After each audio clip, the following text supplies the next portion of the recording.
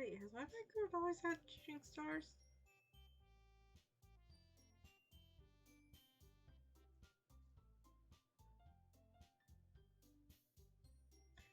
Well, hi there. Time for the first horror game of October. I'm so excited. I have had. Oh, there's something on my screen. I have had this game since November of last year. I was just waiting for the perfect time to play it.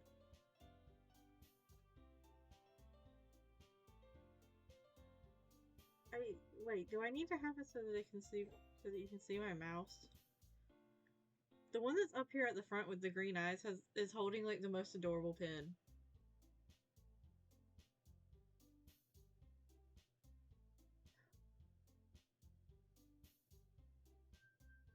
Well,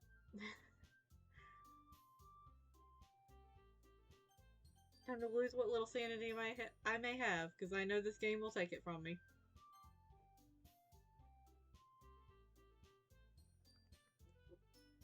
Alright, let's go.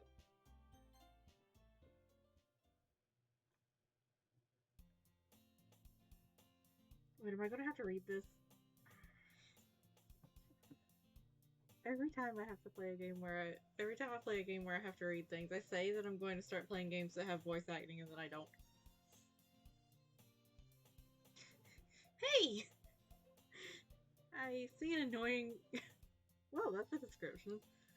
So I watched a playthrough of this, I watched a playthrough of the original Doki Doki Literature Club, years ago. And I remember nothing about, I remember, a couple of key points, but I remember virtually nothing about this game. I see an annoying girl running toward me from the distance, waving her arms in the air like she's totally oblivious to any attention she might draw to herself. That girl is Sayori, my neighbor and good friend since we were children. You know, the kind of friend you'd never see yourself making today, but it just kind of works out because you've known each other for so long. We used to walk together on... We used to walk to school... No. Words. Let's try that sentence again. We used to walk to school together on days like this, but starting around high school, she would oversleep more and more frequently, and I would get tired of waiting up. But if she's going to chase after me like this, I almost feel better off running away. However, I just sigh and idle in front of the crosswalk and let Sayori catch up to me.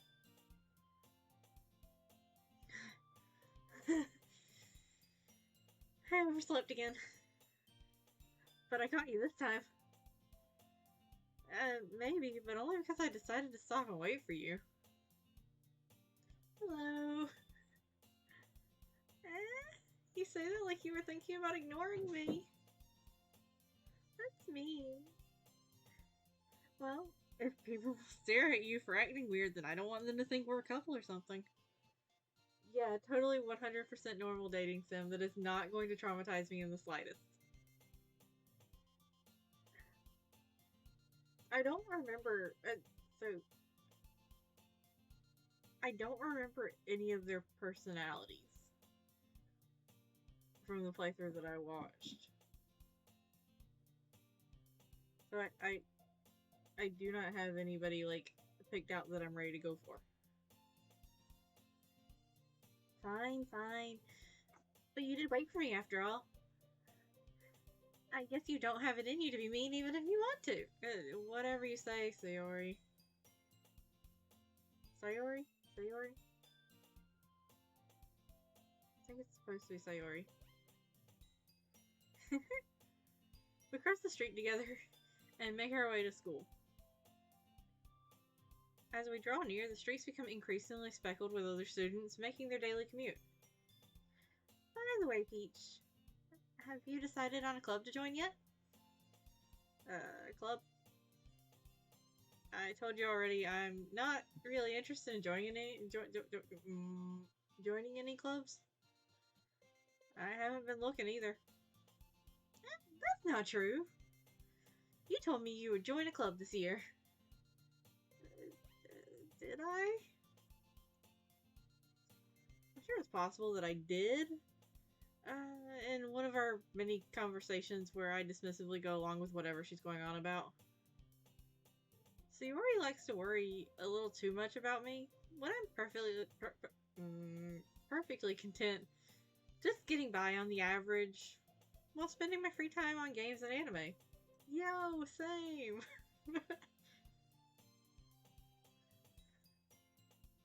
Uh-huh. I was talking about how I'm worried that you won't learn how to socialize or have any skills before college. Your happiness is really important to me, you know. And I know you're happy now, but I'd die at the thought of you becoming a NEET in a few years because you're not used to the real world. MC is just like me for real. Yeah. With the exception that I find her quite adorable. Like, I don't find her annoying. You trust me, right? I mean, I like. I have friends, and obviously I work in the lab and stuff, so I socialize, but I tried my best to be a NEET. I'm basically a NEET with a job.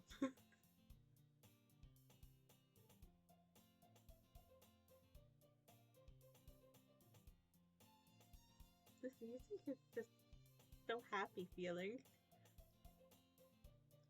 Don't make me keep worrying about you. Alright, alright. I'll look at a few clubs if it makes you happy. No promises, though. Will you at least promise me you'll try a little? Yeah, I guess I'll promise you that. So I know about, Sayori.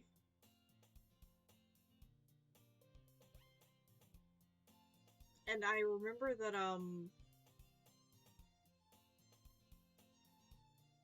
what's her name? The one with the green eyes, Monica? Is a terror. And that's about all I really remember. So, like, when did the original Doki Doki Literature Club come out? Oh, wait, not that tab.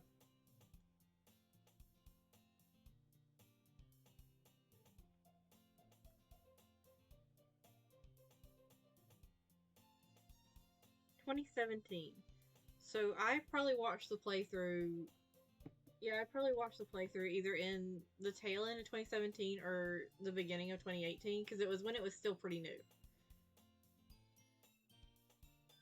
And that's it. I have not looked at anything about this game since.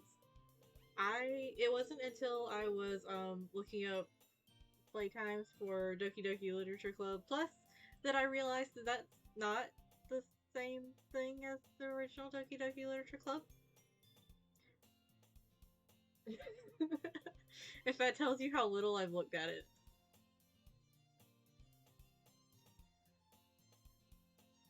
Yay! Why do I let myself get lectured by such a carefree girl? More than that, I'm surprised I even let myself relent to her. I guess seeing her worry so much about me makes me want to ease her mind at least a little bit, even if she does exaggerate everything inside of her head. Oh, hold on, I'm gonna try to see if I can pop my back real quick. Oh, there we go.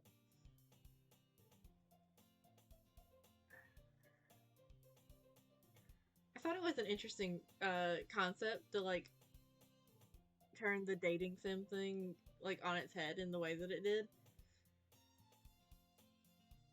So I did want to play it myself at some point, and then it took me until last year to actually get around to getting it. And then I just let it sit there because I knew I was going to start streaming soon after that. And I wanted to play it on stream. So I literally sat on this game for 11 months. Mostly because it took me longer than I anticipated to start streaming.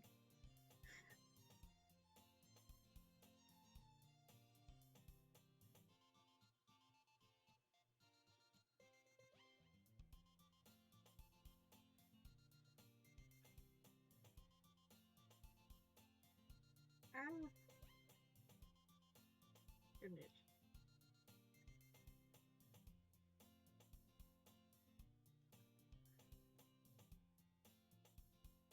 Yo, I want a schoolroom with curtains like that. That's not fair. We had shitty broken blinds. If we had blinds at all.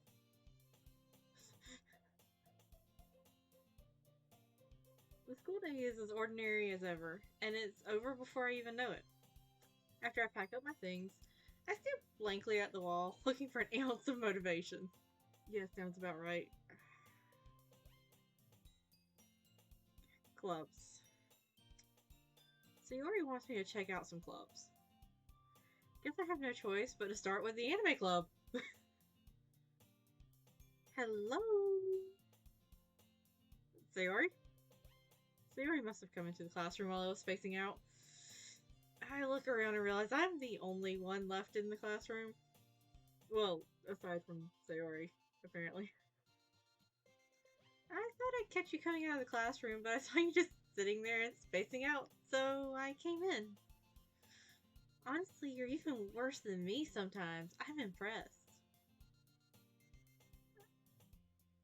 You don't need to wait up for me if it's going to make you late to your own club.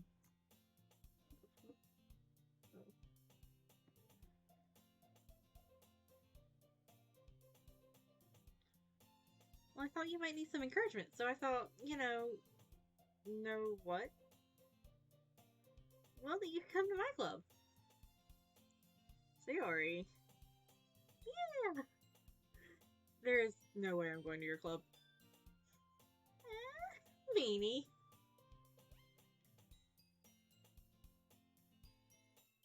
Look, I'm not good with flirting, but she has the biggest crush on lovely little main character there. Sayori is vice president of the literature club. Not that I was ever aware she had any interest in literature. In fact, I'm 99% sure she only did it because she thought it would be fun to help start a new club. Since she was one of the first to show interest after the one who proposed the club, she inherited the title vice president. That said, my interest in literature is guaranteed to be even less. Yeah, I'm going to the anime club. Come on, please. Why do you care so much anyway? Well, I kind of told the club yesterday I would bring in a new member. And Natsuki make cupcakes and everything. Don't make promises you can't keep.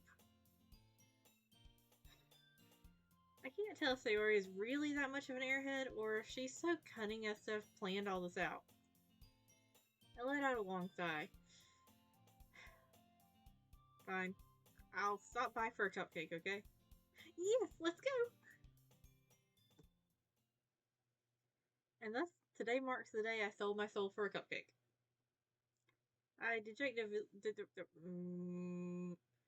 dejectedly follow Sayori across the school and upstairs. A section of the school I rarely visit.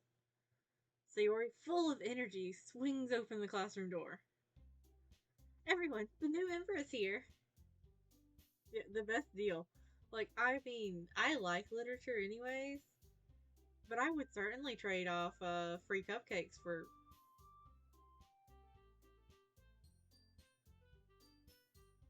most anything. So long as the cupcake's not too sweet. I told you, don't call me new member. I glance around the room. Welcome to the Literature Club. It's a pleasure meeting you. Sayori always says nice things about you. Ooh, she talking about me in the club. Seriously? You brought a boy? Way to kill the atmosphere. Ah, Peach. What a nice surprise. Welcome to the club. Why does she already know my name? All words escape me in this situation. This club is full of incredibly cute girls. What are you looking at? If you want to say something, say it. Sorry. Natsuki. Hmm. The girl with the sour attitude, whose name is apparently Natsuki, is one I don't recognize. Her small figure makes her look like a first year student. By the way, I noticed when I was opening this up and it was giving me all of the like warnings and stuff that it did specifically mention that all characters are over the age of 18, which I thought was a kind of strange thing to just pop in there.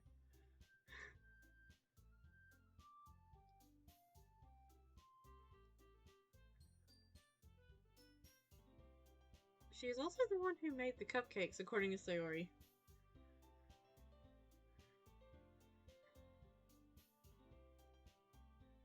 Is Sayori really tall, or are both of them like average height and then Natsuki's really short?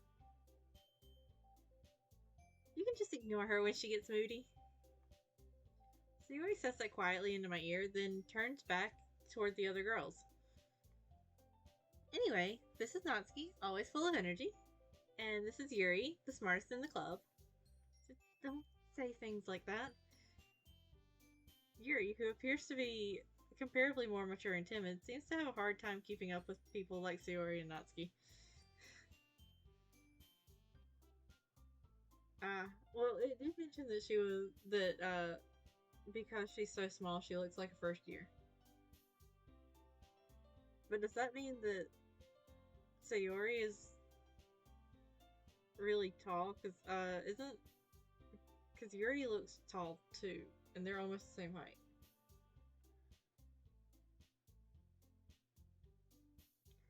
Ah, well, it's nice to meet you both.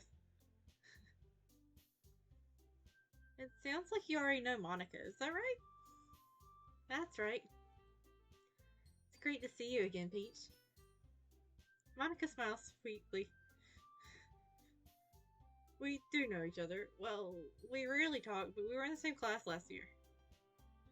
Monica was probably the most popular girl in class.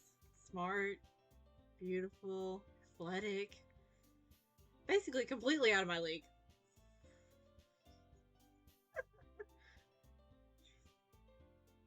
So having her smile so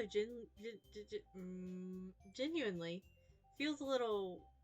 You too, Monica. Come sit down, Peach. We made room for you at the table so you can sit next to me or Monica. I'll get the cupcakes. Hey, I made them. I'll get them. Sorry, I got a little too excited. Then how about I make some tea as well? The girls have a few desks arranged to form a table. As Sayori mentioned, it's been widened so that there's one space next to Monica and one space next to Sayori. Uh, Natsuki and Yuri walk over to the corner of the room where Natsuki grabs a wrap tray and Yuri opens the closet.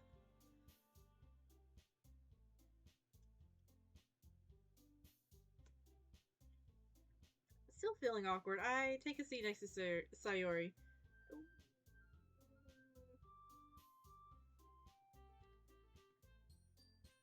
Natsuki proudly marches back to the table, tray in hand.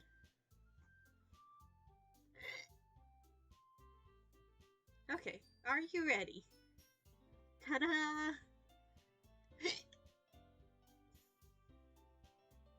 What? Natsuki lifts the full off the tray to reveal a dozen white, fluffy cupcakes decorated to look like little caps. That's adorable! The whiskers are drawn with icing, and little pieces of chocolate were used to make ears. So cute! I had no idea you were so good at baking, Natsuki. Well, you know. Just ready to take one. Sayori grabs one first, then Monica. I follow. It's delicious. Sayori talks with her mouth full and has already managed to get icing on her face. Oh, that's precious. I turn the cupcake around in my fingers, looking for the best angle to take a bite. Natsuki is quiet. I can't help but notice her sneaking glances in my direction. Ah, the whole over 18 thing is like a reference to how some dating sim set in high school will have that as a way to cover their ass legally just in case. Ah, that makes a lot more sense now. I mean,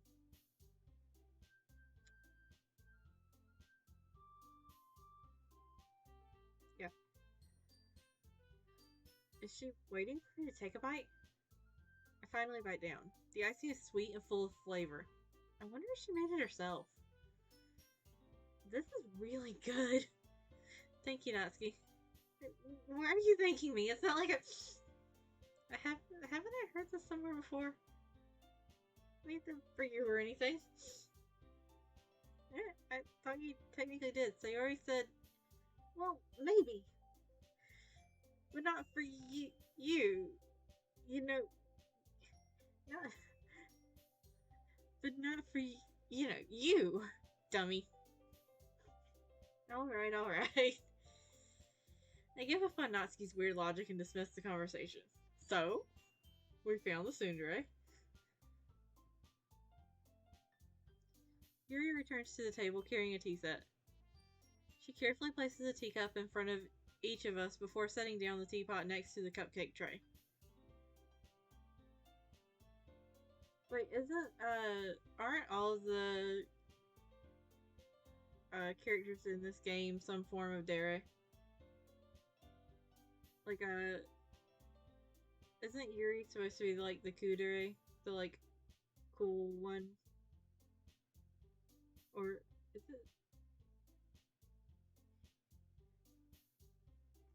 We know which one Monica is.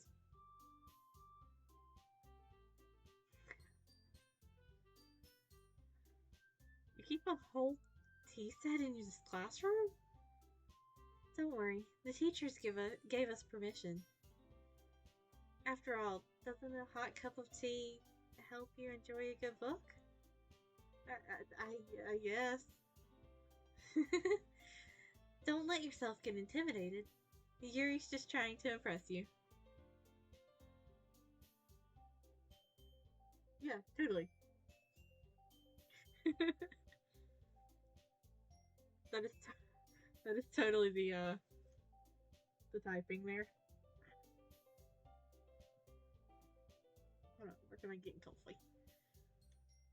And that's not insulted. Yuri looks away. You know what? That sprite right there is beautiful.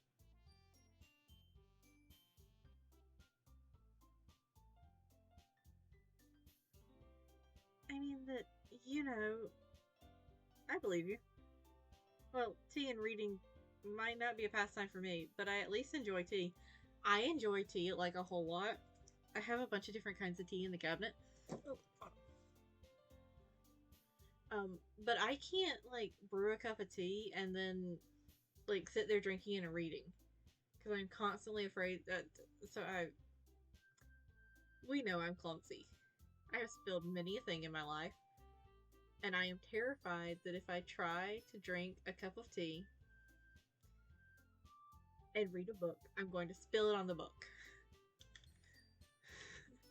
And I like really don't want to have to like deal with cleaning that up and trying to save my book. I also don't eat and read.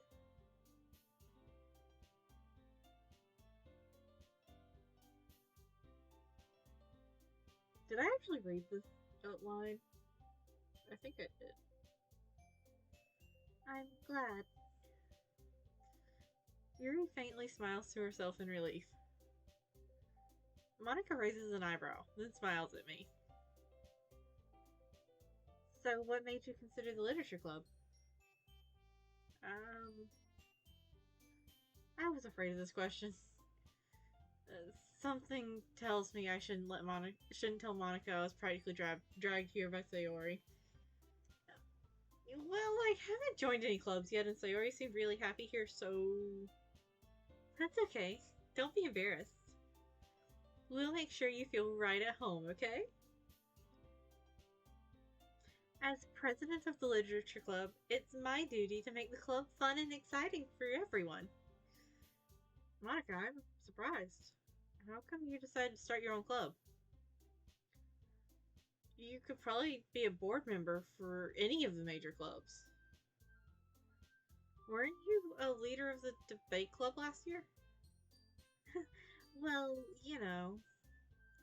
to be honest, I can't stand all the politics around the major clubs. Feels like nothing but arguing about the budget and publicity and how to prepare for events. I'd much rather take something I personally enjoy and make it something special and make something special out of it. And if it encourages other people to get into literature, then I'm fulfilling that dream.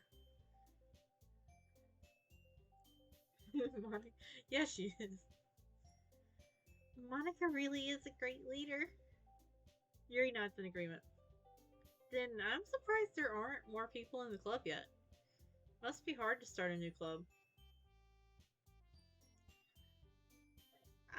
You could put it that way. Not many people are very interested in putting out words. Let's try that again. Not many people are very interested in putting out all the effort to start something brand new. Especially when it's something that doesn't grab your attention, like literature. That is a lie. Literature grabs attention. Great. We, I've mentioned before that I don't think there were clubs at my school except outside of like FFA and band, and some like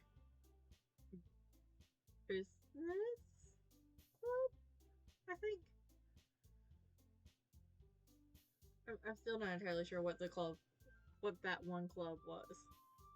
But if they'd had like a literature club, I would have loved that. Especially classic literature. You have to work hard to convince people that you're both fun and worthwhile. But it makes school events like the festival that much more important. I'm confident that we can all really grow this club before we graduate. Right, everyone? Yeah, we'll do our best. You know it. Everyone enthusiastically agrees. Oh, my chair was very cold. Such different girls, all interested in the same goal. Monica must have worked really hard to find these three. Maybe that's why they're also delighted by the idea of a new member joining. Though I still don't really know if I can keep up with their level of enthusiasm about literature. So, Peach, what kinds of things do you like to read? Well, considering how little I've read in the past few years, I don't really have a good way of answering that. Manga? I quietly mutter to myself, half joking. Natsuki's head suddenly perks up. It looks like she wants to say something, but she keeps quiet. Does she like manga too? Not much of a reader, I guess. Well, that can change. What am I saying? I spoke without thinking after seeing Yuri's sad smile. Anyway, what about you, Yuri? Well, let's see. Yuri traces the rim of her teacup with her finger. My favorites are usually novels that build deep and complex fantasy worlds. The level of creativity and craftsmanship behind them is amazing to me. And telling a good story in such a foreign world is equally impressive. Yuri goes on, clearly passionate about her reading. I adore her. She seems so reserved and timid since the moment I walked in, but it's obvious by the way her eyes light up that she finds her comfort in the world of books, not people. But I like a lot of things. Stories with deep psychological elements usually immerse me as well. Isn't it amazing how a writer can so deliberately take advantage of your own lack of imagination to completely throw you for a loop? Anyway, I've been reading a lot of horror What? That was a turn. I read a horror book once. I desperately grasp something I can relate to at the minimal level. At this rate, Yuri might as well be having a conversation with a rock. Really? I wouldn't have expected that, Yuri. For someone as gentle as you? I guess you could say that. But if a story makes me think, or takes me to another world, then I really can't put it down. Surreal horror is often very successful at changing the way you look at the world, if only for a brief moment. Ugh, I hate horror. Oh? Why's that? Well, I just. Natsuki's eyes start over to me for a split second. Never mind. That's right, you usually like to write about cute things, don't you, Natsuki? What? What gives you that idea? You left a piece of scrap paper behind at the last meeting. It looked like you were working on a poem called... Don't say that loud! And get that back! Fine, fine. Your cupcakes, your poems. Everything you do is just as cute as you are. Sayori slides up behind Natsuki and puts her hand on her shoulders. I'm not cute! Natsuki, you write your own poems? Eh? Well, I guess sometimes. Why do you care? I think that's impressive. Why don't you share them sometime? No. Natsuki averts her eyes. You wouldn't like them. Not a very confident writer yet. I understand how Natsuki feels. Sharing that level of writing takes more than just confidence. The truest form of writing is writing to oneself. You must be willing to open up to your readers, exposing your vulnerabilities and showing even the deepest reaches of your heart. Do you have writing experience too, Yuri? Maybe if you share some of your work, you can set an example and help Natsuki feel comfortable enough to share hers. I guess it's the same for Yuri. Oh, I wanted to read one of your poems. Or everyone's poems. Oh. I have eyes that can read. We all sit in silence for a moment. Okay. I have an idea, everyone. Natsuki and Yuri look quizzically at Monica. Let's all go home and write a poem of our own. Then, next time we meet, we'll all share them with each other. That way, everyone is even.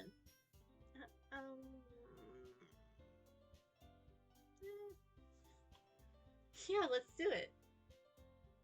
Plus, now that we have a new member, I think it will help us all get a little more comfortable with each other and strengthen the bond of the club. Isn't that right, Peach? Monica smiles warmly at me once again. Hold on, there's still one problem. Huh? What's that? Now that we're back to the original topic of me joining the club, I bluntly come forth and with what's been on my mind the entire time. I never said I would join this club. So Yuri may have convinced me to stop by, but I never made any decision. I still have other clubs to look at, and I lose my train of thought. All four girls stare back at me with dejected eyes. Oh, but I'm sorry. I thought. Peach. You all. I'm defenseless against these girls. Yeah, I would be too. How am I supposed to make a clear-headed decision when it's like this? As if that is, if writing poems is the price I need to pay in order to spend every day with these beautiful girls. Right. Okay, I've decided then. I'll join the literature club. One by one, the girl's eyes light up. Yes, I'm so happy. Sayori wraps her arms around me, jumping up and down. Hey. You really did scare me for a moment. If you really just came for the cupcakes, I would be super pissed. Then that makes it official. Welcome to the literature club. Thanks, I guess. Okay, everyone. I think with that, we can officially end today's meeting on a good note. Everyone remember tonight's assignment. Write a poem to bring to the next meeting so we can all share. Monica looks over at me once more. Peach, I do look forward to seeing how you express yourself. Yeah. Can I really impress the class star Monica with my mediocre writing skills? I already feel the anxiety welling up inside me. Meanwhile, the girls continue to chit-chat as Yuri and Natsuki clean up their food. Hey Peach, since we're already here, do you want to walk home together?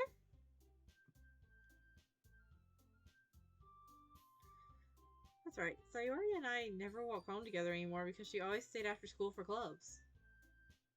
Sure, might as well. Yay!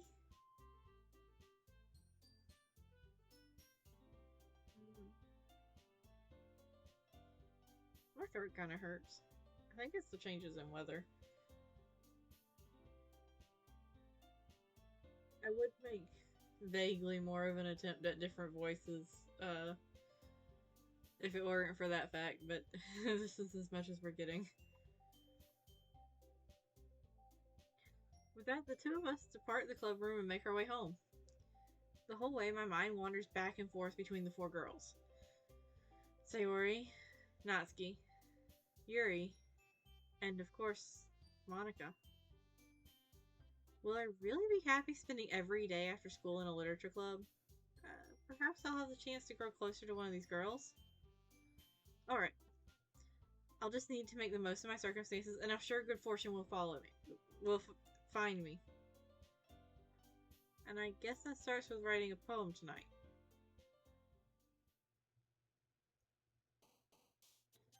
It's time to write a poem. Pick words you think your favorite club member will like. Something good might happen with whoever likes your poem the most. Oh. With love to the three of them. Monica found an option here.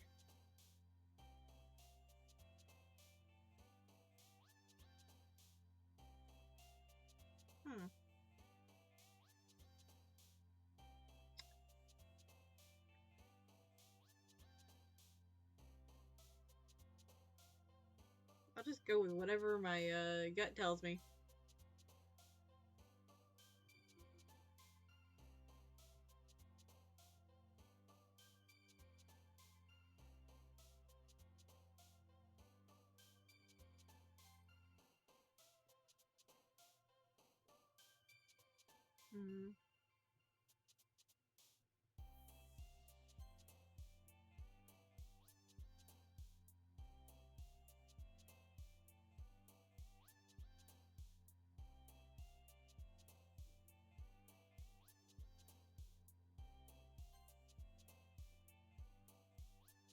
Strawberry.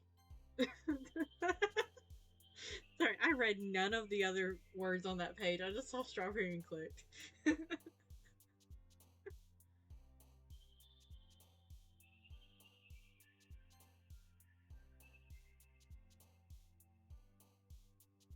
One of these words is not like the other, and I'm avoiding it. No, just kind of going with what my instincts tell me. The words I like the most.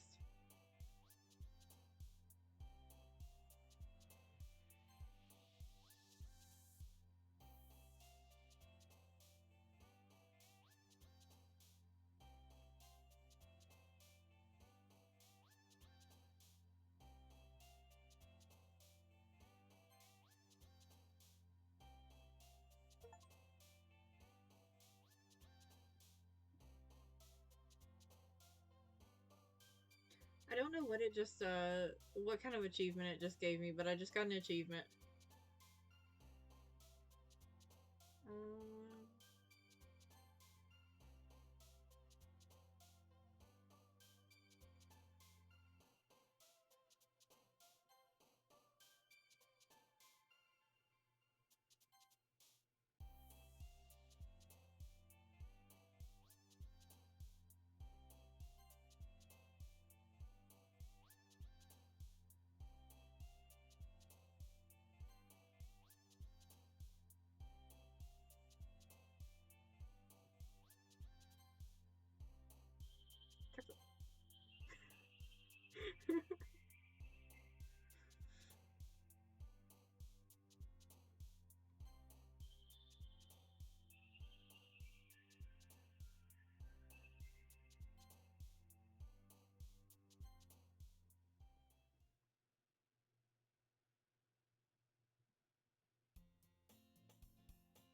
Hi again, Peach.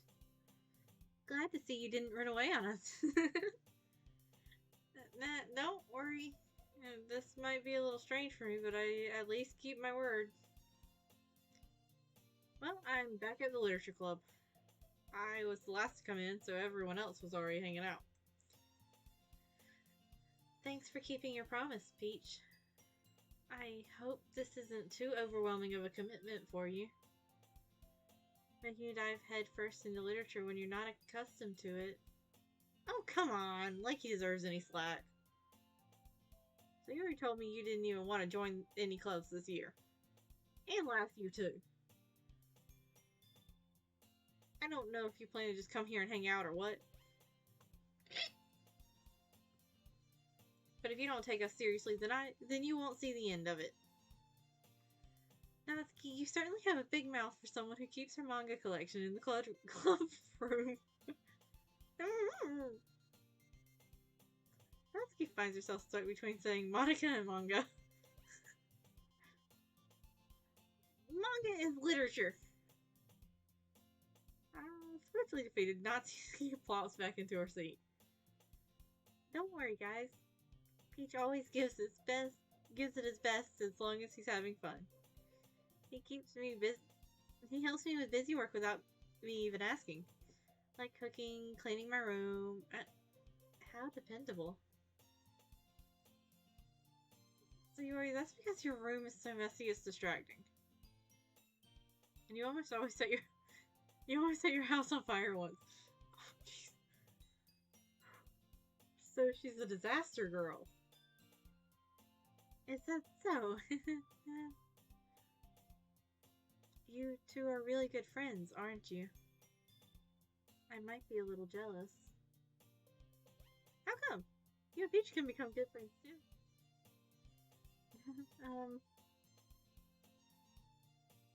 Sayori. Hmm?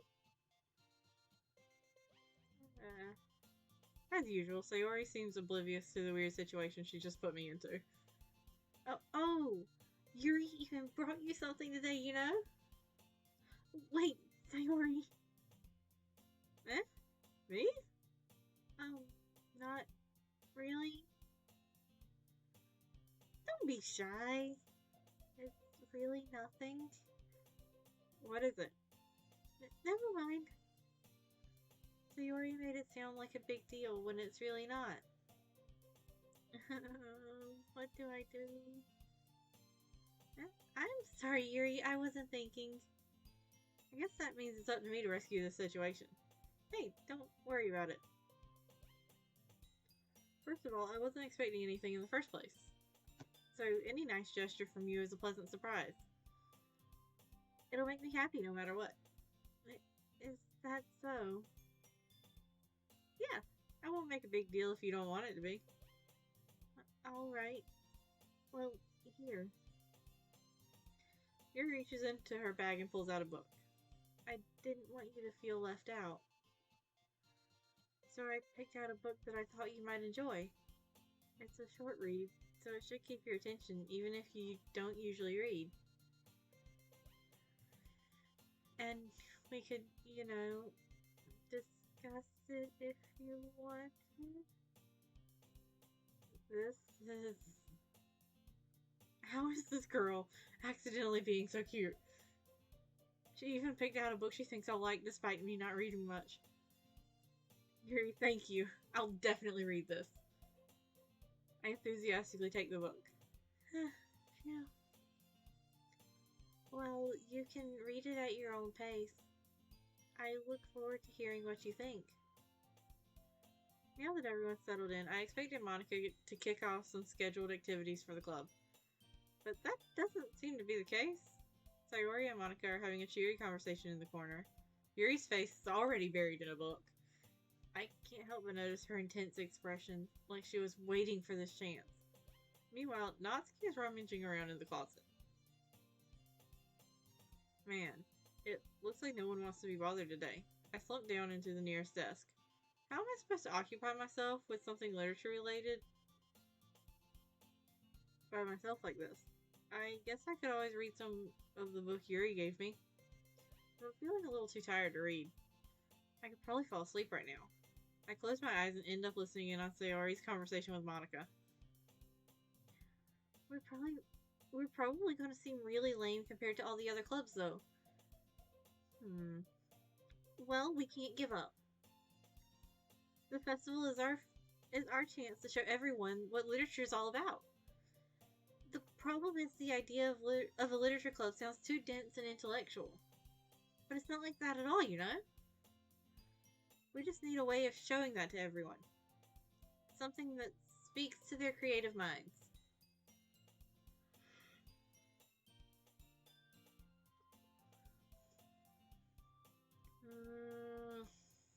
That doesn't solve the problem, though. Eh? What do you mean? Even if we come up with the most fun thing ever, nobody will come in the first place if it's a literature event. So it's more important to figure out how to get people to show up in the first place, you know? And after they come, we can do the thing to speak to their creative minds. What's this? Sayori is taking this really seriously. Rare to hear her deliberating like this. That's a good point. In that case, do you think food will do the trick?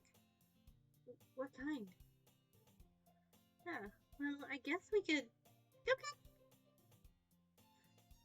Okay. Good thinking. Natsuki would love to do that. Ooh, you're right. Natsuki makes the best cupcakes. That worked out perfectly. That wasn't why you suggested it? Cupcakes speak to my creative tummy. That's such a precious line. Cupcakes it is then. I'm hungry. Anyway, we still need to work out the details of the event itself. I find myself smiling. In the end, Sayori is still her usual self. But therein lies the unexpected reason I admire her. Unlike me, who has trouble finding any motivation at all, Sayori can put her mind to things and make them come to life. I suppose that's why I end up letting her get on my case about things. I can't help but wonder what it would be like to see the world through her eyes. What? I open my eyes to find Sayori's face filling my vision. I nearly fall out of my chair. Sorry. Wait, actually, I'm not sorry at all. It's your fault for sleeping like that.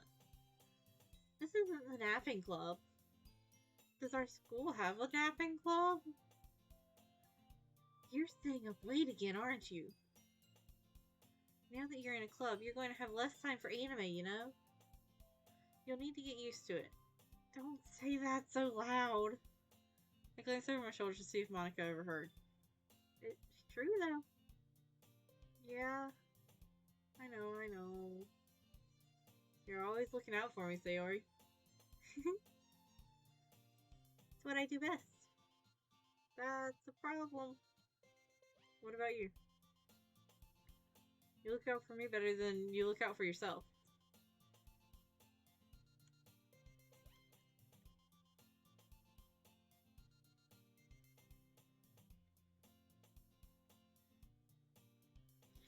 slept wrong and got a crick in my neck and it will not go away.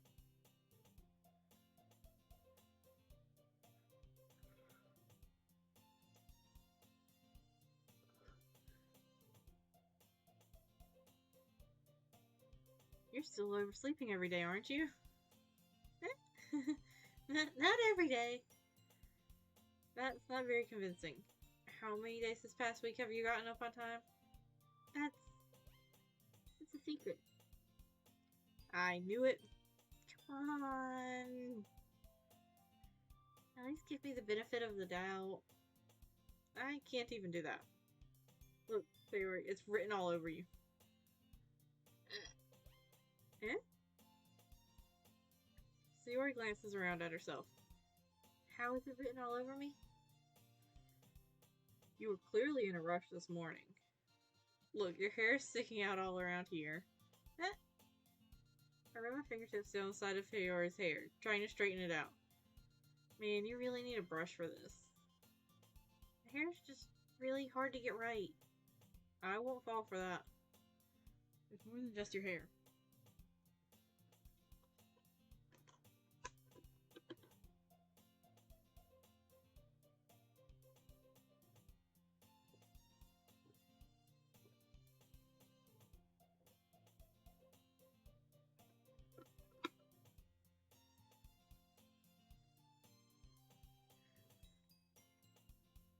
Look, your bow isn't straight either.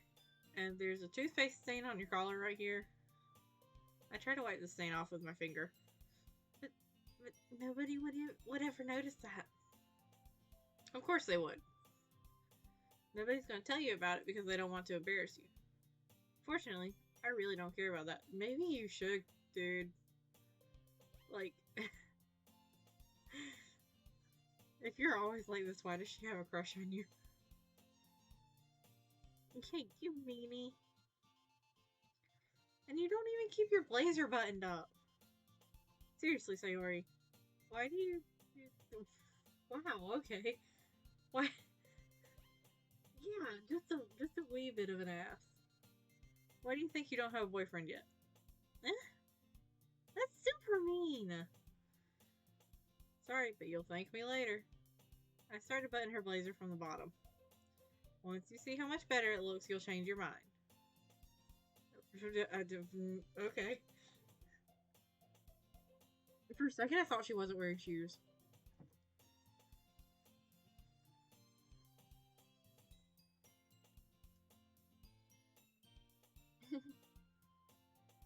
This is so funny.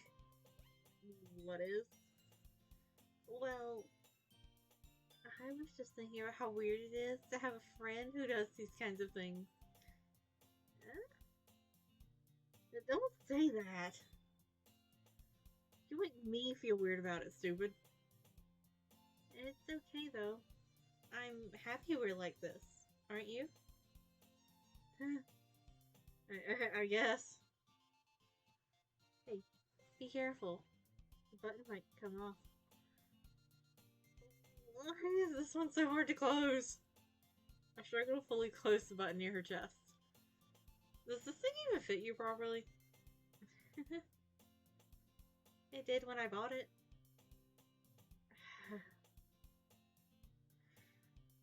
If you ever buttoned it, you would have noticed sooner that it doesn't fit you anymore.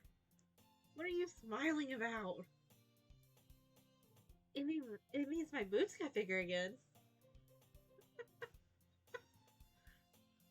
Wait, okay, look, like I said, I'm not good with flirting. But if somebody flirted with me like this, I would figure it out real quick. Don't say that out loud.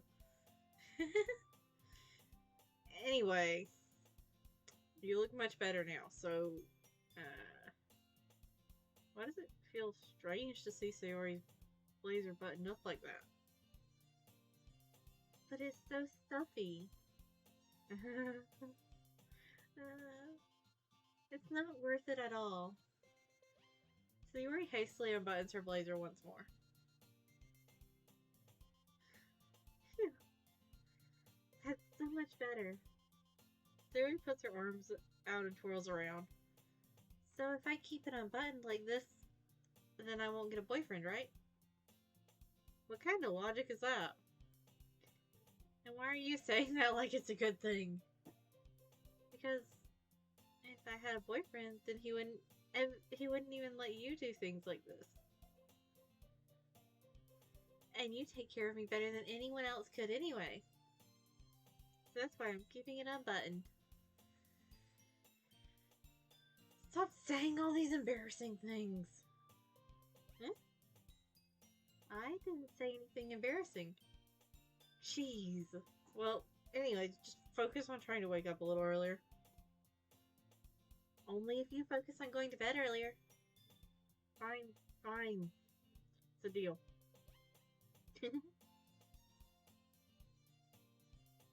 I guess we really are better at taking care of each other than we are at taking care of ourselves. Yeah, I guess so, huh? So, maybe you should come wake me up in the morning. You're doing it again, Sayori. Oh, but I was joking that time. Man, it's impossible to tell you with you sometimes. Okay, everyone. Huh? Monica suddenly calls out. Why don't we share the poems we wrote now? Yay! Peach, I can't wait to read yours. Yeah, same. I fail to sound enthusiastic, but Sayori still trots away to retrieve her poem. By the way, you did remember to write a poem last night. Yeah. My relaxation ends. Can't believe I agreed to do something so embarrassing. I couldn't really find much inspiration since I've never really done this before. Well, now that everyone's ready, why don't you find someone to share with? I can't wait. Sayori and Monica enthusiastically pull out their poems. Sayori is on a wrinkled sheet of loose leaf torn from a spiral notebook. Yeah, it sounds alright.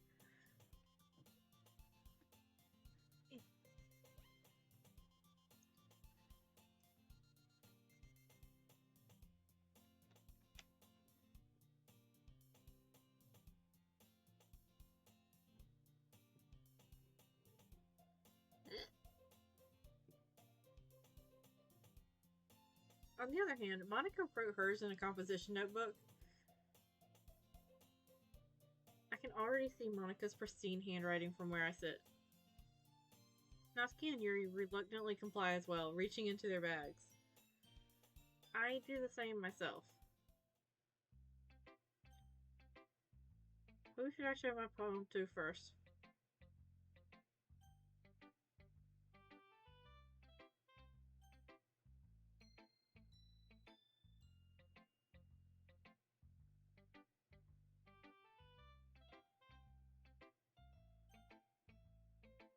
Oh no, I cannot make a decision. Hold on. I want to go for either Yuri or Monica, but I don't know which one.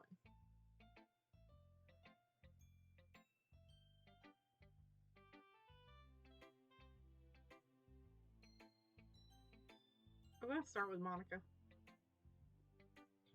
I should start with Monica. Yesterday she seemed eager to read my poem, and I want her to know I'm putting an effort. Hi, Peach. Having a good time so far? Yeah. Good. I'm glad to hear it. By the way, since you're new and everything, if you ever have any suggestions for the club, like new activities or things we can do better, I'm always listening. Don't be afraid to bring things up, okay? Alright, I'll keep that in mind. Of course, I'll be afraid to bring things up. I'm much better off just going with the flow until I'm more settled in. Anyway, want to share your poem with me? Kind of embarrassing, but I guess I have to. Don't worry, Peach. We're all a little embarrassed today, you know? But it's that sort of barrier that we'll all learn. But it's that sort of barrier. Mm, let me try that again. But it's that sort of barrier that we'll all learn to get past soon. Yeah, that's true. I hand Monica my poem. Mm-hmm.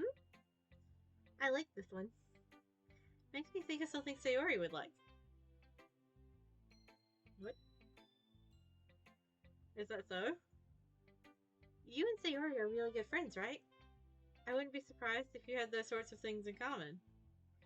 Ah, well, we may be good friends, but Sayori and I are actually really different.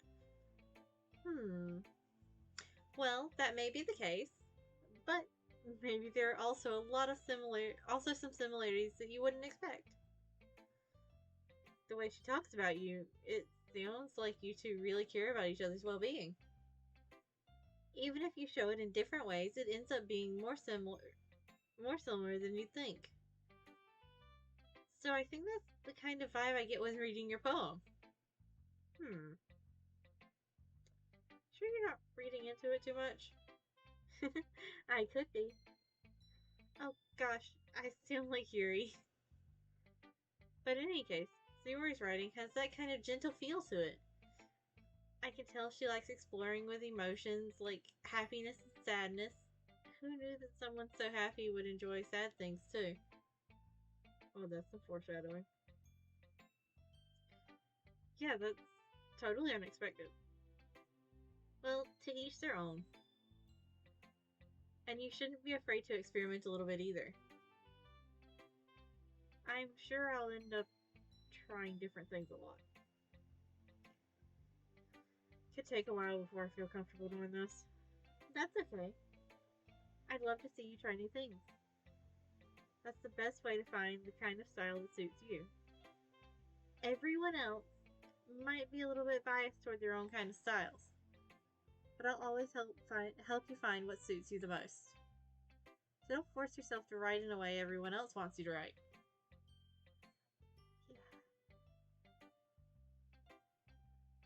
It's not like you have to worry about impressing them or anything.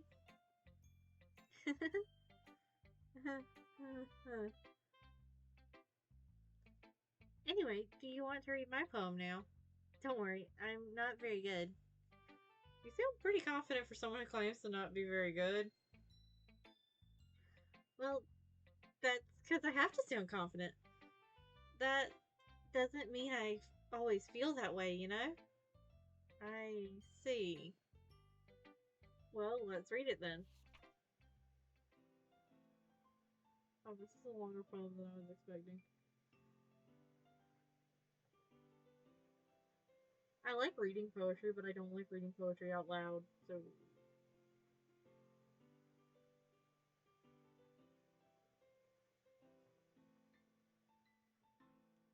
I will make an attempt. Hole in the wall. It couldn't have been me. See the direction the spackle protrudes? A noisy neighbor, an angry boyfriend? I'll never know I wasn't home. I peer inside for a clue. No, I can't see. I reel blind like film left out in the sun. But it's too late. My retina's already scorched with a permanent copy of the meaningless image. It's just a hole. It wasn't too bright. It was too deep, stretching forever into everything. A hole of infinite choices. I realized now that I wasn't looking in. I was looking out. And he, on the other side, was looking in.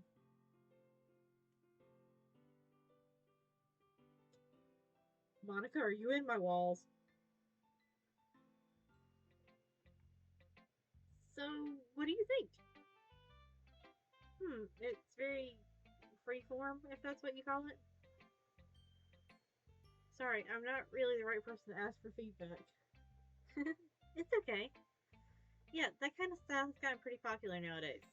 That is, a lot of poems have been putting emphasis on the timing between words and lines. Oh, there was supposed to be proper timing there, isn't it? Just like, I missed it. Yeah. When performed out loud, it can be really powerful. What was the inspiration behind this one? Uh, well, I'm not sure if I know how to put it. guess you could say I had some kind of epiphany recently. It's been influencing my poems a bit. An epiphany. Yeah, something like that. I'm kind of nervous to talk about deep stuff like that because it's kind of coming off so strong. It's kind of coming off strongly. Maybe after everyone's better friends with each other. Anyway, here's Monica's writing tip of the day. Sometimes when you're writing a poem or a story, your brain gets too fixated on a specific point. If you try hard to make it perfect, then you'll never make any progress. Just force yourself to get something down on paper and tidy it up later. Another way to think about this is this. If you keep your pen in the same spot for too long, you'll just get a big dark puddle of ink. So just move your hand and go with the flow. That's my advice for today. Actually, that's pretty good. That's like actually pretty solid writing advice. Thanks for listening. Who should I show my poem to next? Yuri.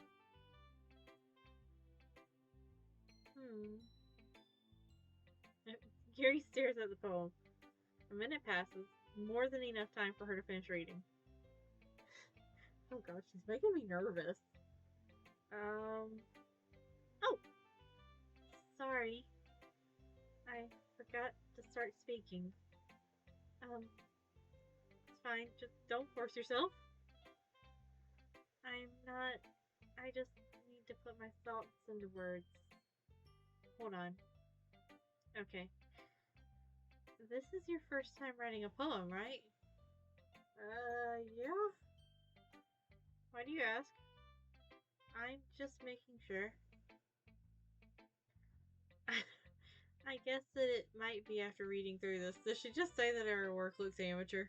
Because, I mean, it is, but did she have to say it? Oh, so it's that bad. No. Did I just raise my voice? I'm so sorry. Yuri buries her face in her hands. I couldn't help but notice that it's been several minutes and we really haven't gotten anywhere. It might take Yuri a while to get used to new people. Oh, it's fine. I really didn't notice. What were you saying? Right. Just that there are specific writing habits that are usually typical of new writers. And having been through that myself, I kind of learned to pick up on them. I think the most noticeable thing I recognize in new writers is I think the most noticeable thing I recognize in new writers is that they try to make their style very deliberate. In other words, they tend to pick up a writing style separate from the topic matter and they form fit the two together. The end result is that both the style and the expressiveness are weakened. Once Yuri finds her train of thought, though, it's as if her demeanor totally changes. Her stammering is completely gone, and she sounds like an expert. Of course, that's not something you can be blamed for. There are so many different skills and techniques that go into writing even a single poem. It's not just finding them and building them, but getting them to work together is probably the most challenging part.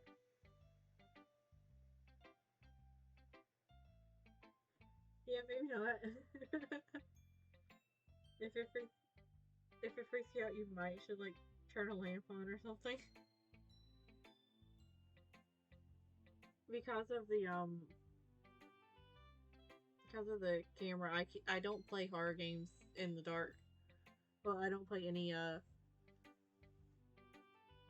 games on stream are not played in the dark because I have a single light source in my room and it's dead in the middle and it is the lamp on the ceiling.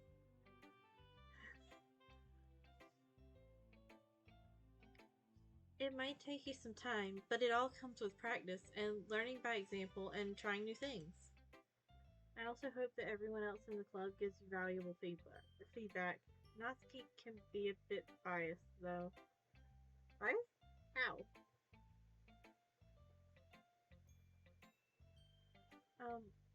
Well, never mind. I shouldn't be talking about people like that. Sorry. It's fine.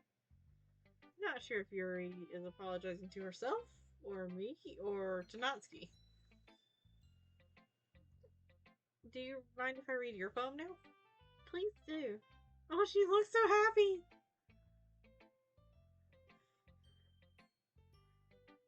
I'd love to share my thought process behind it. Yuri smiles dreamily as if it's a rare opportunity for her, which itself is kind of funny. After all, isn't this supposed to be a literature club? Ghost under the light. The tendrils of my hair illuminate beneath the amber glow, bathing. It must be this one, the last remaining streetlight to have withstood the test of time, the last yet to be replaced by the sickening blue-green hue of the future. I bathe, calm, breathing air of the present but living in the past. The light flickers. I flicker back. I actually like that one quite a bit. I'm sorry I have such terrible handwriting. Honey! That is not terrible handwriting. What? I wasn't thinking that at all. But it took you a long time to read. So, well, I just don't read script very often. Actually, I think your handwriting is pretty.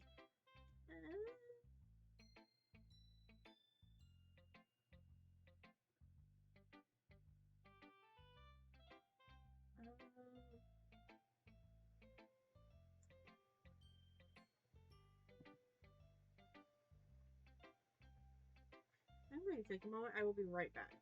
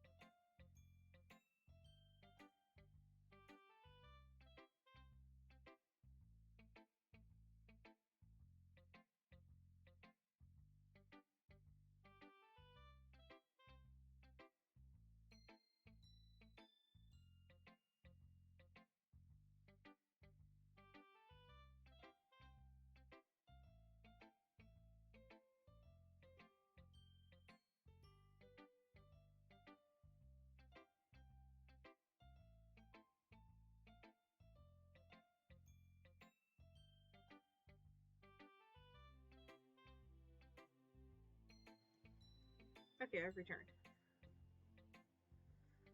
That's a relief. Also, I like the poem. Even though it's short, it was really descriptive.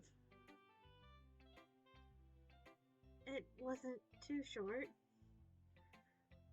I usually write longer poems. Not at all. I'm really glad you like it. I'll be honest. Since it's our first time sharing, I wanted to write something a little more mild. Yuri, what does that mean? Something easy to digest, I suppose. Are you into ghosts, Yuri? Actually, the story isn't about ghosts at all, Peach. Really? I must have totally missed the point. Yeah. Yeah, dude, you did.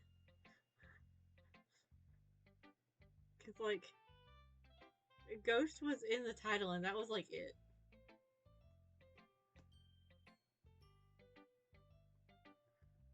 Well, I suppose you did only glance it over after all. But remember, the poets often express their thoughts, feelings, and experiences in their work. They usually do more than tell a simple story or paint a picture. In this case, perhaps the subject of the poem is only being symbolically compared to a ghost. lingering in her last remaining place of comfort, unable to let go of the past.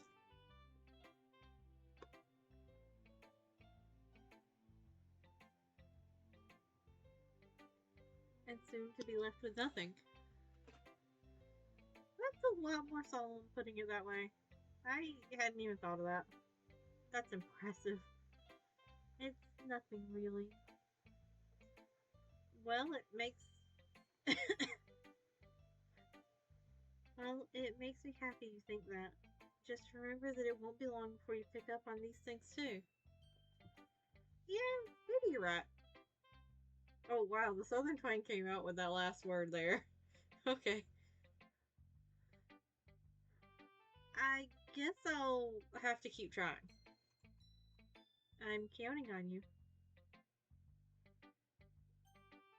Uh,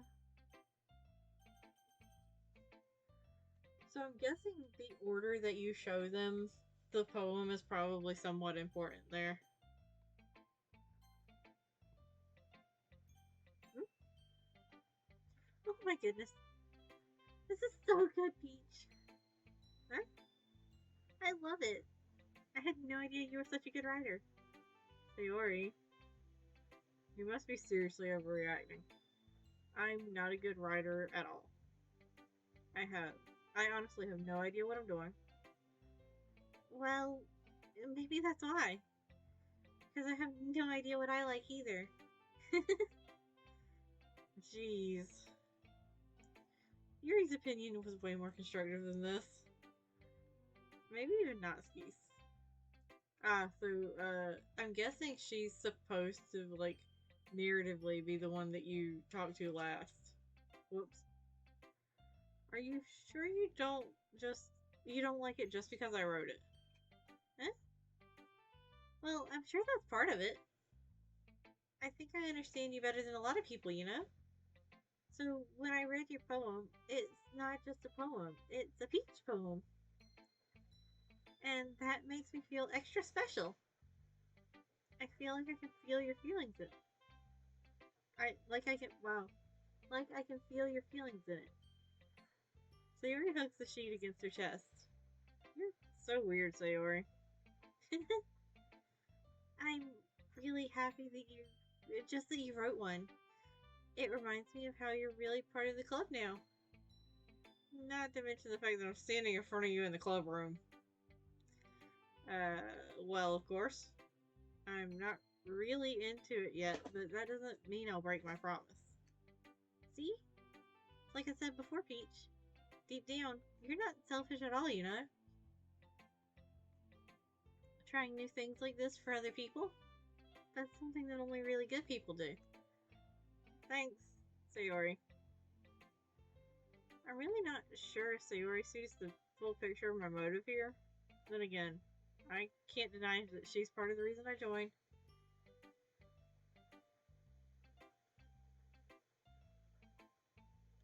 Come here, Sushi.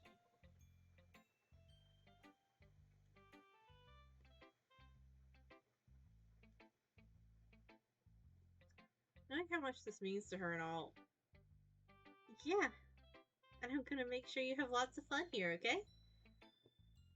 That'll be my way of thanking you. Alright, I'm gonna hold you to that then. Yay! You know, you'll read my poem too, right? Don't worry, I'm really bad at this. We'll see about that.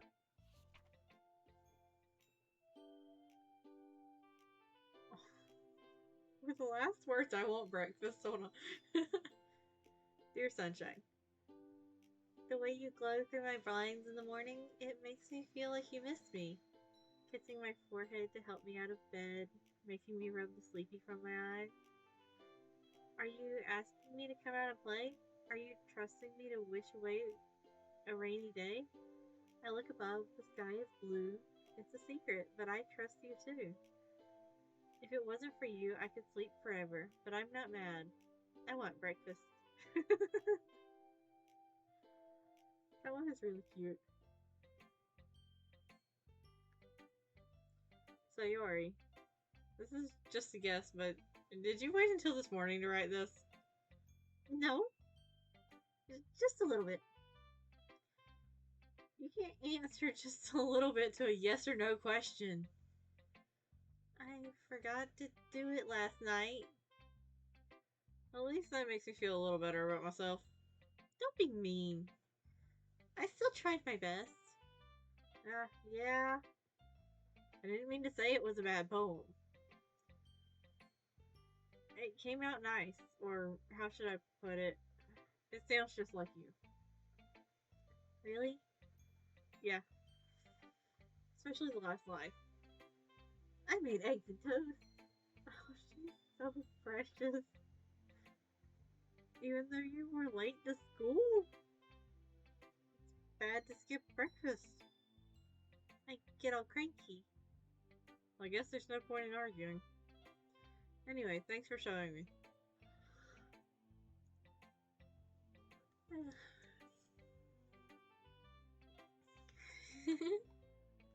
This was so much fun. Monica's the best. Yeah. But next time I won't forget. And I'm gonna write the best poem ever. I guess I look forward to it. Well, I like that it's just like, who should I show my poem to next? Well, there's no other choices anymore. Hmm? Well, it's about what I expected from someone like you. That's a little blunt. Oh, hello. Thank you for the follow.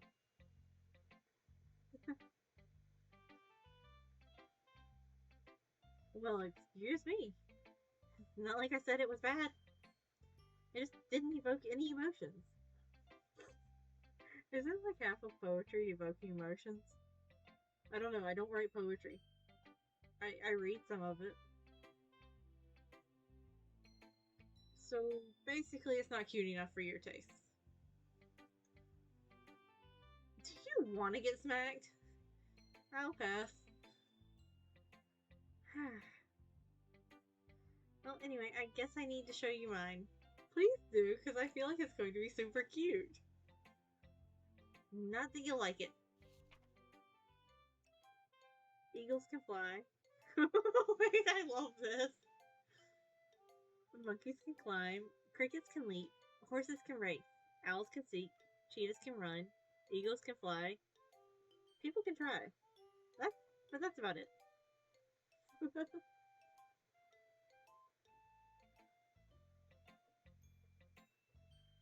So adorable. Yeah, I told you that you weren't gonna like it. I like it. What? Just be honest. I am. Why are you so convinced that I wouldn't like it? What you doing, Shushi?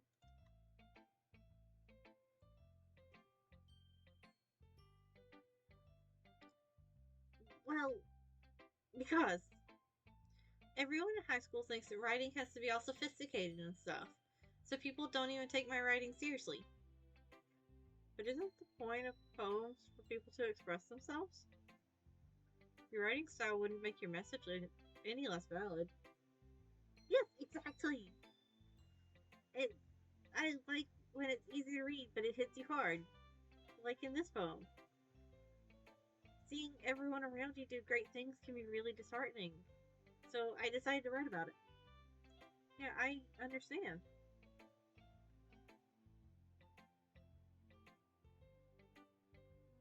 But the other nice thing about simple writing is that it puts more weight on the wordplay.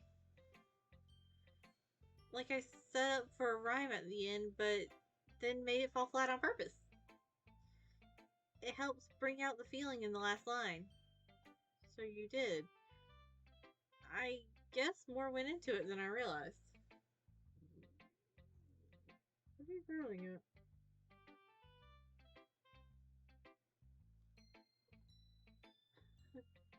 Ah, ah. Sushi, you're still very sharp.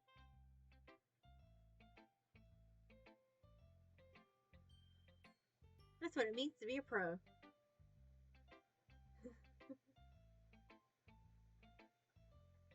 I'm glad you learned something. Didn't expect that from the youngest one here, did you? Yeah, guess not. I decided to humor her with that last comment. I don't really care how old everyone is, but if Natsuki is feeling proud, then I won't take that away from her. I guess that's everyone. I glance around the room. That was a little more stressful than I anticipated. It's as if everyone is judging me for my mediocre writing abilities.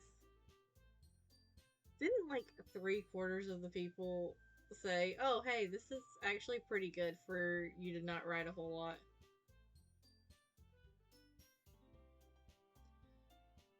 Even if they're just being nice, there's no way my poems can stand up to theirs. This is a literature club, after all. I sigh. I guess that's what I ended up getting myself into. Across the room, Sayori and Monica are happily chatting. My eyes land on Yuri and Natsuki. They gingerly exchange sheets of paper, sharing their respective poems. As they read in tandem, I watch each of their expressions change. Natsuki's eyebrows furrow in frustration.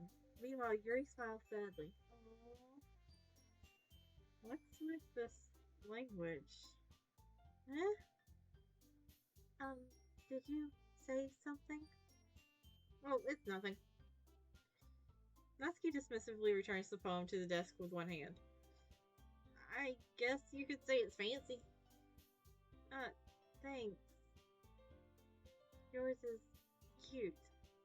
Cute?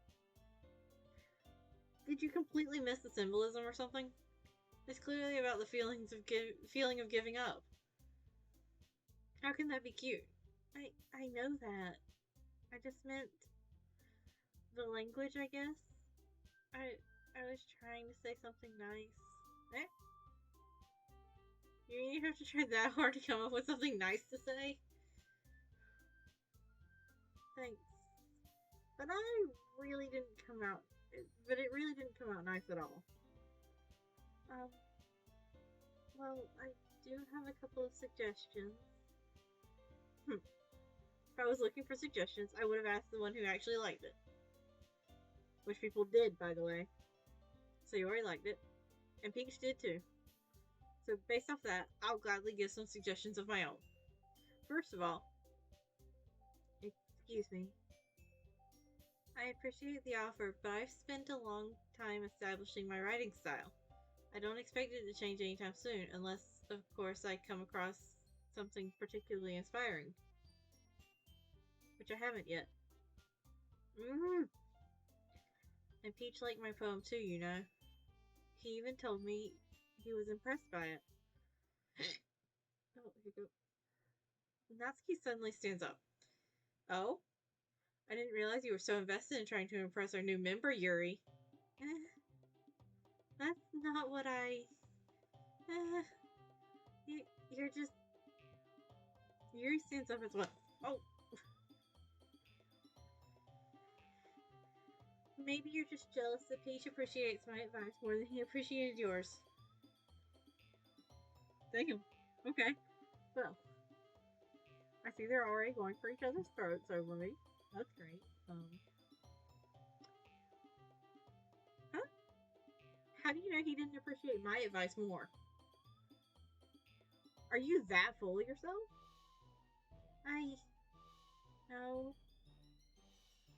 If I was full of myself, I would deliberately go out of my way to make everything I do overly cutesy. Well. Is everyone okay? Yeah, you ain't kidding. Well, you know what? I wasn't the one whose boobs magically grew a size bigger as soon as Peach started showing up. Natsuki! Natsuki, that's a little... this doesn't involve you. I don't like fighting, guys. Whoa. Suddenly both girls turned toward me, as if they just noticed I was standing there. Peach, she's just trying to make me look bad. That's not true. She started it. If she could get over herself and learn to appreciate simple writing is more effective, then this wouldn't have happened in the first place. Yeah, like, jeez, I did not want to get drug into this. I was perfectly happy to let Sayori and Monica handle this. I did not want to be involved. Um, you're both adorable. Please back away and leave me out of this fight. What's the point in making your poems all convoluted for no reason? The meaning should jump out at the reader, not force them to have to figure it out. Help me explain that to her, Peach. Oh, wait. There's a reason we have so many deep and expressive words in our language. Don't play with that cord. That goes to one of the monitors. It's the only way to convey complex feelings and meaning the most effectively. Avoiding them is not only unnecessarily limiting yourself, it's also a waste. You understand that, right, Peach? Well? How did I get dragged into this in the first place?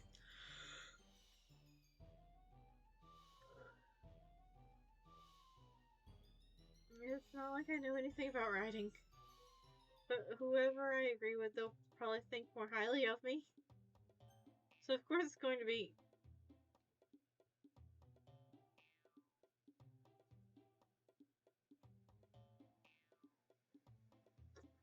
Oh no, I have to decide now. Why do games throw decisions at me at the worst possible moment? Or am I just vastly underprepared for having to make choices in life?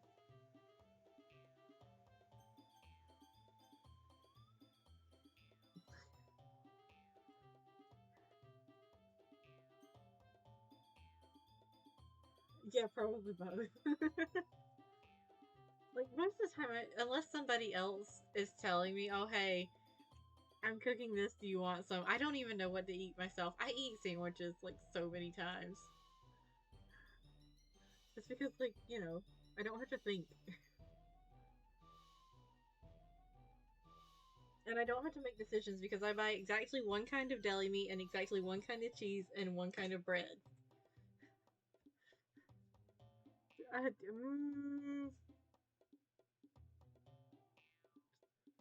Are they both going to roast me alive if I choose Sayori?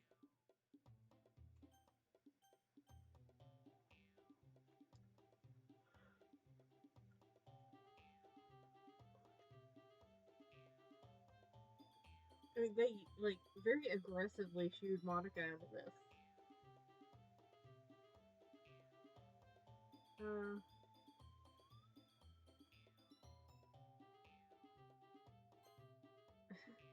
Natsuki?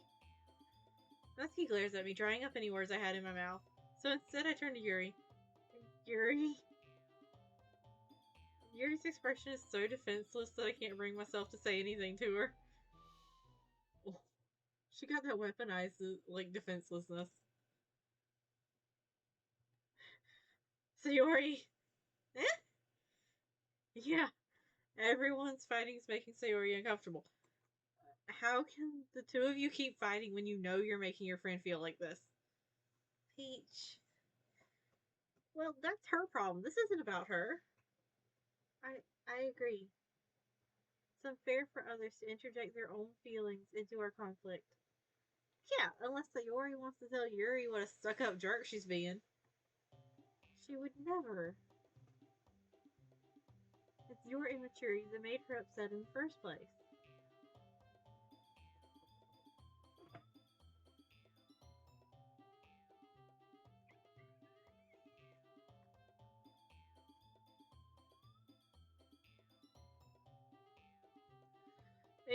Excuse me? Are you listening to yourself? That is exactly why nobody likes... Stop! Natsuki, Yuri! You guys are my friends. I just want everyone to get along and be happy. My friends are wonderful people. And I love them because of their differences. Natsuki's poems, they're amazing because they give you so many feelings with just a few words. And Yuri's poems are amazing because they paint beautiful pictures in your head.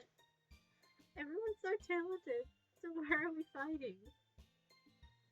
Because, well, also, Natsuki's cute and there's nothing wrong with that. And Yuri's boobs are the same as they always were.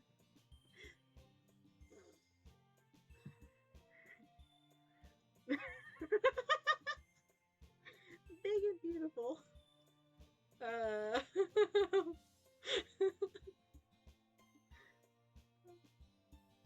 Sayori?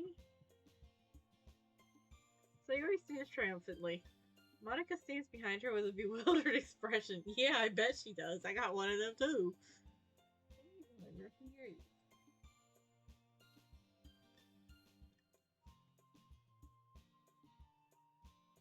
I can hear Sushi doing something behind me, but I think she's under the futon, so she's probably playing with the sheep there.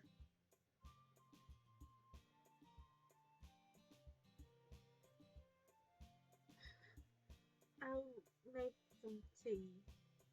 Yuri rushes off. Natsuki sits down with a blank expression on her face, staring at nothing. So this is why Sayori is vice president, I whisper to Monica.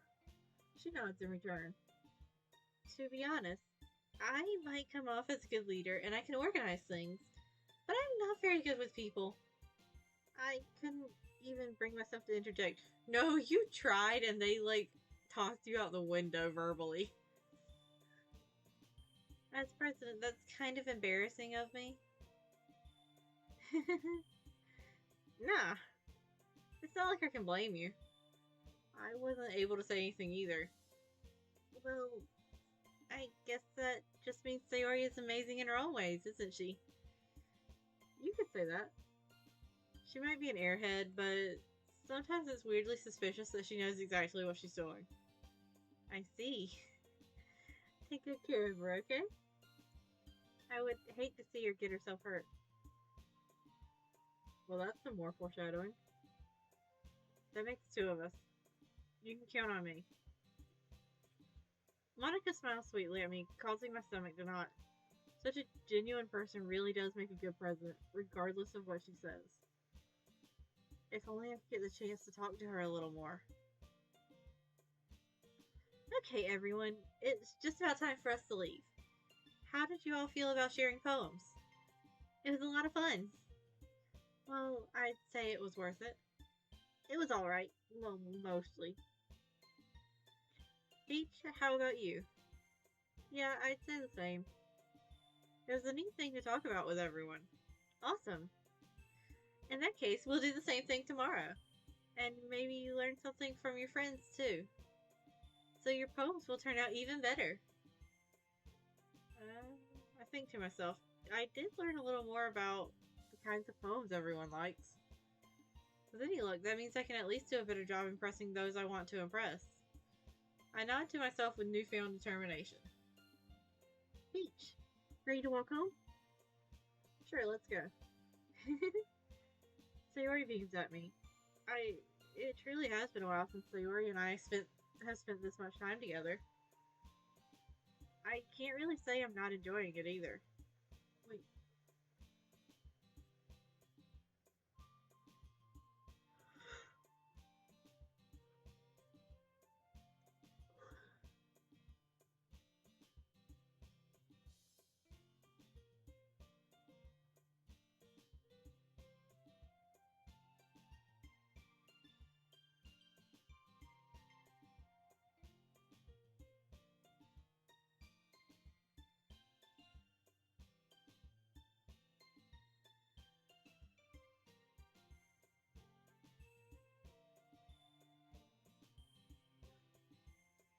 Sayori, about what happened earlier.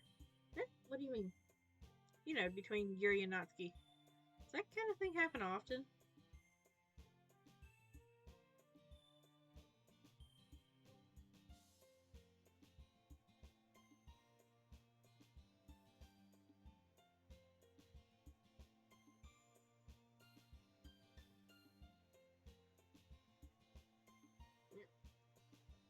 Sorry, I can feel that hiccup and I was trying to wait for it to get out before I started reading again. No, no, no. That's really the first time I've seen them fight like that. I promise they're both wonderful people. You don't you don't hate them, do you? No, I don't hate them. Just wanted your opinion, that's all. I can see why they'd make good friends with you. Phew. You know, Peach, it's nice that I get to spend time with you in the club. But I think seeing you get along with everyone is what makes me happiest. Yeah.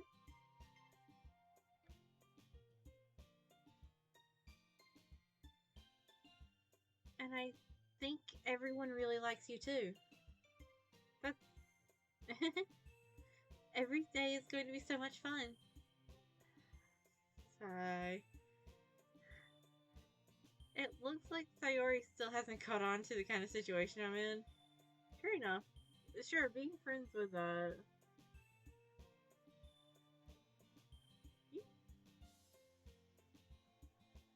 sure being friends with everyone is nice, but does it really need to stop there?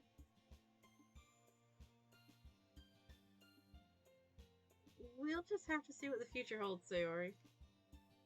I pat Sayori on the shoulder. I said that more to myself than to her, but it's easy to use Sayori as an internal monologue sometimes. Yeah, they do. Okay. Yeah, let's do this.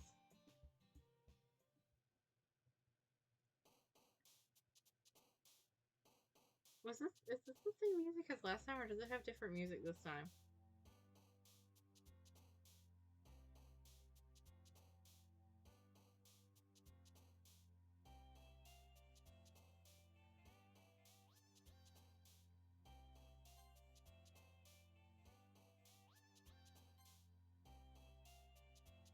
Chocolate.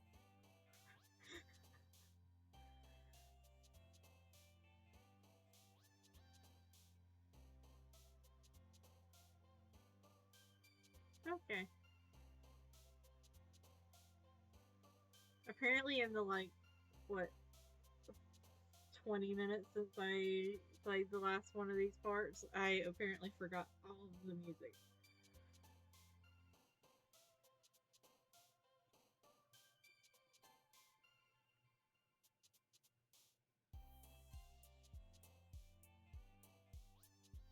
Ooh, melancholy.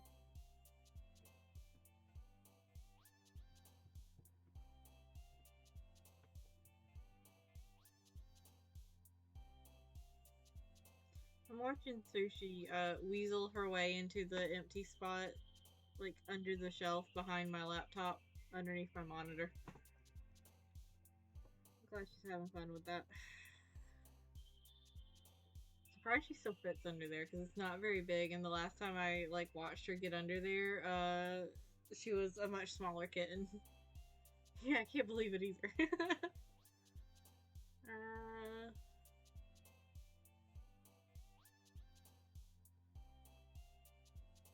special anime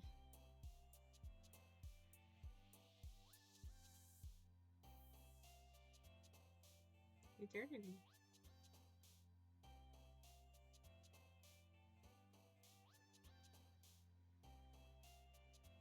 Sweet.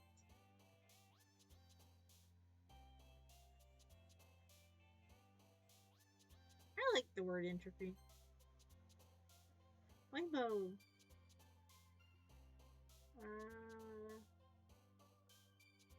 promise.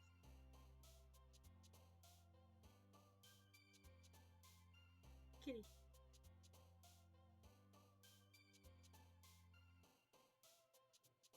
I should have.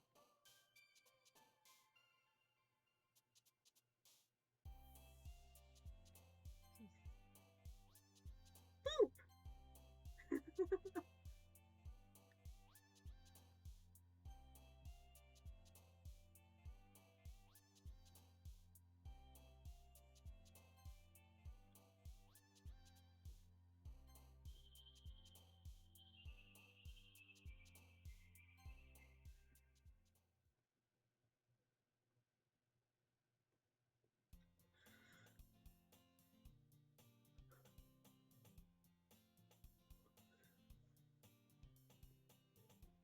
Another day passes and it's time for the club meeting already.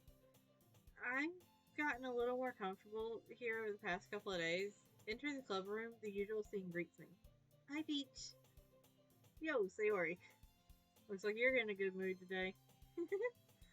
I'm just still not used to being in the club after, that's all. I see. That's a pretty simple thing to get you in a good mood. Well, honey, you dense.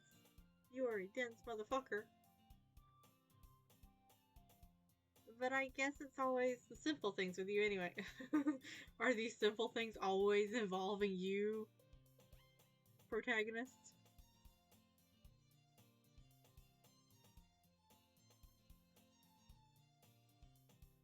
Speaking of which, I'm kinda hungry.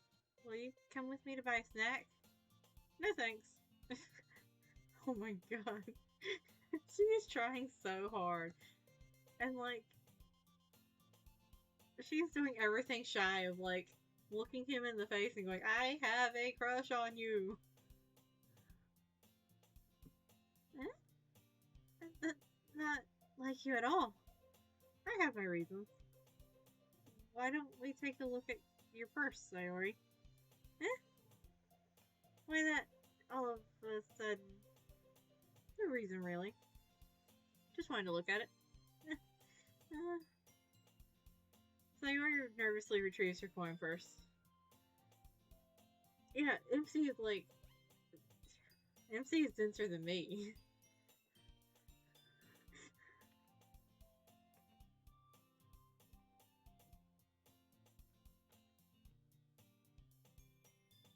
Are you having fun, Sushi?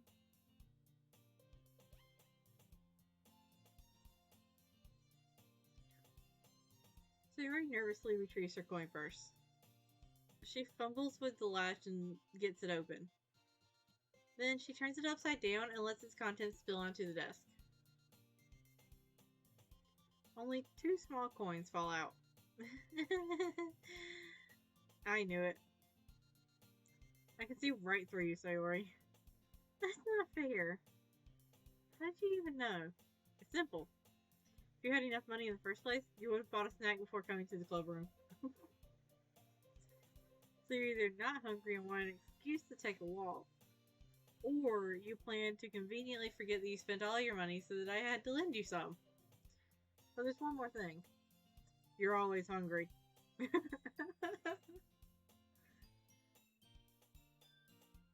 And so that only leaves the one option. I give up. Don't make me feel guilty. I like this expression.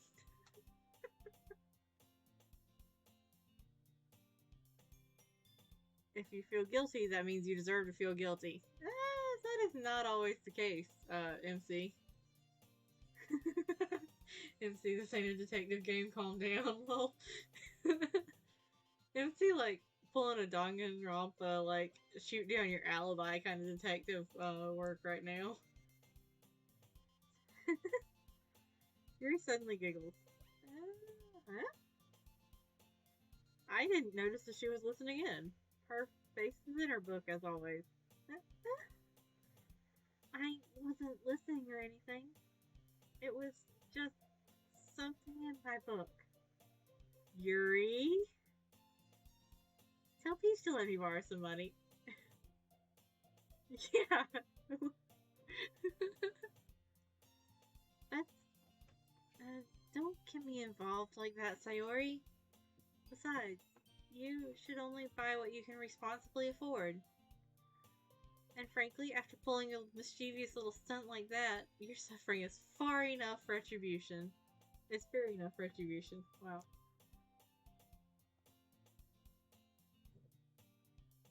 What you doing?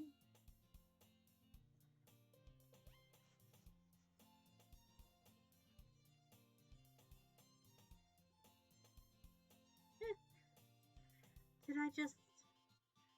I didn't mean to... I didn't mean that. I got too absorbed into my book. I really like when you speak your mind, Yuri. It doesn't happen much, but it's a fun side of you. That's... there's no way you could think that. You were right, though. I did something bad, now I have to accept the revolution. Retribution? That! Still, coming from you, Sayori, I guess there's a little devil inside all of us, isn't there? Don't let her fool you.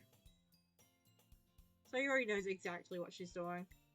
After all, she told you guys she was bringing me to the club before she even told me. But you wouldn't have come if it weren't for the cupcakes. So I had to trick Natsuki into making them. Jesus, Paul. She really is crafty, ain't she? Come on, give me more credit than that, Sayori.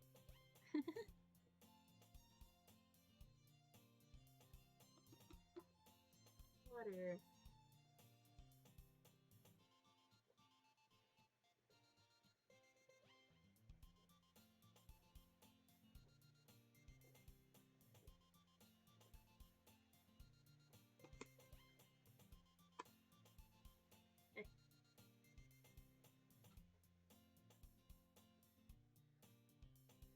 Out of nowhere, something smacks Sayori in the face and she tumbles onto the desk. I have to say, that smacking sound. That was a good sound effect there. Yeah. Ow. What was... Eh? A cookie? Sure enough, it's a giant cookie wrapped in plastic. Sayori glances around. Is this a miracle? It's because I paid my restitution. Retribution. Actually, that one almost worked. I was just gonna give it to you. But then I heard you blab about the cupcakes. And it was totally worth seeing your reaction, though. That's so nice of you. I'm so happy. Sayori hugs the cookie. Oh, jeez, just eat it. Sayori rapidly tears open the wrapper and takes a big bite. It's so good. Mm. Sayori suddenly claps her hand over her mouth. I've bit my tongue. You're going through a lot over just one cookie. Natsuki takes a bite of her own cookie. Yours looks really good too, Natsuki. Can I try it? Jeez. Beggars can't be choosers. But yours is chocolate. Yeah, why do you think I gave you that one? Fine. Still, I'm really happy that you shared this one with me. Sayori gets out of her seat and goes behind Natsuki and wraps her arms around her. Ah, jeez.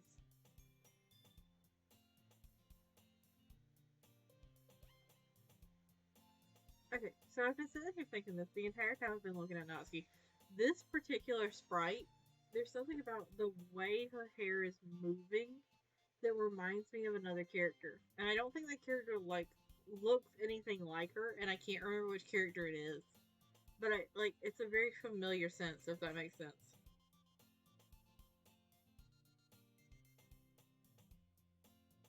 I get it, I get it. Cookie's still in hand. Natsuki reaches up to nudge Sayori off of her. Home. Oh, she crafty as fuck. Sayori suddenly leans down and takes a bite out of Natsuki's cookie. Hey!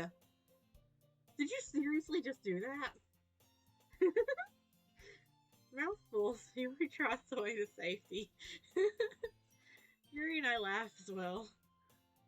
Jeez, you're such a kid sometimes. Monica, can you tell Sayori... Eh? Natsuki glances around. Monica isn't in the club room? Ugh. Where's Monica, anyways? Good question. Have any of you heard anything about her being late today? Nummy? Yeah, I haven't either. That's a bit unusual. I hope she's okay. Of course she's okay. She probably just had something to do today. She's pretty popular after all. Eh? You don't think she has a... I wouldn't be surprised. She's probably more desirable than all of us combined. That is a lie, ma'am. You're you're on you all are on par with her. You just don't know it.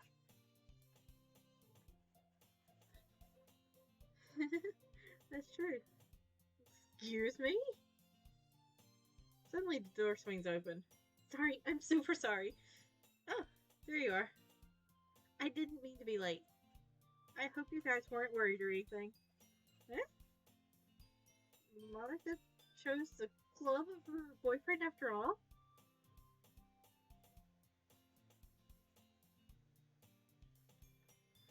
Maybe, as far as, like, whoever Natsuki reminds me of in that pose, maybe I'll figure it out over the course of, like, the next week, since that image will be fresh in my mind.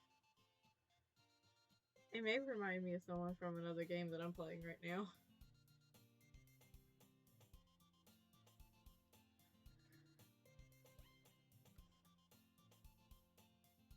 You're so strong-willed. But boyfriend? What on earth are you talking about? Monica quizzically glances at me, and honey, I'm not your boyfriend yet, but I can be. Never mind that. What held you up anyway? Ah, well, my last period today was study hall.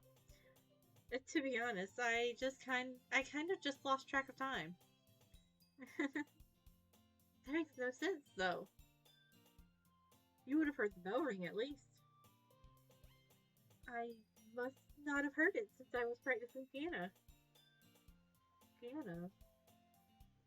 I wasn't aware you played music as well, Monica. I. I don't really. I kind of just started recently. I've always wanted to learn piano. That's so cool! You should play something for us, Monica. That's, Monica looks at me. Maybe once I get a little better, I will. Yay! That sounds cool. I'd also look forward to it. Is that so? In that case, I won't let you down, Peach. Monica smiles sweetly. I didn't mean any pressure or anything like that. Don't worry. I've been practicing a whole lot recently, and I'd really love the chance to share once I'm ready. I see. In that case, best of luck. Thanks. So, I didn't miss anything, did I? No, not really. I choose to leave out Sayori's mischievous escapade. I'm sure Natsuki will end up complaining to her anyway. It looks like everyone has already settled down. Sayori has somehow already finished her entire cookie. Yuri is back to her book, and Natsuki disappeared into the closet. Wait, how big is this cookie? Because, like,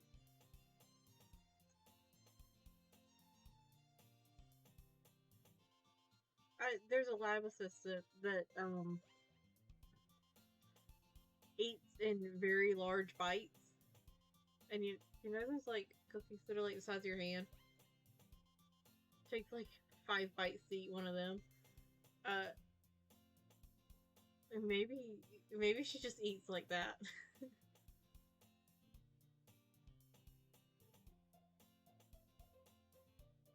Yuri is back to her book, and Natsuki disappeared into the closet. Peach, Peach. Sayori suddenly comes up to me. I'm gonna go get some supplies from another classroom.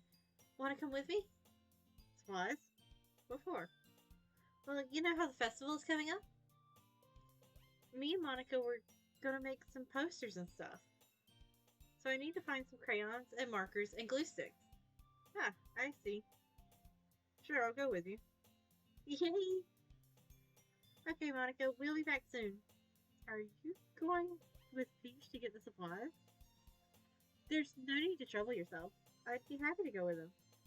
Oh, but I wanted to go.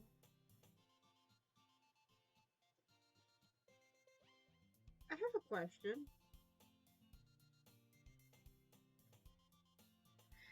different are their hair colors supposed to be? Because Monica's just looks like it's a very slightly darker shade than Sayori's.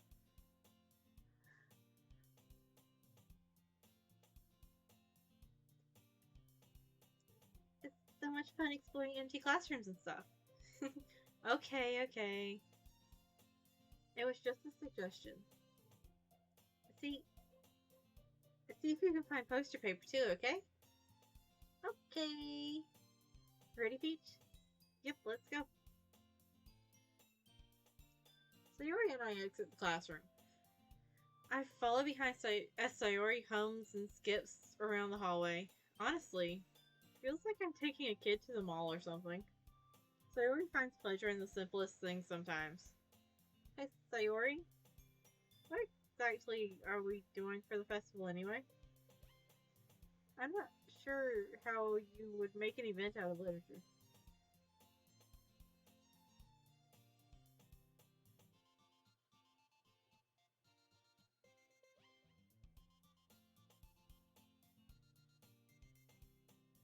Yeah, I can't see the pinker part of it. Like, even if it's light, like, it just looks like Monica's hair is just like a couple of shades darker. But like the exact same color, just darker.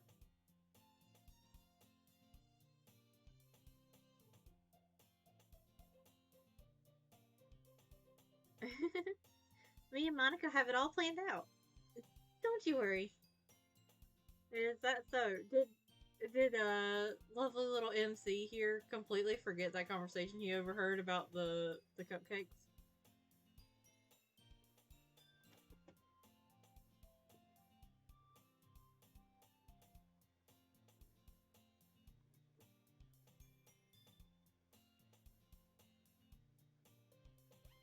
Yep. We're gonna do a poetry performance. Oh, I thought it was gonna be cooking. I wanted cupcakes. I wonder. Okay, so like strawberry shortcake. I want to try making like a peach shortcake.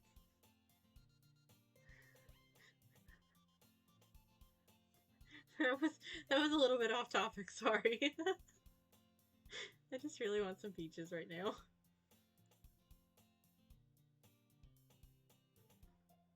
Yeah, and I would want to use like fresh peaches because even though they are a pain to peel because I don't eat the skin,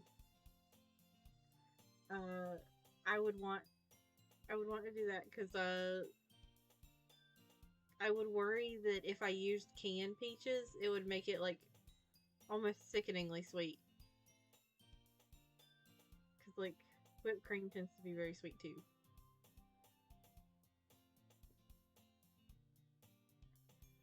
And I know that like at least here in this household, with the way the lab assistants make it, the like strawberries are like tossed in sugar and like let sit for a little while before they're put on there. So they make like basically their own little syrup. I don't think I would do that with peaches.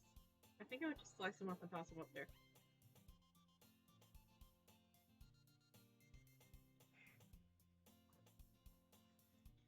Uh, Speaking of like peaches and desserts and thing, one of the lab assistants had some like blueberry like pie filling because she used some of it for something else, and she was just like, "I'm just gonna throw a can of peaches in here and make a cobbler." That was the best fucking cobbler I've had in years.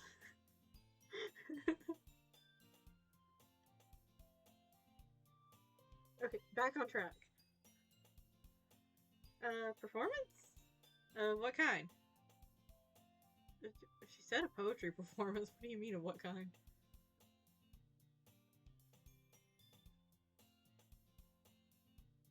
Ooh. Never thought about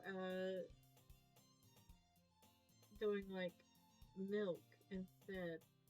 That Interesting. But derailing again, like completely. The you know, like strawberry milk and like those kind of things where you like add the fresh fruit to it. I wonder how peach milk turns out, because isn't there like peach milk like that?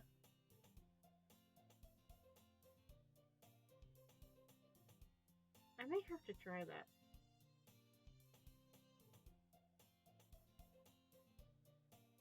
But I mean, I would assume that it's kind of like peach yogurt, just without the yogurt part.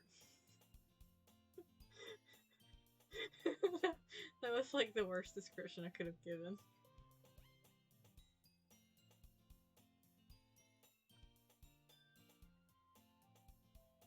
Well, everyone is going to take turns on stage and recite their favorite poems. Ah, that sounds kind of dull. Peach, you're not thinking about it the right way at all. It's not just about reading poems, it's about performing them. Like you say the lines of the poem, like, between my feet, the last remaining flower beckons to me.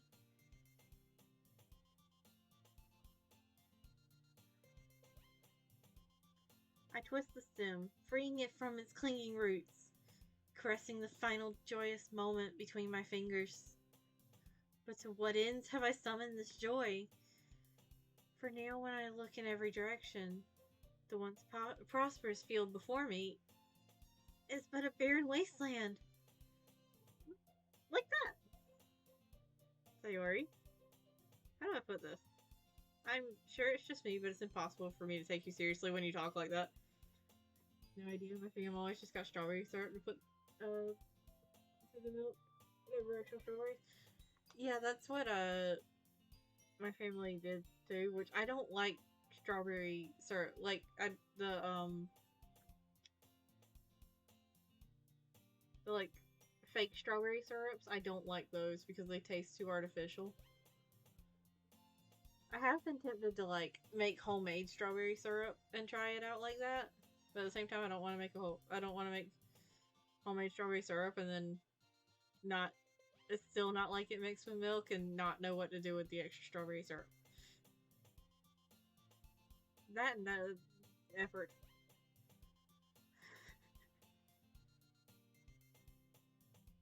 There's a lot of things that I would like to make. The problem is I don't know what I would do with like any extra that was left over. Yeah, I like the chocolate syrup. Well, I used to. Nowadays, it's too sweet for me. Hello.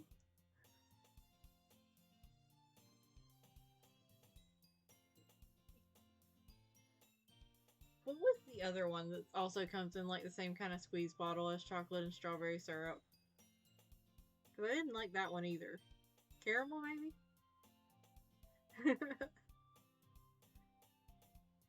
Yeah, this, so I watched a playthrough of this, of like the original DDLC ages ago, like not long after it came out. And I remember like next to nothing about it, so this is basically a whole new playthrough for me. I would grab it, sit under one of the chairs, and pour it into my mouth. I used to do the same thing.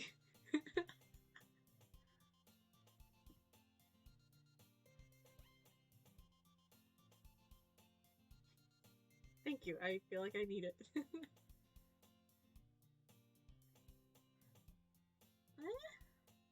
You meanie. I'm working super hard on this, you know. I know. I just mean it's a pretty unordinary contrast to your cute self. Don't say that, it's embarrassing. Oh, don't worry. I am well aware that I am going to come out of this, at the very least, mildly traumatized by this game.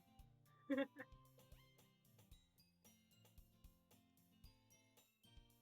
I guess that means I'm doing a good job.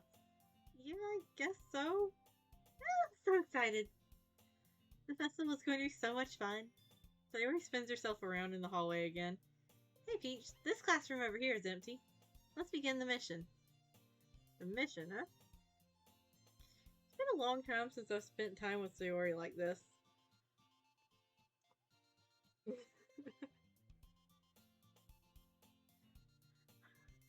Only slightly. I made it through Amori. I should be fine, right?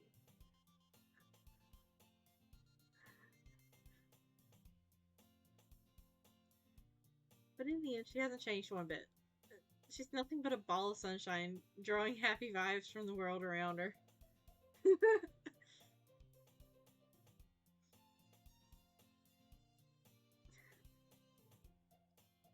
my my logic for everything is I made it through Omori multiple times, so I should be able to make it through anything. It's a pretty nostalgic feeling for me. As the years went by, I began to hold myself up in my room more and more. So going adventuring with Sayori brings about a special sort of feeling I forgot I had in me. Yeah.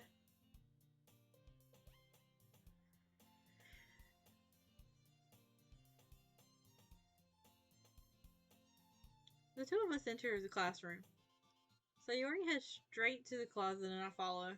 Let's see what we have in here. Crayons! Sayori pulls a box full of crayons off the shelf. They're the best brand, too. They're kind of dirty, though. Sayori starts pulling various crayons out of the box, reading the color names. Yeah, I wasn't expecting crayons. I was expecting either markers or like colored pencils or something. Or even paint. Alright, that's one down. Don't get distracted. We still need to find... Wait, I'm looking for my favorite color. Fine. Then at least move aside so I can look for the poster paper. I dropped one by accident. Sayori bends over and smacks her forehead right into the shelf. Oh, jeez. I thought that smack was supposed to be like the crayon hitting the floor. No, it's her leaning down and whacking her head. I do too.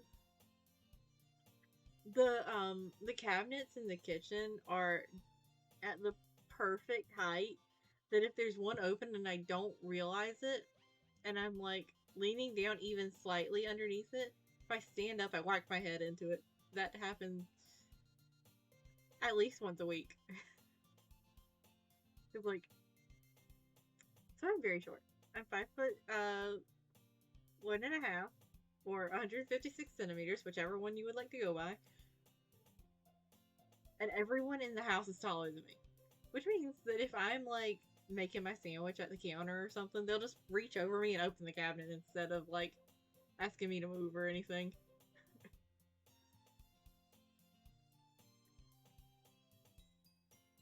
I also have like very little like concept of like dimension and space. So if I'm not paying attention, I will lean down and whack my head into a counter too. Oh jeez, I feel short.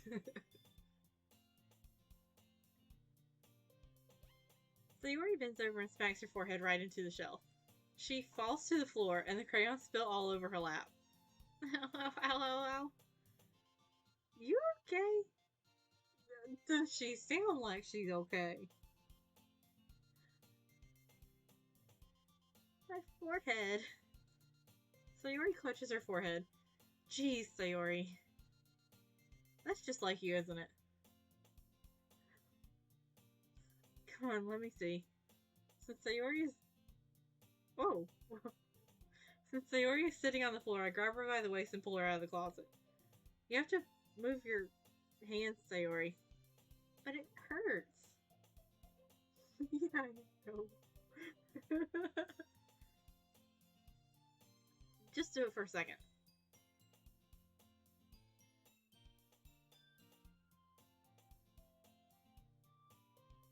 Wait, how big is that closet? Sayori slowly releases her hands from her forehead. I gently brush her bangs to the side. Ow. Sorry. There's a huge red welter in the center of her forehead. A bump is starting to form as well. Man, that's gonna swell up. I should find you some ice. Peach. Where would I even get ice? Where would I even find ice around this time? I guess a cold drink would do. You don't have to. I'm fine with looking like a unicorn. Even wincing from the pain, Sayori makes a silly joke. Aww. What are you saying? I'll be right back, okay? Okay. I pat Sayori on the shoulder and run out into the hallway. I locate the nearest vending machine. What should I get? It doesn't really matter since it will be used as an ice pack rather than a drink. But I know Sayori likes apple juice, so I purchased that one. In just a moment, I'm already returning to the classroom where I left Sayori. She has one palm on her forehead, and the other, and is using the other hand to clumsily scoop crayons back into the box. At least they were already in the wrong spots before I filled them. Sayori here. I hand Sayori the bottle of apple juice. It's nice and cold. Sayori opens the cap and starts drinking from it. Sayori, what are you doing? It's for your forehead, idiot. Sorry, I forgot. How hard did you hit your head? Sayori places the bottle against the bump on her head. It stings. Just bear with it. It'll feel better soon. Looks like you've cleaned up most of the crayons, so that's good. Hey, Peach. This kind of reminds you of growing up, doesn't it? Huh? What do you mean? You know how we used to play outside all the time? I would always try to keep up with you. You were kind of oblivious in some ways. Kind of? Some ways?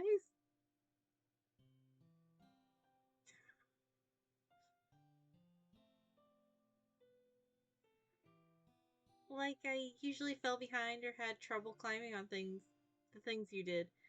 But sometimes when I tried doing things I couldn't, I would get myself hurt.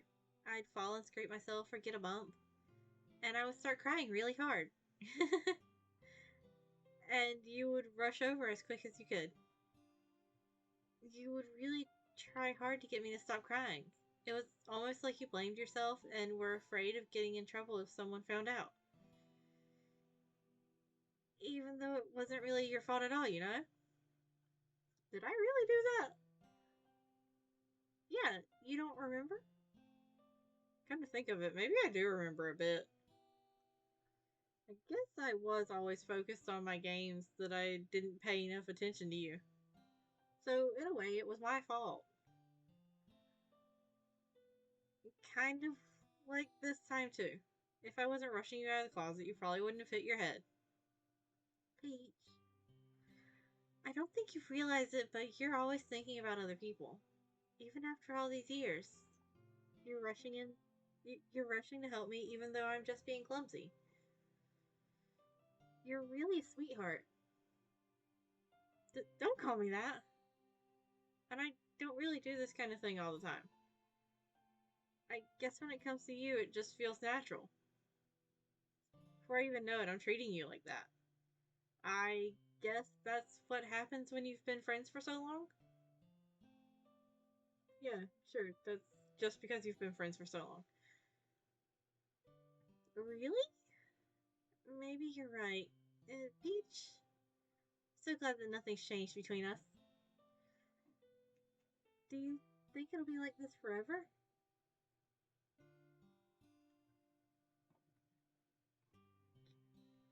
Forever? If I'm honest to myself, there's no telling where we'll each end up for college, or after that. So it wouldn't be fair for me to make any promises. But, well, I hope so. It's already, it's been this long already, right?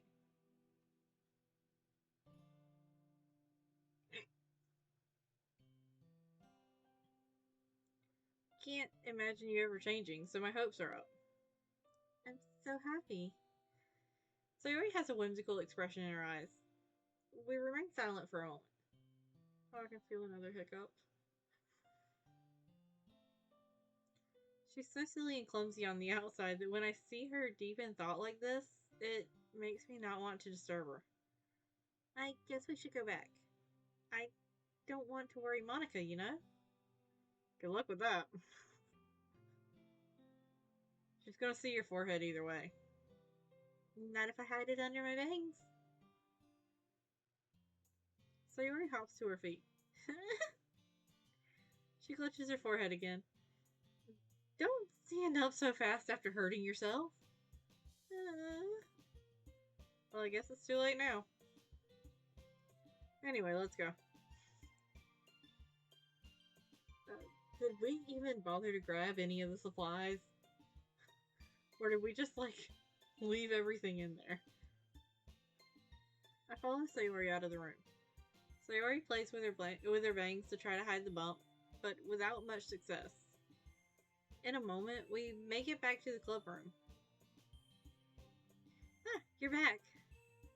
Good timing. I was just about ready to start with sharing our poems. Sayori, your forehead. She's fine, don't worry about it. I was playing with the crayons and smacked my forehead on the shelf.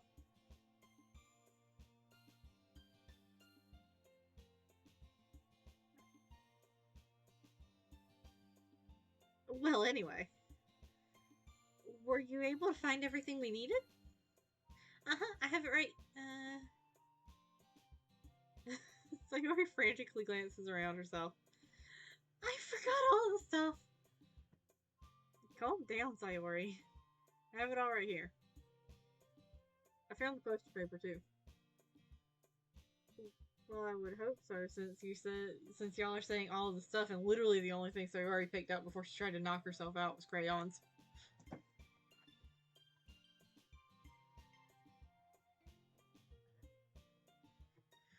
Alright, I'm comfortable again.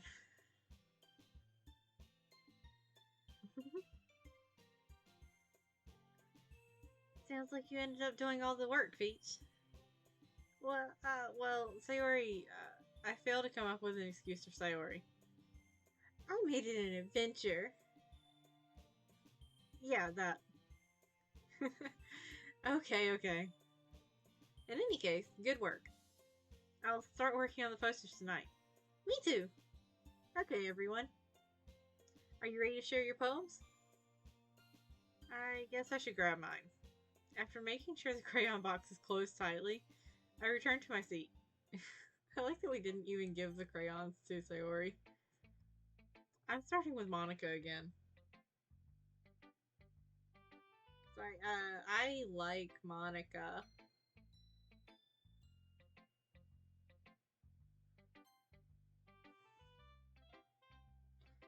Hi again, Peach. How's the writing going? Alright, I guess. I'll take that. As long as it's as long as it's not going bad. I'm happy that you're applying yourself. Maybe soon you'll come up with a masterpiece. I wouldn't count on that. You never know. Want to share what you wrote for today? Sure. Here you go. I give my poem to Monica. Alright. It's pretty good. That makes me think of Sayori. It makes me think of Sayori, like the other one that you wrote. You two are like the dynamic duo. That's kind of exaggerating it. Yeah, probably. But you do spend a lot of time with her, even in this club, don't you? Then again, I don't blame you for being a little shy. I'm not shy. It's just... I'm just teasing. I know it takes a bit of time to make friends with everyone, but Yuri and Natsuki are super interesting people, so don't be afraid to give them their share of time. And you can talk to me every now and then, too. I'm not, like, unapproachable or anything, am I? No, it's nothing like that. I'm just getting used to being here, that's all. Yeah, I'm sorry if I was putting pressure on you or something. I really didn't mean it like that. No, don't worry. I get what you're saying. Well, alright.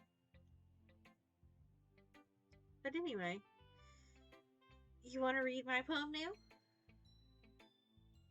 I like the way this one turned out, so I hope you do too. Alright, let's take a look.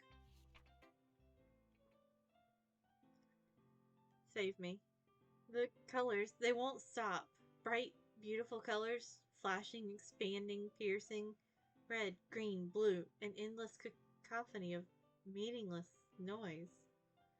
The noise, it won't stop. Violent, grating waveforms, squeaking, screeching, piercing, sine, cosine, tangent, like playing a chalkboard on a turntable, like playing a vinyl on a pizza crust. An endless poem of meaningless. Load me?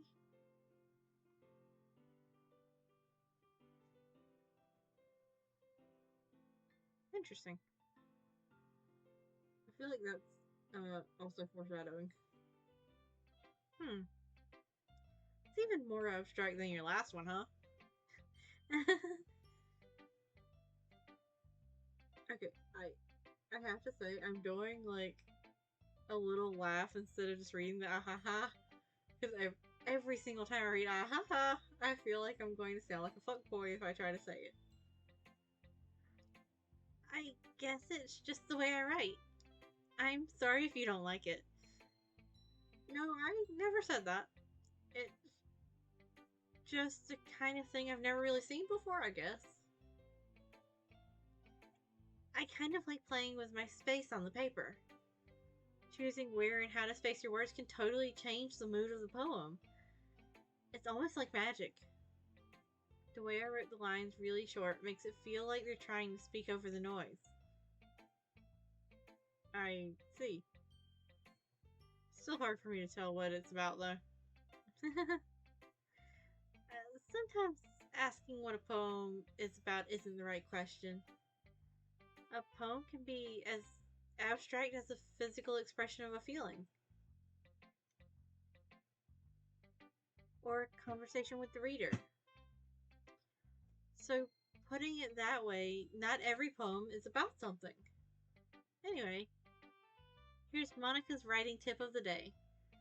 Sometimes you'll find yourself facing a difficult decision. When that happens, don't forget to save your game.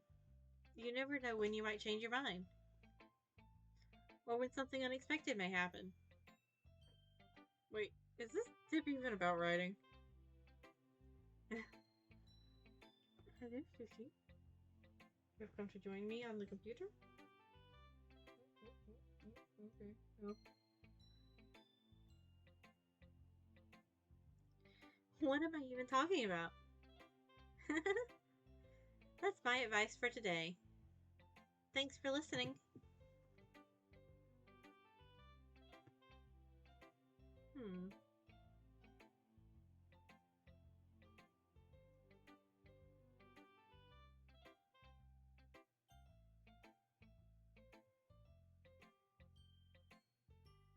So my plan for this, since I'm just doing like all of it in one stream, is to not, well,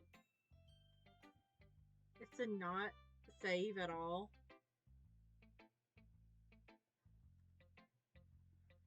And just play straight through. And then if I want to go and like 100% it later, I'll just like start from scratch. I'm going to do the same, well, kind of the same as... My feet are not toys, Sushi.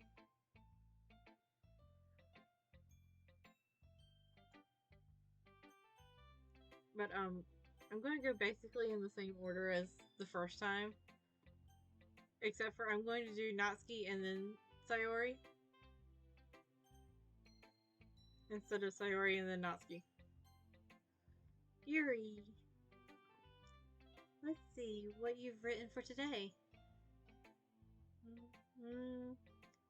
Well done, Peach. Your skills are already improving. Really? Thanks, Yuri. Coming from you, that means a lot. Huh? It's nothing. I'm just happy to help inspire fellow writers.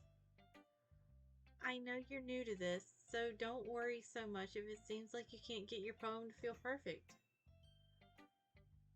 You don't need to be afraid to be a little more daring. Metaphors can go a long way. Don't feel like you need to work your brain like turning a bunch of gears. Try letting your mind wander through your feelings. Aww.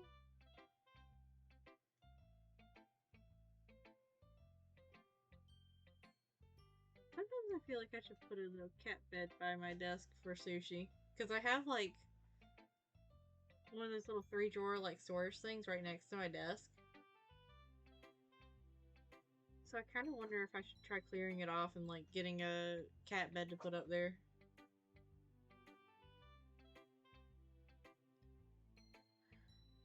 Try letting your mind wander through your feelings and write down the things you see and hear.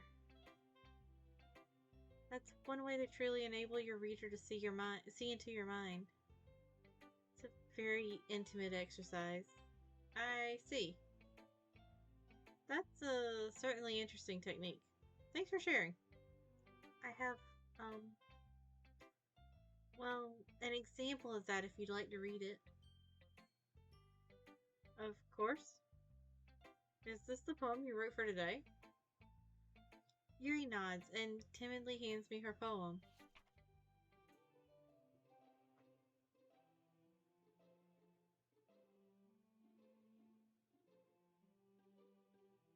Okay. The Raccoon. It happened in the dead of night while I was slicing bread for a guilty snack. My attention was caught by the scattering of a raccoon outside my window.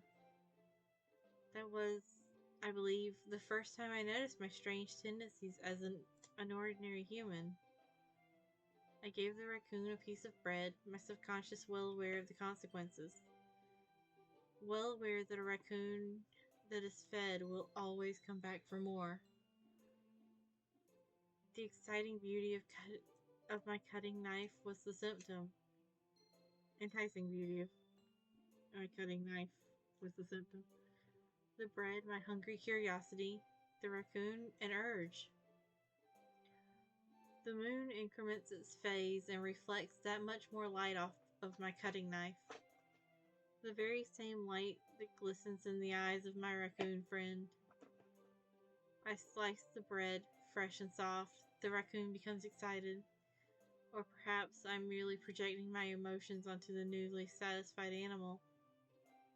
The raccoon has taken to following me. You could say that we've gotten quite used to each other. What was that? What'd you knock off?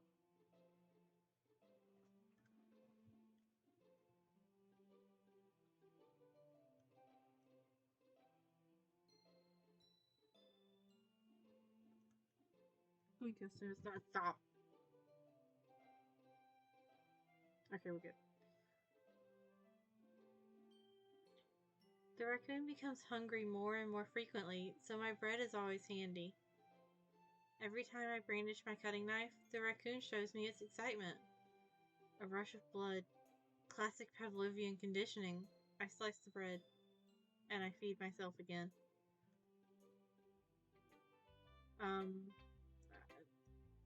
I was a little more daring with this one than yesterday's. I can see that. It's a lot more metaphorical. I don't know if it's my fault, but I can't begin to imagine what this poem is about. That's right. It's a bit closer to my preferred writing style. Using the poem as a canvas to express vivid imagery and conveying emotions through them. Yeah, if I take it at face value, then I can't even figure out what it's supposed to mean. Well, I think it's something that different people can relate to in their own way. I wanted to express the way it feels for me to indulge in my more unusual hobbies. Ma'am, what are your unusual hobbies? Because it sounds like it's either bread making or murder.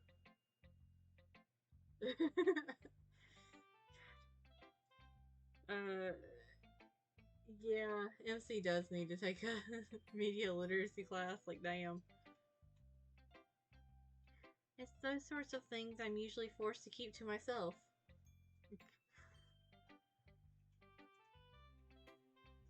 So sometimes I enjoy writing about them. Why do you keep them to yourself? But because they're embarrassing. And people would make fun of me. Don't you have anything like that, Peach? Well, yeah, I guess I do. I feel like everyone has a little something like that. The best we can do is respect each other and our individualities. Even if it's difficult sometimes and some things make us uncomfortable. After all, if I hadn't learned to embrace my own weirdness, I would probably hate myself. I, I might be ranting a little bit now, but I'm glad you're a good listener. I'm more than slightly scared of what her hobbies could be now. On to Natsuki. Hmm. Well, it's not really any worse than your last one, but I can't say it's any better either. How? Huh? Phew, what? Well, anything that isn't a train wreck, I'll take as a win. And I get the feeling you're probably the most critical. Hey, what makes you... Wait, maybe that was a compliment. Glad you could see someone recognize... Glad to see someone can recognize my experience. Well then, keep practicing and maybe you'll be as good as me someday. That's, uh... Something tells me Natsuki completely missed the point. Come to think of it, this reminds me of Sayori's poem from yesterday. Huh? You think so? Yeah. Well, I guess if you've been friends with her for so long, you might be on the same wavelength. But you never really struck me as her type. Sayori has a type all of a sudden? Well, I don't know. But honestly, how can someone so, fluffy spend so much time with someone like you? Well then.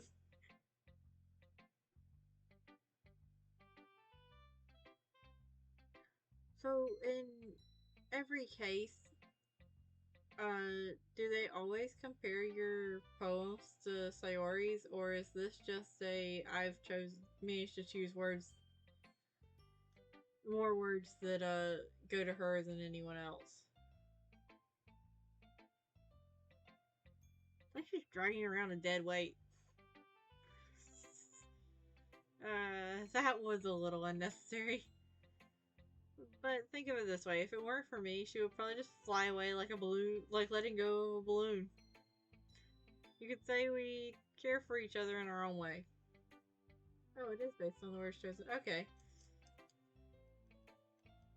So that means that both times I've chosen Sayori more than anyone else. Whatever it is, I don't get it. Oh, yeah. I guess I'm supposed to show you my poem. Here. Amy likes spiders. You know what I heard about Amy? Amy likes spiders. Icky, wriggly, hairy, ugly spiders. That's why I'm not friends with her. Amy has a cute singing voice. I heard her singing my favorite love song. Every time she sang the chorus, my heart would pound to the rhythm of the words. But she likes spiders. That's why I'm not friends with her. One time I hurt my leg really bad. Amy helped me up and took me to the nurse. I tried not to let her touch me. She likes spiders, so her hands are probably So her hands are probably gross. That's why I'm not friends with her. Amy has lots of friends. I always see her talking to people. She probably talks about spiders. What if her friends start to like spiders too? So I'm not friends with her. Doesn't matter if she has other hobbies. It doesn't matter if she keeps it private. It doesn't matter if it doesn't hurt anyone. It's gross. She's gross. The world is better off without spider lovers. And I'm gonna tell everyone. You got some deep-seated resentment there, Natsuki. Not bad, right? It's quite a bit longer than yesterday's. Yesterday's was too short. Was way too short. It was just warming. I was just warming up. I hope you didn't think that was the best I could do. No, of course not. Anyway, the message is pretty straightforward in this poem. I doubt I have to explain it. Sometimes you can explain complicated issues with much simpler analogies. And it helps people realize how stupid they're being. Like, would anyone agree? Like, anyone would agree the subject of this poem is an ignorant jerk. Do you know people like that? Of course. It's how everyone thinks about my. That doesn't matter, it can be about anything. I wrote it to be easy to relate to. Everyone has some kind of weird hobby or a guilty pleasure. Someone that you're afraid. Something that you're afraid if people find out, they make fun of you or think less of you. But that just makes people stupid. Who cares what someone likes as long as they're not hurting anyone and it makes them happy? I think people really need to learn to respect others for liking weird things. Huh, that's funny. Yuri wrote about something similar today. Huh? Did you say Yuri? Yeah. She said her poem was about an unusual hobby of hers. I didn't really get it, but she said something similar to you. That people shouldn't make each other feel insecure about those things. Really? Well, I mean, Yuri's pretty weird, so I wouldn't doubt that she has some weird hobbies. Not that there's anything wrong with that. It's not like I would judge her or anything. Natsuki has trouble finding words. I guess I should try not to be so mean to her. If she feels insecure about her weird behaviors and stuff, I mean, I always hate people who make me feel insecure. And Yuri made me feel insecure yesterday. But the way you put it, it sounds like she's learned her lesson. Well, I would say so. Even if her writing style is really different, I'm sure she'll appreciate the message in your poem. It's what I do best, after all. Yeah.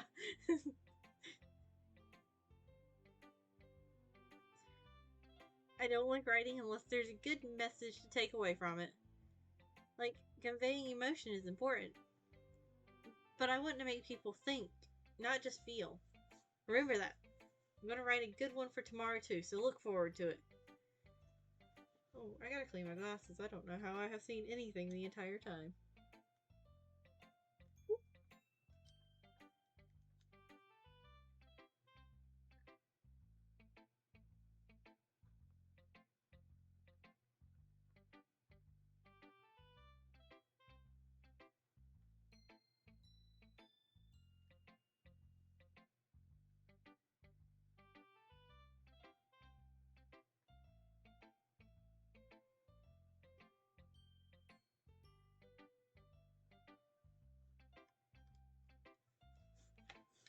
I can see again. Time for Sayori. Peach, I really love your poems. I can't believe you've been hiding these from me. Huh? I'm not hiding anything. But your poems are so good. Yesterday's and this one too? You can't tell me you haven't done this before. I mean, you're really the only one who feels that way, so... Huh? No way. Not even Natsuki? Well, I guess Natsuki is the least likely to admit how much she likes something, but I don't think that's it. What do you mean? Well, I guess I'll be honest about it. It's a lot easier to write poems when I'm thinking about you. Aww.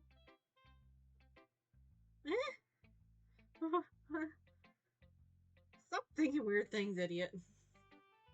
I just mean that you're a really expressive person, I guess. How am I supposed to write poems about my own stupid life? But you somehow make everything in your life an adventure. Even the little things. Like cooking. Let's not talk about that. This girl has traumatized him over cooking. So yeah, I guess what I'm saying is that I can feel more feelings through you than I can through myself.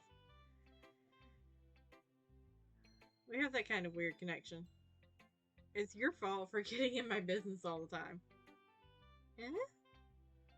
I don't know if I understand.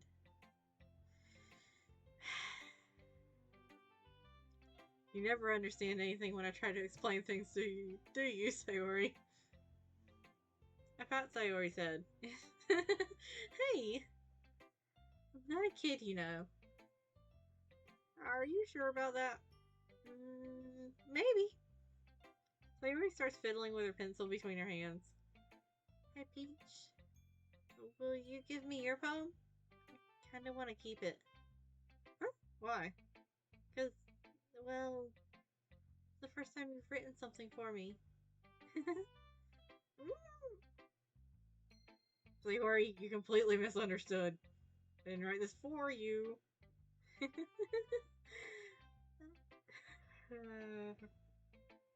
Are you even listening anymore? Well, whatever. I'll give it to you when we go home. Really? Did she just break her pencil in excitement? I broke my pencil. Sayori hastily bends down to pick up the piece she dropped. But being inattentive to...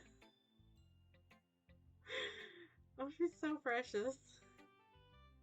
But being inattentive of her surroundings, she bumps right into me. Sorry.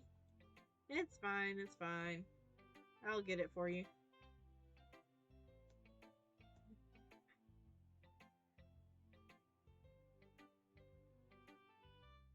I bend down and pick up the broken pencil.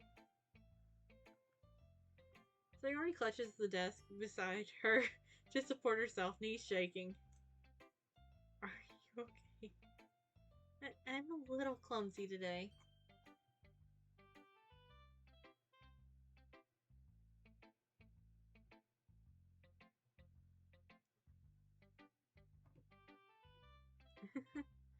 Let's sit down, Sayori. Yeah. I grab Sayori's arm and help her sit at the desk. Anyway, I still haven't read your poem. Oh, sorry, I forgot about that. But it's not as good as yours. Jeez, don't worry. I'm sure I'll like it. Bottles. I pop off? What? Okay. I pop off my scalp like the lid of a cookie jar. It's the secret place where I keep all my dreams. Little balls of sunshine all rubbing together like a bundle of kittens. I reach inside with my thumb and forefinger and pluck one out. It's warm and tingly, but there's no time to waste. I put it in a bottle to keep it safe, and I put the bottle on a shelf with all the other bottles. Happy thoughts, happy thoughts, happy thoughts, in bottles all in a row. My collection makes me lots of friends. Each bottle is starlight to make amends. Sometimes my friend feels a certain way. Down comes a bottle to save the day. Night after night, more dreams. Friend after friend, more bottles. Deeper and deeper my fingers go, like exploring a dark cave, discovering secrets hiding in nooks and crannies. Digging and digging, scraping and scraping. I blow dust off my bottle caps. It doesn't feel like time elapsed. My empty self could use some more. My friends look through my locked front door. Finally all done, I open up, and in come my friends. They come in such a hurry. Do they want my bottles that much? I frantically pull them from the shelf, one after another, holding them out for each and every friend, each and every bottle. But every time I let go, it shatters against the tile between my feet. Happy thoughts, Happy thoughts, happy thoughts and shards all over the floor. Like they were supposed to be for my friends who aren't smiling. They're all shouting, pleading, something, but all I hear is echo, echo, echo, echo inside my head. Sayori, honey, do you need to talk to somebody? Because I think the answer to that is yes. Holy crap. Sayori, did you really write this? Of course I did. Didn't I tell you yesterday I was going to write the best poem ever? Yeah, but I mean, I didn't expect something like this coming from you. Monica taught me a whole lot. And I've been really in touch with my feelings recently. I see that. It's almost kind of creepy. Creepy? Well, not exactly. Maybe because I'm so used to you being cheerful. Well, never mind. I'm thinking too hard about this. The point is, it came out good, so you should be proud of it. Oh, thanks.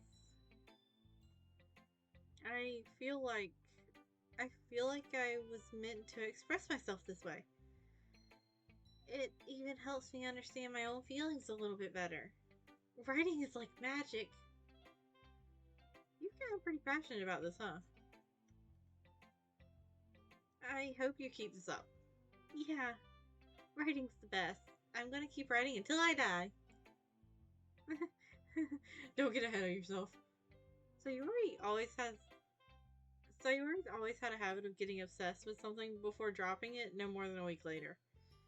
I wonder if this is one of those times? Um, well, kind of. But seeing the passion in her eyes makes it hard for me to be pessimistic. Aww. Okay, everyone. We're all done reading each other's poems, right? I have something extra planned today, so if everyone could come sit at the front of the room. Is this about the festival? Well, sort of. Nah.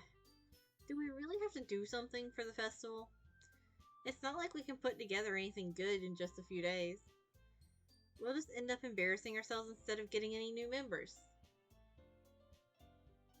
That's a concern of mine as well. I don't really do well with last minute preparations.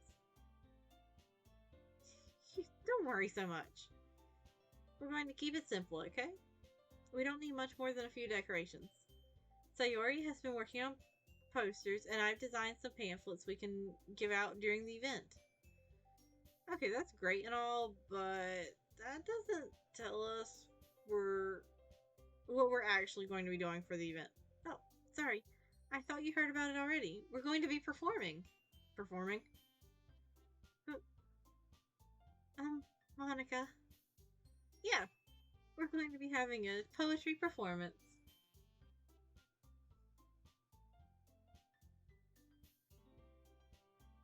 Each of us are going to choose a poem to recite during the event. But the cool part is, we're also going to let anyone else come up and recite poems too. Sayori's putting it on all the posters in case anyone wants to prepare ahead of time.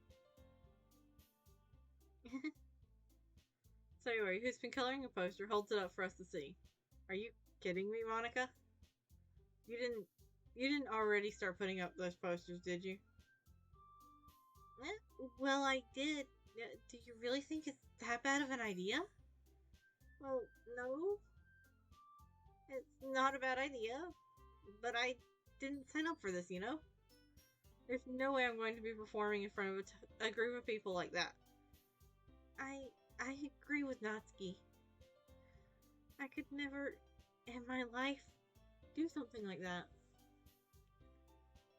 Imagining it, Yuri shakes her head in fear. Guys? No, Sayori. I understand where they're coming from. Remember that Natsuki and Yuri have never shared their poems with anyone until just a couple of days ago. It's a lot for them to recite their poems out loud to a room full of people. I guess I kind of overlooked that. So I'm sorry. but I still think we should give it our best. We're the only ones responsible for the fate of this club.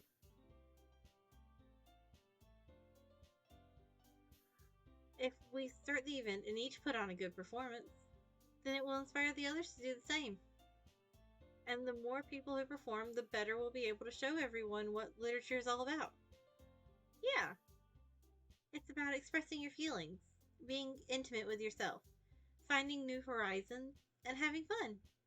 That's right. And it's those reasons that we're all in this club today. Don't you want to share that with others? To inspire them to find the same feelings that brought you here in the first place? I know you do. I know we all do. And if all it takes is standing in front of the room for 2 minutes and reciting a poem, then I know you can do it. Natsuki and Yuri remain silent. Sayori looks worried. I guess that leaves me no choice. I agree. I don't think it's too much to ask. I think that Sayori and Monica have been trying really hard to get new members. The least we can do is help them out a little bit. Well, maybe, but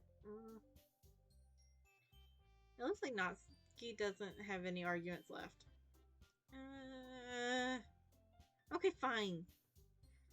I guess I'll just have to get it over with. All right. Thanks, Natsuki. What about you, Yuri? Yuri dejectedly glances around at everyone else's expectant faces. I guess I don't really have a choice. That's everyone. You're the best, Yuri. This club is seriously going to be the death of me? Oh gosh. You'll be fine, Yuri. But anyway, let's move on to the main event. I want each of you to choose a poem of yours. We're going to practice reciting them in front of each other. No way. Monica, this is too sudden. Well, if you can't recite your poem in front of the club, how do you expect to do it in front of the strangers? Oh no. Don't worry. I'll start off helping everyone feel a little more comfortable. Can I go next? Of course. Now, let's see. Monica flips through her notebook to the specific poem she has in mind for herself. Then she stands behind the podium. The title of this poem is The Way They Fly. Monica begins reciting her poem. Her clear, confident voice fills the room. More than that, her inflection is pristine. She knows exactly how to apply emotion behind each line she recites, bringing the words to life. Is this something she's done before, or is she simply a natural? I glance around me. Everyone has their eyes on Monica. Sayori looks amazed. Yuri has an intense expression on her face that I don't understand. Finally, Monica finishes the recitation.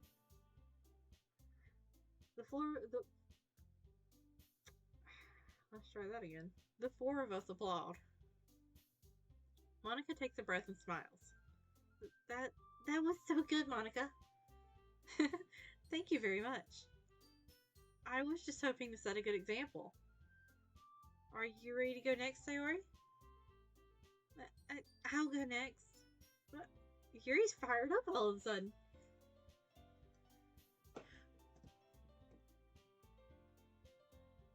I'm getting complete again.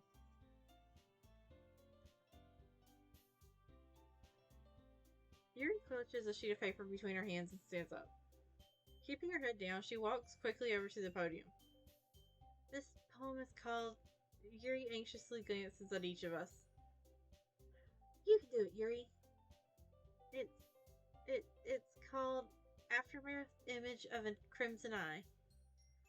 Yuri's voice shakes as she starts reading the poem. Just a moment ago, she practically refused to do this. Why is she suddenly putting in so much effort? As Yuri gets past the first couple of lines, her voice changes. It's almost like what happens when Yuri gets absorbed into her books. Her quivering words transform into sharp syllables of a fierce and confident woman. The poem is full of twists and turns in its structure, and she enunciates with perfect timing. This must be a rare glimpse into the whirling fire Yuri keeps concealed inside her head. Suddenly, she's finished. Everyone is stunned. Yuri snaps back into reality and glances around her, as if she's bewildered even herself. It's up to me to save the situation. Nope. It's up to me to plug in my laptop before it dies.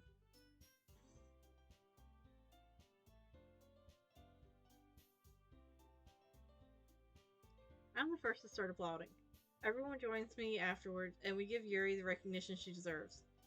It's not that we didn't want to applaud for her, but we were so caught off guard that we must have forgotten. As we applaud, Yuri holds the poem to her chest and rushes back into her seat. Yuri, that was really good. Thank you for sharing. Looks like Yuri is down for the count. Okay, I guess I'm next then. Sayori hops out of her chair and cheerfully walks to the podium. This one's called My Meadow.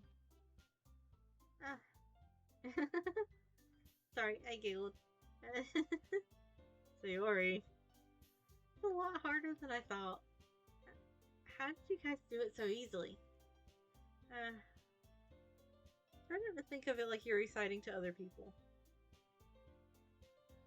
Imagine you're reciting it to yourself, like in front of a mirror or in your own head. It's your poem, so it'll come out the best that way. I see. Okay then. Sayori begins her poem. Somehow it feels like her soft voice was made as a perfect match. The poem isn't aimlessly cheery like Sayori is. It's serene and bittersweet.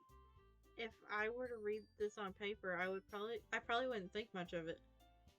But hearing it come from Sayori's voice almost gives it a whole new meaning. Maybe this is what Sayori meant when she said she likes my poems. It's like I get to reach more deeply into someone I thought I knew and through and through. Sayori finishes and we applaud. I did it. Good job, Sayori. Even Peach liked it. I guess that's a good sign. What does that even mean? It came out nicely, Sayori. The atmosphere of the poem fits you really nicely. But it might be that the other poems wouldn't work quite as well with that kind of delivery. I don't really understand. In other words, I've seen poems of yours that were what? Hold on. Let's try that again. In other words, I've seen poems of yours where that sort of gentle delivery wouldn't work as well. They might need a little more force behind them, depending on what you're reading. Oh, I know what you mean. I've been practicing that kind of thing. It's just embarrassing to do it in front of everyone. The next time, I'm going to make you pick a poem that challenges you a little more. We don't have much time before the festival, you know? Okay. Now, who's next? Natsuki? Don't make me go before Peach. It's not like I can compare to you guys anyways. Might as well let Peach lower everyone's standards a little before I have to do it. Jesus, cool. Natsuki? It's fine. Might as well get it over with. But it's not like I have much of a selection of what to read. I'll just have to go with what I wrote for today. I stand up and step in front of the podium.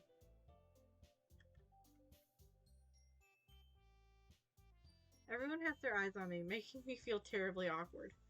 I recite my poem. Since I'm not exactly confident in my own writing, it's hard to put energy into it. Despite that, once I finish, I receive applause anyway. Sorry, I'm not really as good as everyone else. Don't worry about it so much. I think it's less about your abilities and more about your lack of confidence in your writing. Oh, hello. How was your stream?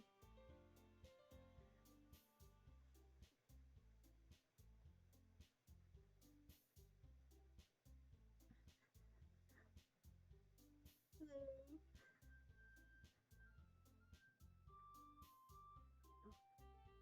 I'm doing my first horror game of the month. Ooh, Ghost Trick. I noticed you were playing that. I think the other day, maybe.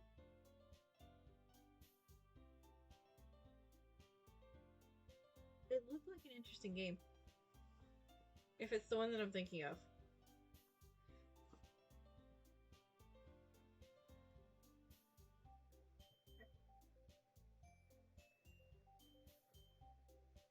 Ooh.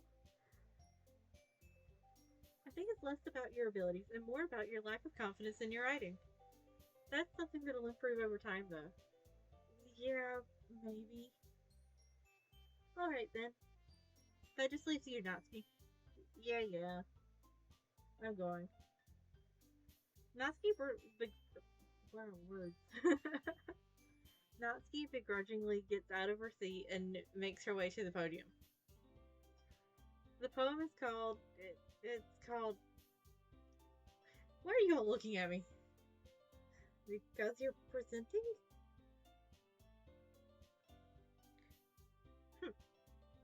Anyway, the poem is called Jump.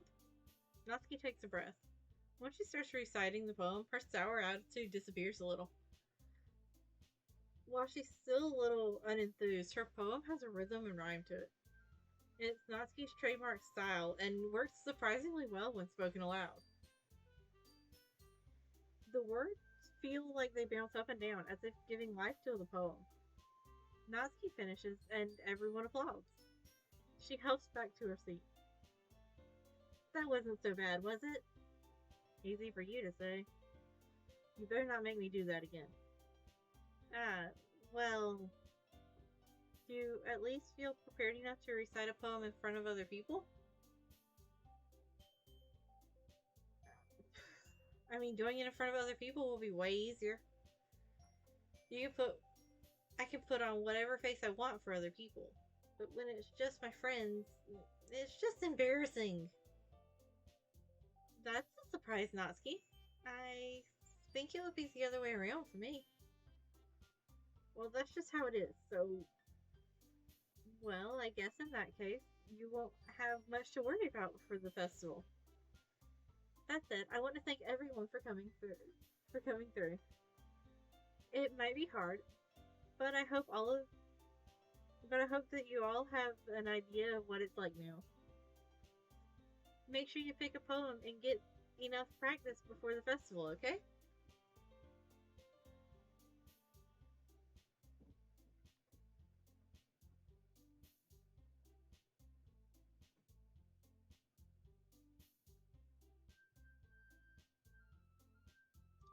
I think Sushi's shoved herself into that little corner.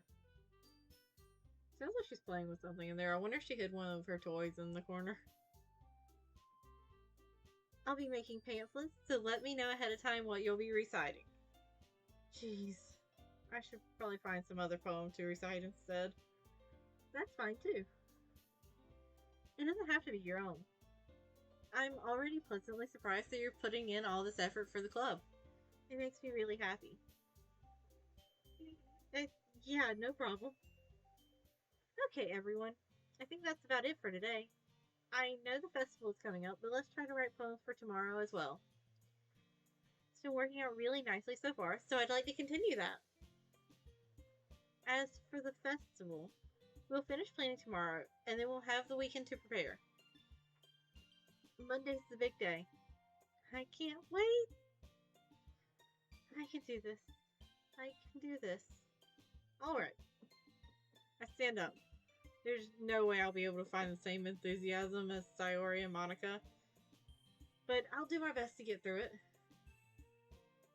If it's for the sake of the club and impressing Monica, then I'll have to do my best. Ready to go, Sayori? Yep. Look at you two, always going home together like that. It's kind of adorable, isn't it? Jeez, guys. Don't make such a big deal out of it. It must be a little nice, though. Well, how am I supposed to respond to that? It's okay, Peach. You don't have to say it. Whatever, let's go already. I will come with Sayori once more. Even though it's only been a few days, a lot of things have already changed. But today, Sayori is being a little quieter than usual on the way home. Hey, Sayori?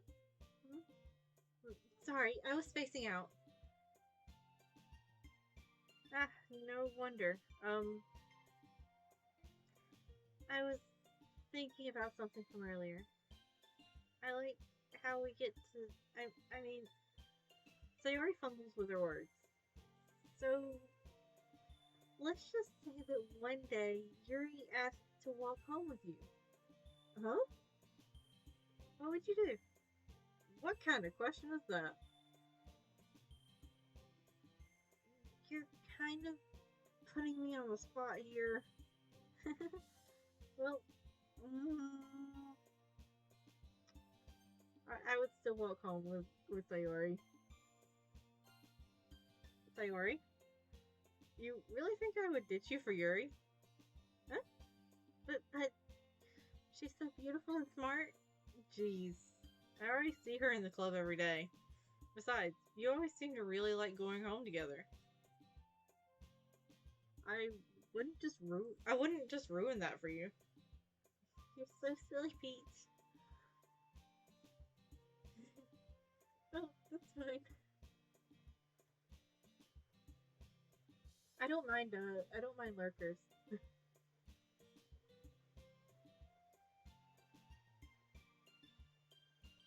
You think about me too much sometimes. Yuri would deserve it if she wanted it. So, Sayori, I've already made up my mind. I really can't figure you out sometimes. Sorry. Besides, what's the point of speculating about something that's never going to happen? The conversation trails off. It's kind of a weird thing for Sayori to care so much about, but I want to respect her and keep her happy too. Then again, the festival is only a few days away. Who knows what will happen in that time? Oh no. Probably a lot.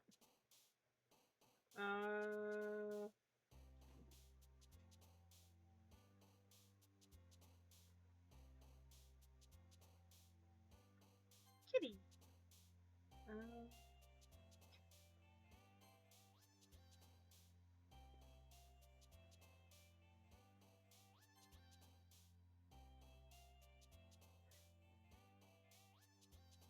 Bubbles.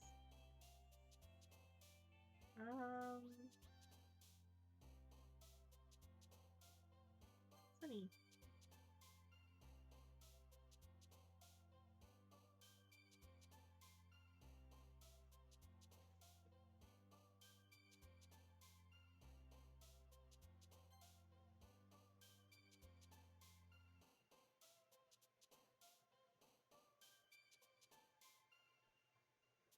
What is that?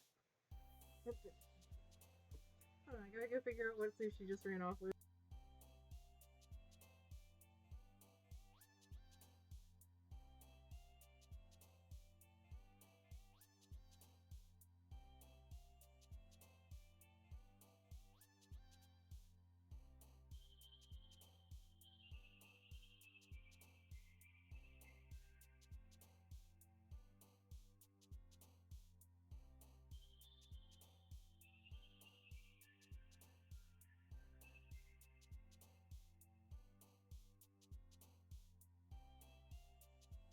Right, I'm back.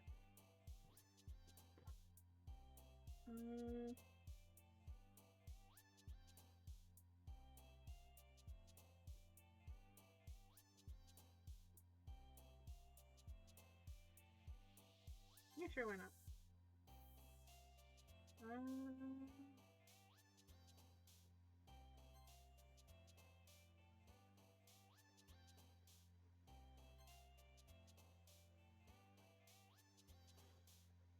taken everything in me not to choose boop again. Just because I think it's cute. But I'm trying to choose, like, different words every time. Except for chocolate, apparently. I think I've just, like, auto-clicked that one every single time.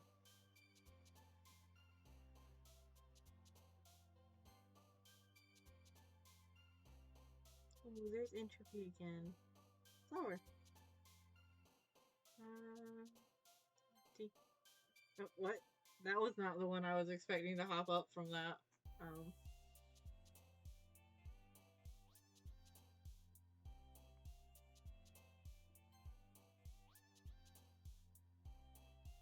Oh no.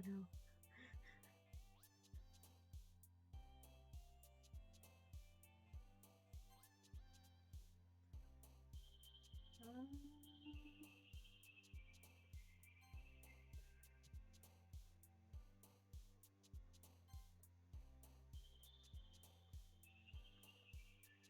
have I chosen Smile before? I don't remember.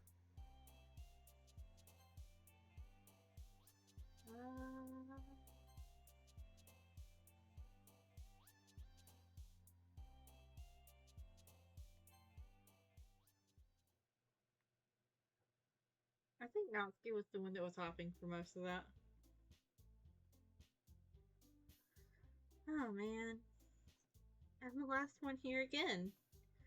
Don't worry, I just walked into. Were you practicing piano again? Yeah. Why do I feel like she's lying about practicing piano? You must have a lot of determination. Starting this club and now picking up piano. Well, maybe not determination, but I guess passion. Remember that the club wouldn't be here if it wasn't for all of you. And I'm super happy that you're willing to help out for the festival too.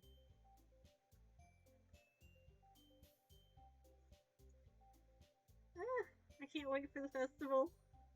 It's gonna be great. Huh? Weren't you complaining about it just yesterday, Natsuki? Well, yeah.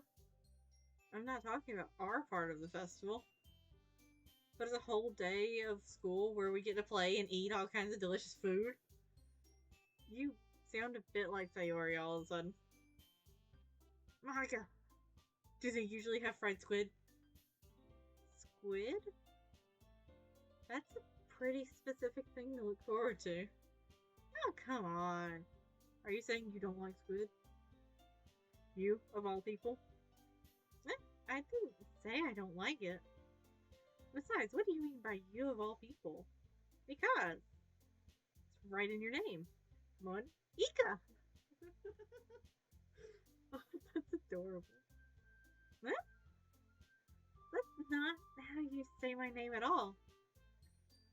Also, that joke makes no sense in translation.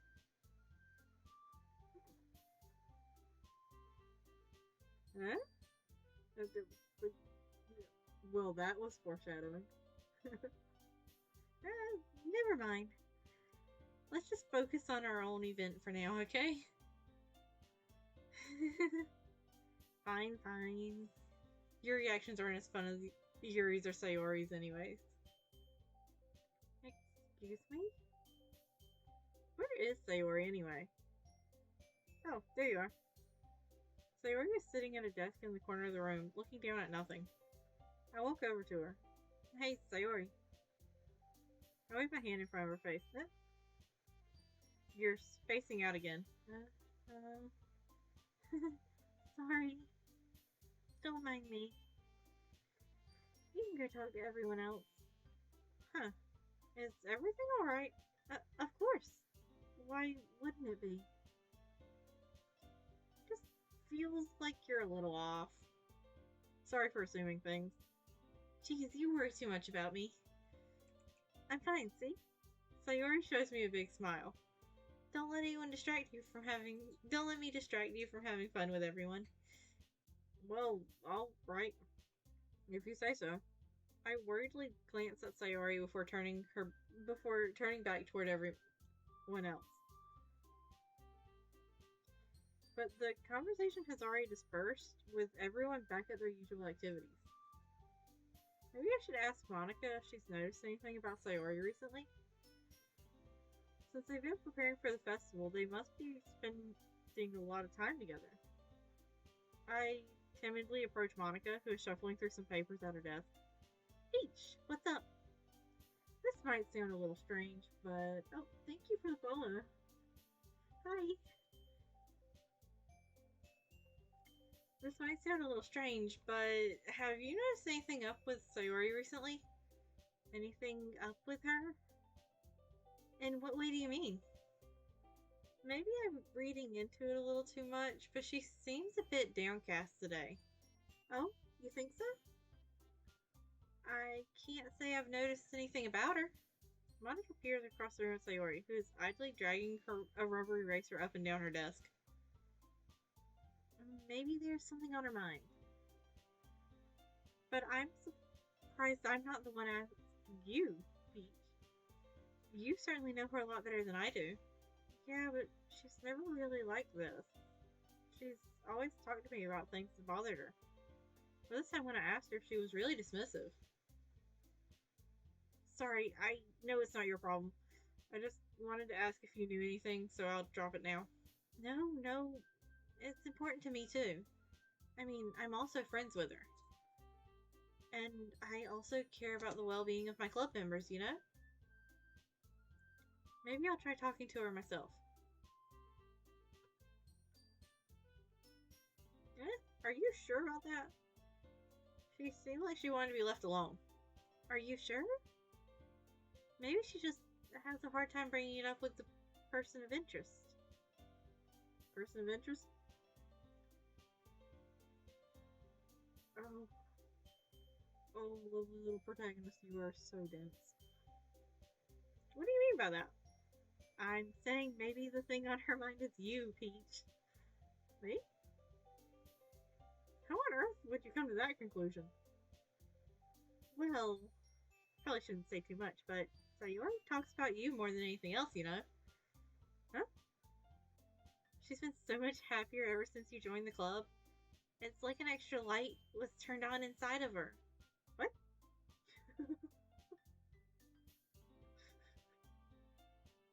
No way. Sayori is always like that. She's always been full of sunshine. It's not any different now than it always has been.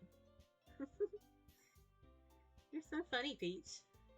Have you thought that maybe you've always seen her as so cheerful? Because that's just how she is when she's around you? I said too much. I'm sorry. What do I know anyway? I didn't mean to jump to conclusions, but so you should just forget about what I said. I'll try to talk to her, so try not to think about it for now. Alright. Monica smiles meaningfully. I know she said to forget about it, but I already know that I won't be able to get her words out of my head. Monica stands up from her desk and walks across the room to where Sayori is sitting. I watch her kneel down next to Sayori and gently talk to her. But she's keeping her voice so quiet that I can't hear her from here. I sigh and sit myself down. I know Sayori told me not to worry about her and to have fun with everyone else. That's impossible to do when she's behaving like this.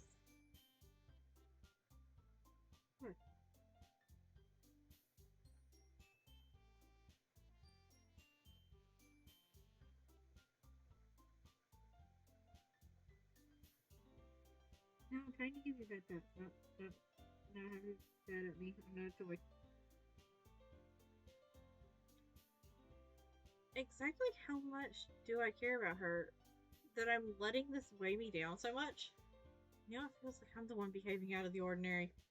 But there's nothing I can do besides wait for Monica. Okay, everyone. After some time passes, Monica calls out to the club room. Why don't we share our poems now? Before I know it, everything is back to normal. Everyone goes to retrieve their poems, and I do the same. I make eye contact with Monica, and she smiles at me. I wonder what she was talking about with Sayori. Probably telling her not to worry that you haven't noticed anything, because you Like, are denser than concrete. I'm gonna start with Sayori this time.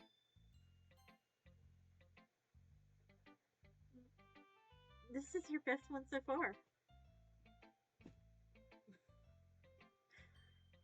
It's really, really nice, Peach. Thanks? Mm-hmm. So, you've been a little quiet today. Is everything alright? Of course. Everything is fine.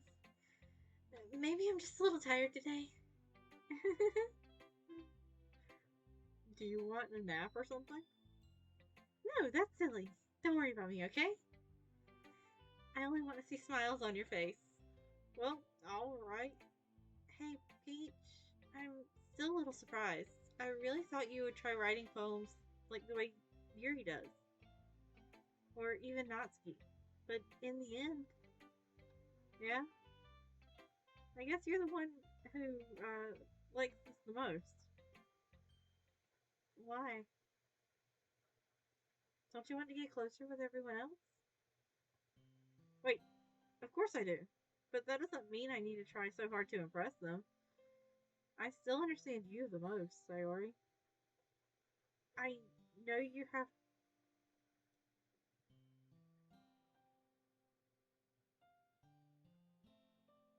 That sentence took a minute to process. I know you have to sometimes put up with me, and I have to sometimes put up with you. But we have a wavelength or something. And this is how the poem came out. Sometimes it feels like you're the only exciting thing in my life. Sometimes it's just easier to write when thinking about you. Sayori? Peach, I don't deserve this. You're too nice to me. Why are you doing this? Sayori has trouble keeping her voice steady all of a sudden. You had fun with everyone else instead. This will be so much easier. I know what's going to be coming soon and I'm not ready for it. Sayori. I glance around the room to make sure nobody has noticed this. Sayori, I've probably never said this before, but I don't understand what you're feeling right now. Please tell me what will cheer you up. Sayori shakes her head. She sniffles and keeps shaking her head. Finally, she gathers herself and puts on a smile. It's nothing, Peach.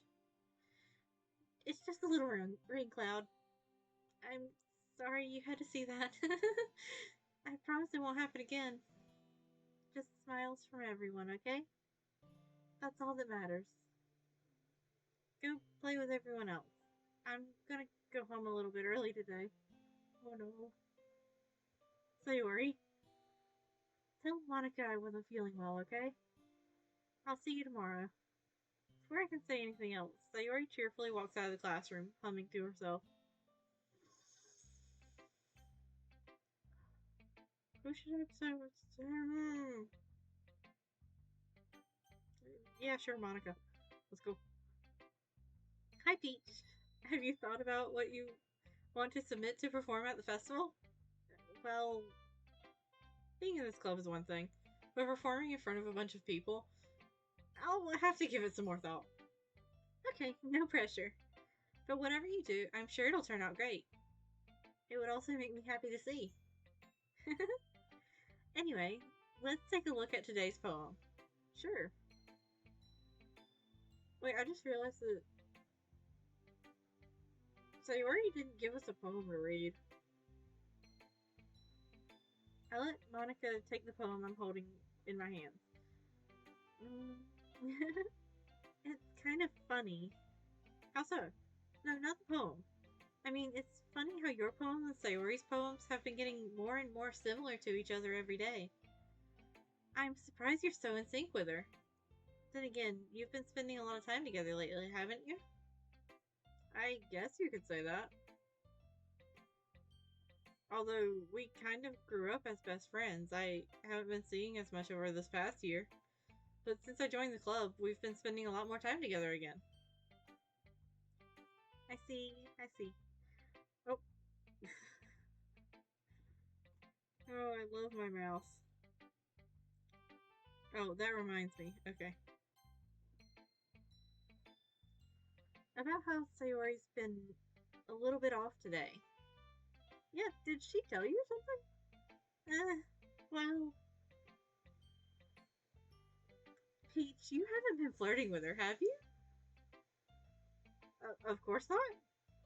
I've been treating her like I always do. Alright, just making sure. I know how much you care about her. It would be terrible if something bad happened to her. So keep an eye on her.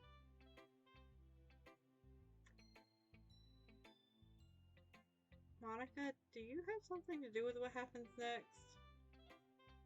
Sayori's been acting much happier ever since you joined the club. What could have happened all of a sudden? Well, never mind. This really isn't the time to be talking about this. Anyway, I'll share my poem with you now, alright? Alright. The Lady Who Knows Everything. An old tale tells of a lady who wanders earth. The lady who knows everything. A beautiful lady who has found every answer, all meaning, all purpose, and all that was ever sought. And here I am, a feather, lost adrift the sky, victim of the currents of the wind. Day after day I search with little hope, knowing legends don't exist. But when all else has failed me, when all others have turned away, the legend is all that remains, the last dim star glimmering in the twilight sky, until one day the wind ceases to blow. I fall, and I fall and fall and fall even more, gentle as a feather, a dry quill, expressionless. But a hand catches me between the thumb and forefinger, the hand of a beautiful lady. I look at her eyes and find no end to her gaze. The lady who knows everything knows what I am thinking. Before I can speak, she responds in a hollow voice. I have found every answer, all of which amount to nothing. There is no meaning, there is no purpose, and we seek only the impossible. I am not your legend.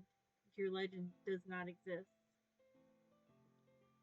And with a breath, she blows me back afloat, and I pick up a gust of wind. You know, I feel like learning and looking for answers are the sorts of things to give life meaning. Not to get too philosophical or anything, but it was kind of on my mind, so that's what I wrote about. I see. I never really put much thought into it. In a way, it's almost paradoxical. Because if we had all the answers, wouldn't the world start to lose its meaning? You know, there's one thing I noticed. It seems like everyone in the club prefers writing about things that are more sad than happy. Are you surprised? I mean, if everything was okay, we wouldn't really have anything to write about, would we? Humans aren't two-dimensional creatures.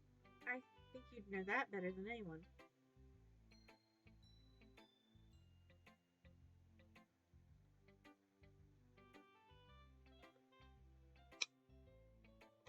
What a break.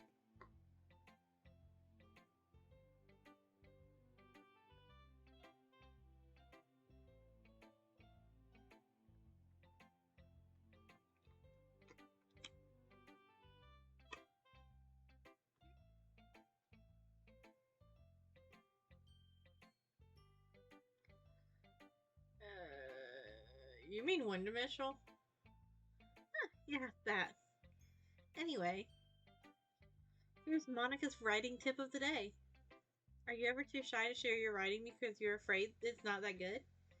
It can be really disheartening to get a lukewarm response to something you put so much into.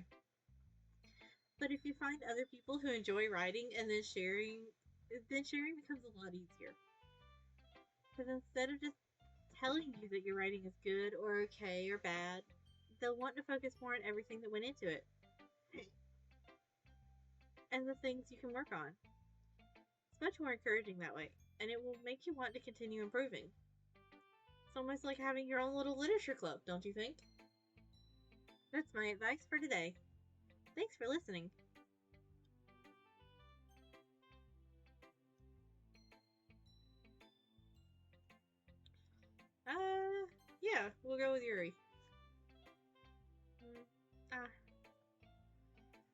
decided to try something different today?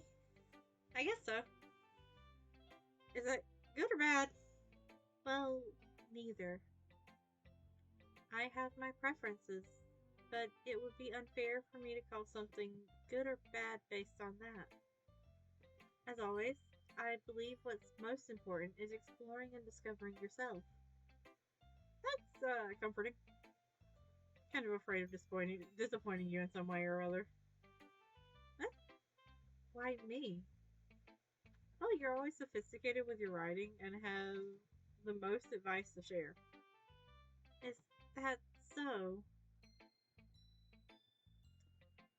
Yuri thinks for a good minute. That must be terrible. Huh? For me to become someone whose opinion is fearsome? How unlikable of me.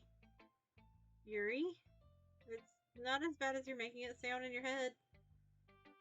I just meant that I respect your opinion.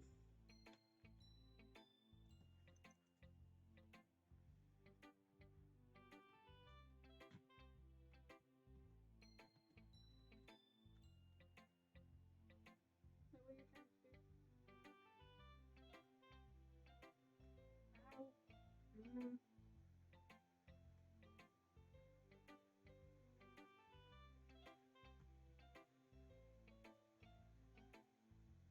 That was what you were trying to do. You just didn't want to help.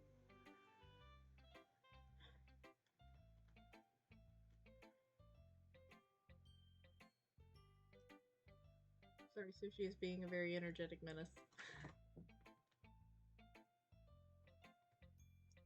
I just mean that I respect your opinion. I see.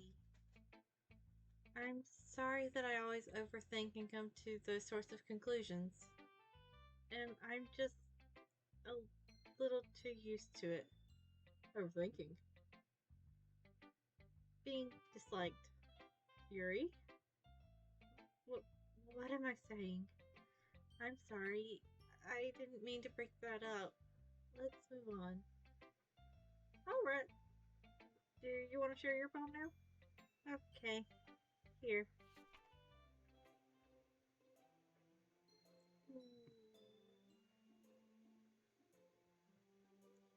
I'm sorry I have to keep getting up, but I will be back again.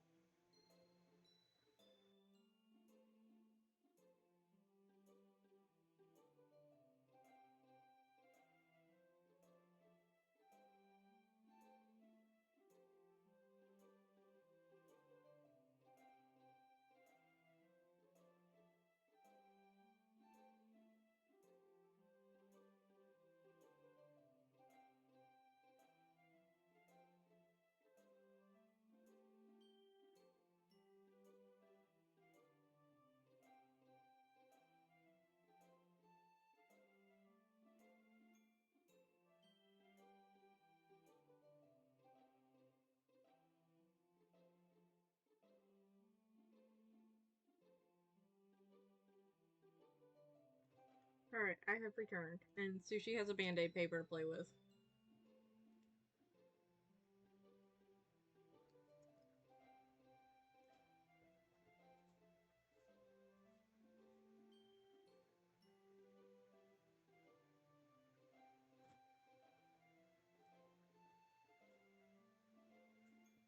Flipping your phone is the first thing on my to-do list tomorrow.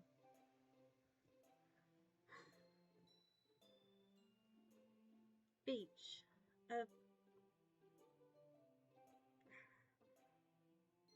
This script is like very hard for me to read today. I'm surprised I made it through the other ones as smoothly as I did. A marvel millions of years in the making. Where the womb of Earth chaotically meets the surface, under a clear blue sky, an expanse of bliss, but beneath gray rolling clouds, an endless enigma. The easiest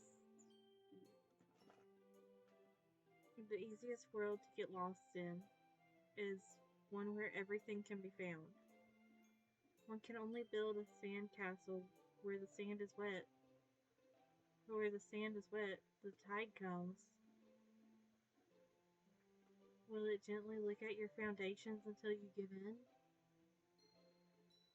Or will a sudden wave send you crashing down in the blink of an eye? Either way, the outcome is the same. Yet we still build sandcastles.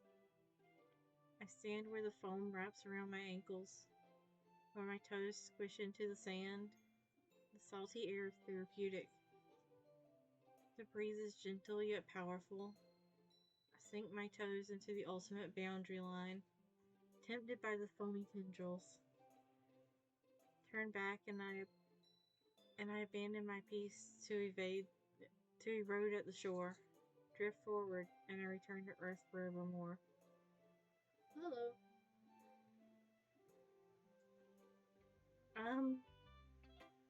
I'm aware that speech is kind of an inane thing to write about, but I did my best to take a metaphorical approach to it. You say that like you didn't even want to write about it. Oh, you haven't heard?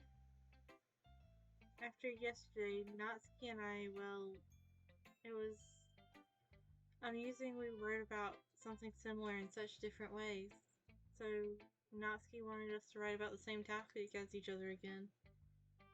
So I suppose to better compare the differences in our writing styles or thought processes. Anyway, it was her idea. Knowing her, it's no surprise that she'd want to do something like that. She probably just wants to show off. It's not like I have a particular interest in her writing style. I just went with her request. Aww. But, well, I suppose it's not so bad to write about something simple on occasion. It can be refreshing, you know? It's good for me to calm my thoughts once in a while. Yeah, I think I agree. I think is this day 3 or day 4?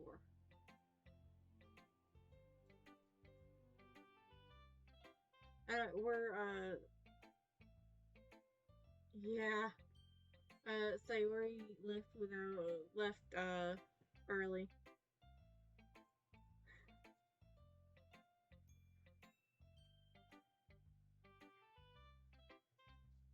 Yeah, I think it's day 4.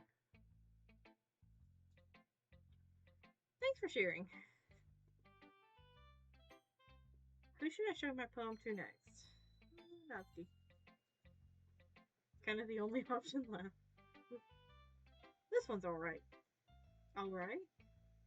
Well, yeah. Not as good as yesterday's anyway. I see what you're going for, but it's just not really my style. I mean, that's fine. I'm mostly just glad that you're trying a little bit. Well, of course I'm at least trying. Oh, thank you for the follow. Why are you so emotionally invested in my poems anyway? Isn't that more of a compliment to me? Eh, no, gross. It's not like I care. Oh, I think I'm starting to lose my voice. It's just that one of us in this club has to make sure you're not slacking off. Really? Well, what if you just ended up scaring me away? That's not like you would actually do that. Yeah, you're right. It's kind of fun to hang out here, even if I have to put up with you. Natsuki's elbow connects with my stomach. Oh? Maybe I won't mind scaring you away after all. I was just joking. Oh, I know. Don't worry, I was too. Hmm? How the hell do you call that a joke? That seriously hurt. Well, maybe it was funny to her. I guess that's kind of the point. I should really just watch my mouth around Natsuki. Anyway, Natsuki holds her poem out to me like nothing even happened.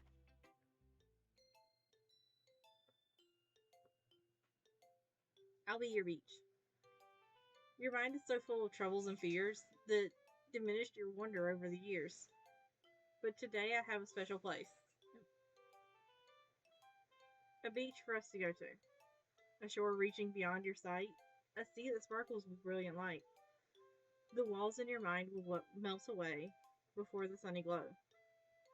I'll be the beach that washes your worries away. I'll be the beach that you daydream about each day.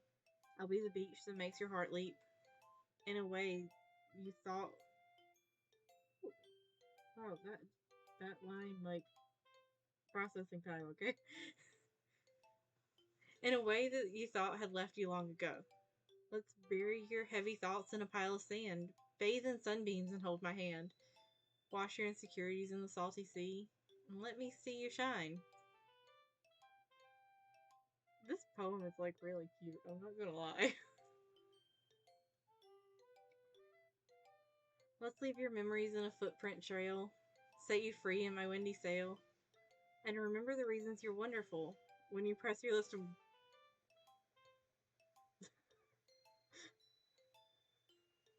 I don't, like, pre-read anything. I read as I'm going, unless, like, I have to stop and process. That caught me a bit off guard. When you press your lips to mine. I'll be the beach that washes your worries away. I'll be the beach that you daydream about each day. I'll be the beach that makes your heart leap in a way you thought had left you long ago. But if you let me by your side, your own beach, your own escape, you'll learn to love yourself again. Yeah, like.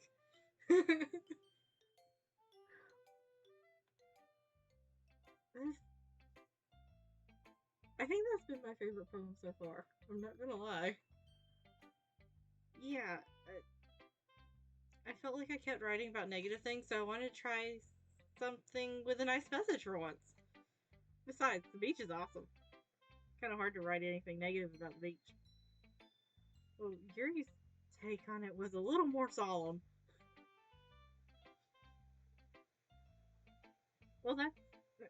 Gee, she better not have said anything bad about mine.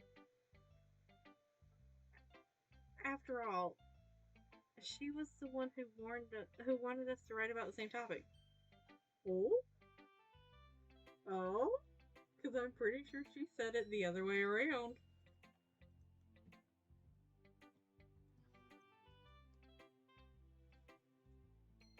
Alright, comfy again. You can really see her doing that too. Making us write about the same topic, then trying to impress me by coming up with something all fancy. Well, it's not like I care. I just did it anyway. I mean, I guess mine ended up being kind of metaphorical too. But there's nothing wrong with doing that once in a while. At the very least, it was good practice. Aww. Okay, you three. We're all done sharing poems, right? Why don't we start figuring out. Hold on a second. Is it just me, or did you say something strange just now? Huh? Something did sound a bit unusual. That's right. You deviated from your usual catchphrase when addressing the club. Catchphrase? I don't have a catchphrase. Jeez. Why is the mood so weird today? Look, even Yuri isn't immune to it. Stagnating air is common foreshadowing that something terrible is about to happen. In your books, maybe? Look, the only thing that's different is that Sayori isn't here. It seems you're right. Sayori always helps lighten the mood a little bit, doesn't she? It's almost like everyone's balance is thrown off a little bit when she's not around. Where the heck did she run off to anyway? I thought she just went to pee. Natsuki, please show some decency. Oh, come on. She actually wasn't feeling too well and went home early. Is that so? I hope she's alright. Seriously? of all the times to not go home with her, you pick the time she's not feeling well. Natsuki has a point of all times. So much for you two being all lovey-dovey. No. First of all, stop misunderstanding my friendship with Sayori. And second, she's kind of been avoiding me today, so I didn't want to force it. Oh? Like, that curious expression coming from Yuri, of all people? Calm down, guys. I talked to her earlier, and everything is fine.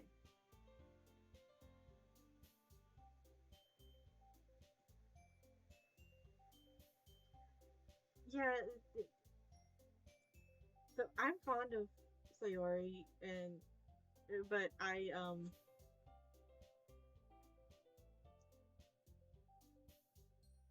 think Monica is also my favorite.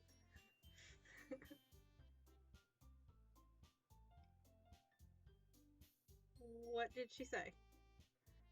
Anyway, we need to figure out the rest of the festival preparations, so let's decide what everyone will be doing this weekend. I already know what I'm doing. That's right. Natsuki will be making cupcakes.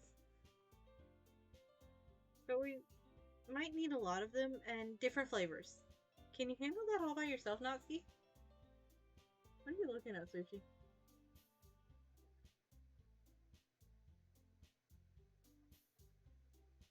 Okay. Challenge accepted. And as for myself, I'm going to be printing and assembling all the poetry pamphlets. Sayori will be helping me design them. And as for Yuri, you can, huh? Guys, can you help me come up with something for Yuri? I'm useless. No, that's not it at all. You're the most talented person here, you know. Now Natsuki's pouting too. Jeez, even I can tell now. I guess I never gave Sayori enough credit, but I can tell things are even harder on you when she's not around. That may be the case. But if I can't also be a leader on my own, then I won't grow as a person. So you have beautiful handwriting, you know? So you should make some banners and decorations to help set the atmosphere. Atmosphere? About that, I love atmosphere. Yuri's expression suddenly changes as she stares at her desk in focus and starts nodding to herself. Your mind is already racing, I see. That's great. You'll be a wonderful help, Yuri. But anyway, that just leaves you, Peach.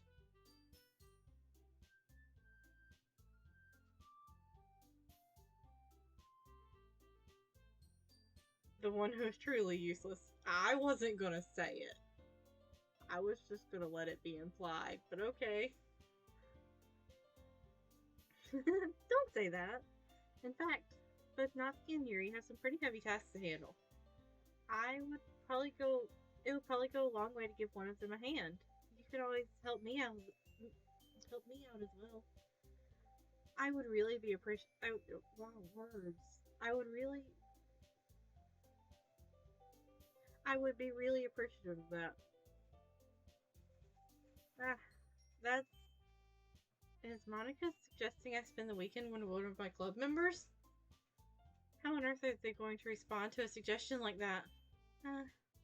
I suppose I wouldn't mind a bit of help. Well, even if you don't know how to bake, there's always some dirty work I could give you. It's not like Monica's going to give me a choice, and you shouldn't be sitting on your butt anyway. Natsuki tries to mumble a bunch of excuses like that. If I recall, Natsuki, you mentioned that you would like to handle the baking on your own. Peach may not like to be around if you only make him out to be a nuisance. So therefore, he may be more suited to assisting with the decorations. Hold on, I never said that. How hard could it be to make a few decorations anyway? Sounds more like you're making excuses for Peach to. What are you saying? It would be extremely meticulous work. And baking isn't? Just what do you think, guys, let's settle down for a moment. In the end, I think it's up to Peach to decide how he'd like to contribute. Besides, he hasn't really gotten the chance to spend any time with me yet, you know?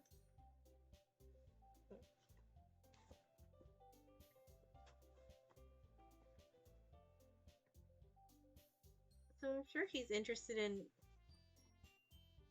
You literally just said I'm surprised as well. Sorry. I was just saying though, geez. Can we just settle this already? Yeah. Peach, you're okay with this, right? In the end, it's up to you. Of course.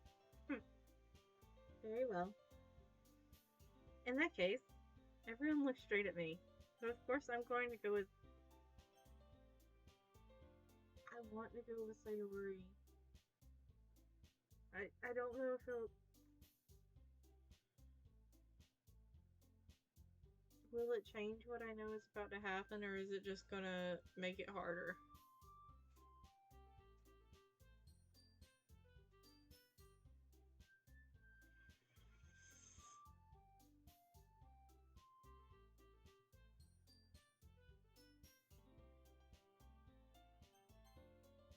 I'm going with Sayori. I mean, if it's gonna be anyone, then I prefer helping Sayori. I mean, we're already neighbors, but Monica said that Sayori was helping her. Jeez, do you really hate us that much? No. Sorry, I didn't mean for this to be difficult. Oh, it's gonna force me to choose Monica, isn't it? Just think of the club, okay?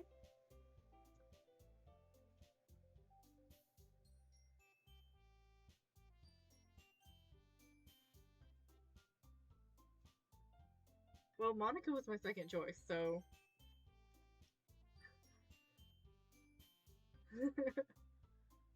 Well, I guess I should probably be helping Monica. Yay, you picked me! Hold on one second. Yeah. Monica, you're the one who needs help the least. Who needs the least help out of all of us. But I agree with Natsuki. Not only is your work already most suitable for one person, but you already have Sayori as well. But Peach was the one who. Ah, that doesn't matter. You were the one who scared him into picking you in the first place. You're the club president, Monica. You're supposed to make responsible decisions for the club. Monica, you shouldn't let any ulterior motives interfere with this decision. Ulterior motives? But what are you saying, Yuri? In fact, it sounds like you guys are the ones with ulterior motives. Excuse me? Otherwise, this wouldn't have been made into such a big deal in the first place. That's completely false, Monica. Yeah. We have a lot of work to do, you know? We won't do as good a job if you make us work alone.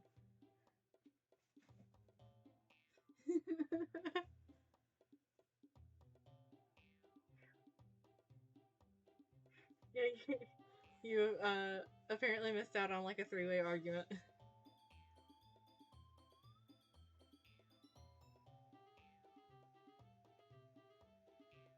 Maybe that's true. Think of the club, Monica. If we want our event to succeed, then we need to appropriately distribute our resources. Um, so you're going to do the right thing, President? Okay. I get it. It's technically most logical for Peach to help one of you two. So I guess that's what we'll do. You have a preference, Peach? I do indeed have a preference.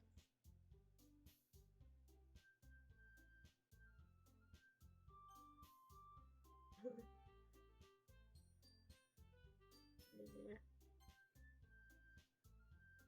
I fully expected it to, like, narrow down and force you to choose Monica. Well, I'll probably be the most useful helping out Yuri. Me? Are you serious? Why would you... Natsuki, I can already tell you're about to say something mean. No, I was just saying. So you'll be helping Yuri then, Peach? Yeah, that's what I'm going to do. I'm glad. I have a bad habit of overthinking these sorts of things. So I think your assistance will be very useful. That's great to hear. Natsuki, will you be able to handle baking yourself? I mean, yeah. I already said I would be fine. Okay. Everyone can tell that Natsuki is feeling a little sour. So, is that everything we need to go over? Yeah, that should be about it. Are you guys excited? Well, excited may not be the right word, but I suppose I'm looking forward to it a little bit. Do you feel the same way, Peach? Me? I guess you could say I'm interested to see how it'll turn out. That's good enough for me. What about you, Natsuki? Natsuki? What? Why is everyone yelling at me? I didn't even do anything. No, that's not what I meant at all. Yuri anxiously glances between everyone in the room. I'm sorry for this. I don't really know why Peach picked me. And also, your cupcakes are the best cupcakes I've ever had. They go really well with my tea, and nothing that I do for the event will compare to that, so... I get it. Kinda surprised, though. Why? Well, I'm the one acting immature. I already know that. But you're trying to cheer me up all of a sudden. I know I'm not very good at it. Yeah, I picked Yuri.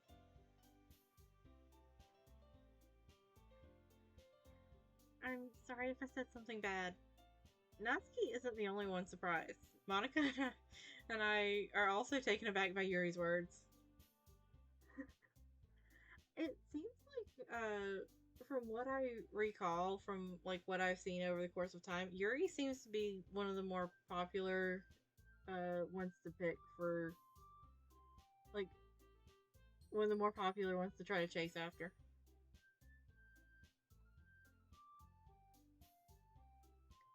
I almost picked Natsuki instead because I think baking with Natsuki would be really cute. When she already has trouble with words, trying to cheer someone up must be far out of her own comfort zone. But I begin to understand. Yuri was trying to sound like Sayori. Even if it didn't work perfectly, I can tell she tried to say something Sayori would say at a time like this.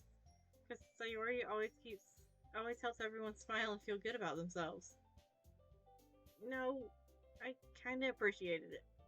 I'm sorry for making a big deal out of nothing. But I'm going to say this. Huh? You better bet that my cupcakes are going to be the best part of the whole event. Ah, I believe you. Yeah, I have to see everyone do their best. But with that, there's nothing more for today. So I guess it's time for us to head out. Alright, let's get out of here then. Everyone packs up their things. Start to follow Monica and Natsuki out of the door as they chat between each other. Eh? I turn around. Sorry. I realized that I don't have any way of contacting you this weekend. Oh, you're right. Can't believe that slipped my mind. Should I give you my phone number?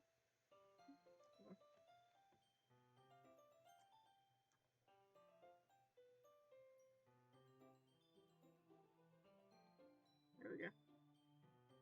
I That would be the best way, yes? Alright then. Yuri and I exchange numbers.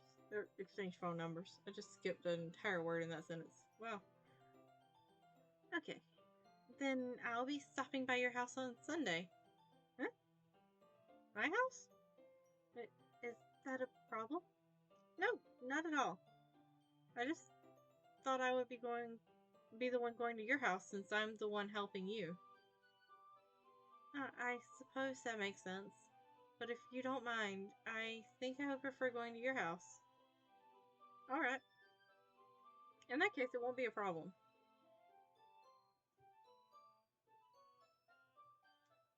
Wait, does she already know where I live? Or am I going, or like, is our lovely, very dense protagonist going to be telling her through text message at some point? I decide not to press Yuri for a reason. It's not like it should matter much either way, so I'll just need to make sure my room is clean. I hope I managed to make myself useful in some way. I'm not nearly as creative as you are. Don't under don't underestimate yourself, Peach. I think that we'll make a very productive team. Even if you only chose me because you felt bad or something. Wait, you don't actually think that, do you? Ah, yeah, this game is so cutesy, and there are, like, the moments where it's just very obvious that it's a horror game, but most of the time it's so cute that I kinda am forgetting. I don't know. Oh, yeah, I know. I am aware of a couple of the things that will come, and I know it's going to remind me, like, fists in the face that it's a horror game. I don't know. It's difficult to come up with any other reason you may have chosen me. You're forgetting the one reason with the most common sense. Just to help you because that's what I want to do. But Yuri thinks to herself with an extremely tense expression. Yuri, you're overthinking this. You wanted me to point out when you're overthinking, right? Huh? I didn't realize. I'm telling you, I want to. That's all there is to it. Do you believe me? Yuri thinks really hard again. She looked straight into my eyes for a long while. I believe you. As if it took her tremendous effort, Yuri finally says that and relaxes her expression. And I'm really looking forward to Sunday. Yeah, I am too. After that exchange, I make my way out the door and Yuri follows.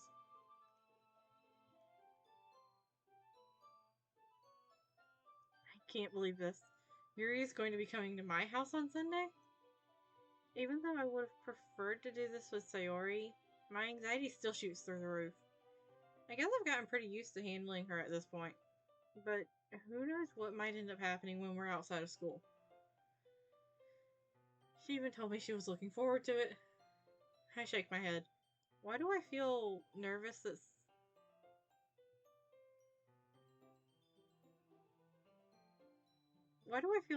Sayori finds out about this? It's not like we feel that way about each other.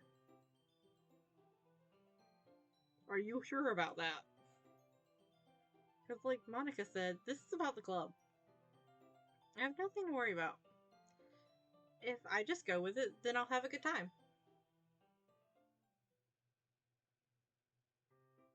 Sorry, Sunday. I've been getting increasingly anxious about Yuri's upcoming visit. I keep telling myself there's no reason to be nervous, but it doesn't help much. Yuri is clearly an introvert and is also an intimate person in general. There's no doubt that she'll open up a little bit when it's just the two of us. Meanwhile, we've been texting occasionally. She was extremely apprehensive at first, but it wasn't long before I was already learning more about her. But putting Yuri aside, I haven't heard a thing from Sayori since she left club early the other day. What's her problem? It's not like we text each other all the time or anything, but I've been worried about her in the back of my mind. Between what Sayori said and what Monica said, it is it really okay for me to put Sayori's feelings aside when she might need me?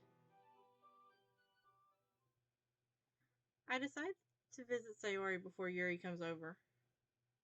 Rather than asking, I simply tell her I'm coming over, much like we've done in the past. Once I reach Sayori's house, I knock on the door before entering it myself. Again, we used to play so often that we've made it a habit made it a habit of simply entering each other's houses like we were family. The house is quiet. Sayori isn't anywhere on the first floor, so I assume she's up in her room. Oh, it's already strange of her not to run down and greet me. I head up to her bedroom where I finally find her. Sayori? Oh, okay. Good. Okay.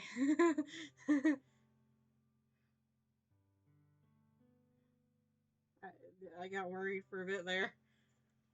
Hi, Pete. I sit down in her room. Sayori forces a smile, but it's easy to tell that she's different. That is the cutest fucking outfit, by the way.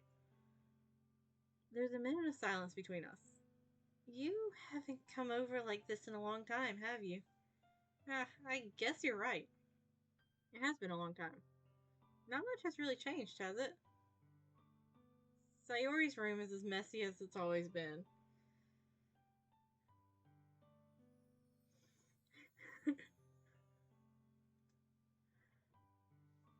I also recognize the same stuffed animals and wall decorations that she's had for years now. If you came over more often, it wouldn't be such a mess.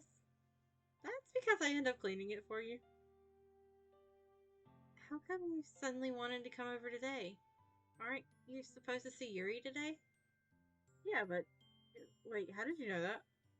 Sayori had already left by the time we decided that last meeting. Monica told me. It's only natural for her to keep me informed about the festival preparations, right? Yeah, that's true. But what about you? Aren't you going to be helping Monica today? Of course. But I'm just helping her online. We didn't plan to meet up or anything.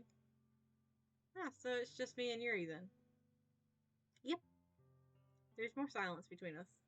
Sayori stares in a random direction.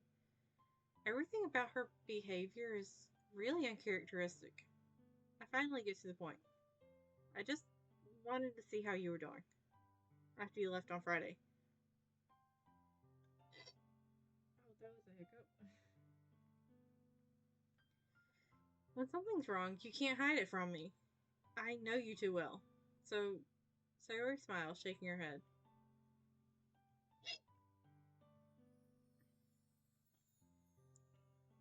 That's no good, Peach. Eh? Why can't it just be like it's always been? This is all my fault. If I didn't get so weak and accidentally express my feelings, if I didn't make that stupid mistake, then you wouldn't have been worried about me at all. You wouldn't have come here. You wouldn't have been thinking about me right now. But this is just my punishment, isn't it? Getting punished for being so selfish? I think that's why the world decided to have you come over today. It just wants to torture me. Sayori. I grab Sayori by the shoulders. What on earth are you saying? Are you listening to yourself right now? Yeah, poor Sayori. I know something happened to you. There's no other explanation for you to be like this. So tell me already. Until I know, I won't be able to stop thinking about it. Sayori gives me an empty smile. You really put me in a trap, Peach. But you're wrong. Nothing happened to me. I've always been like this. You're just seeing it for the first time.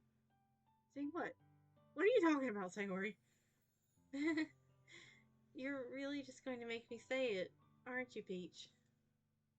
I guess I have no choice this time. Thing is, I've had really bad depression my whole life. Did you know that? Why do you think I'm late to school every day?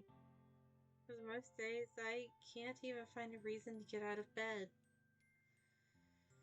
What reason is there to do anything when I fully know how worthless I am? Honey.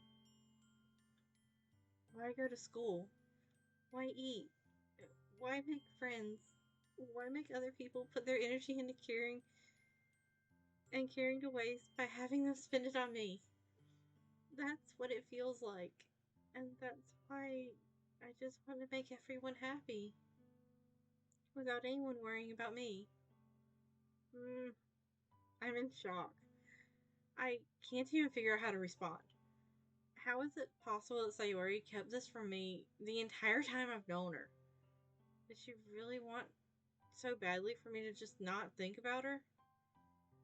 Why, Sayori? Huh? Why is it that you've never told me about this?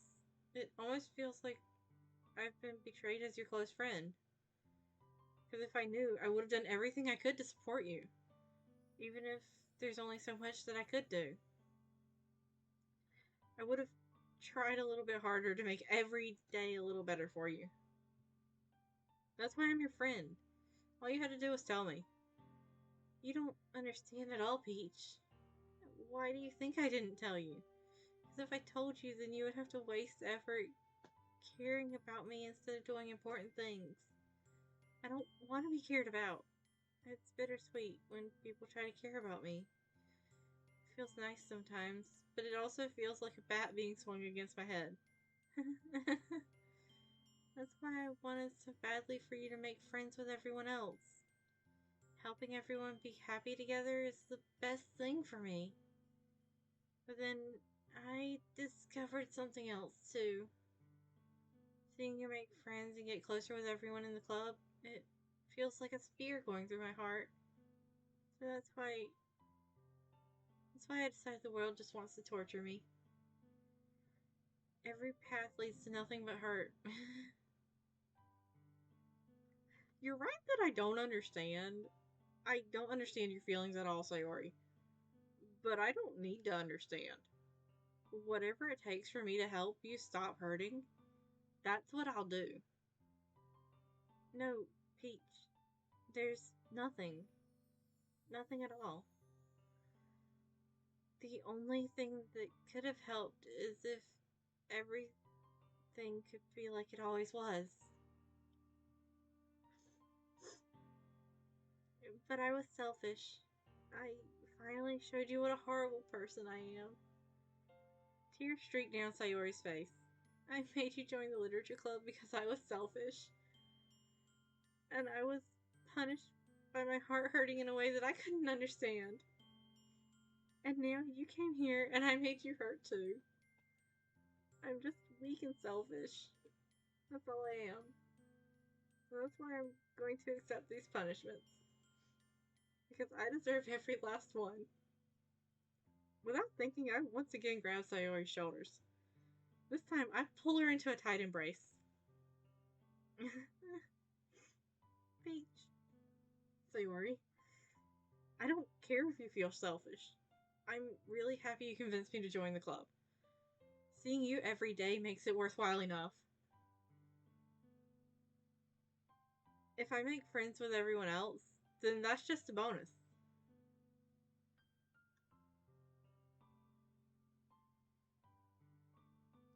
This is so sad. Hold on.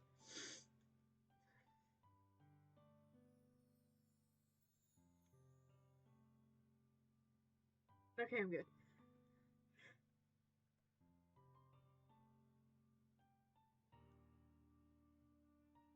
Wait, did I read that line? If I make friends with everyone else, then that's just a bonus. Where did my mouse go? But please never underestimate how much I care about you. I wouldn't have it any other way. Peach. Sayori isn't hugging me back. Despite my arms being wrapped around her, Sayori's arms remain at her sides.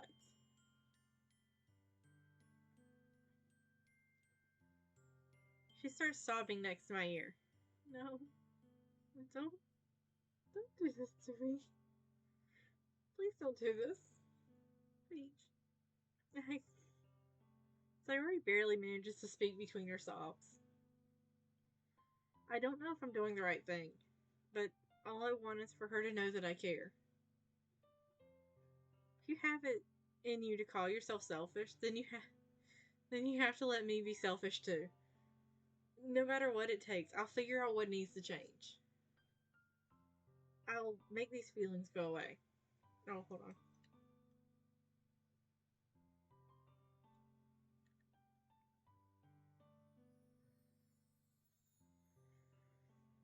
And if there's anything else that you need me to do, then you'd better tell me.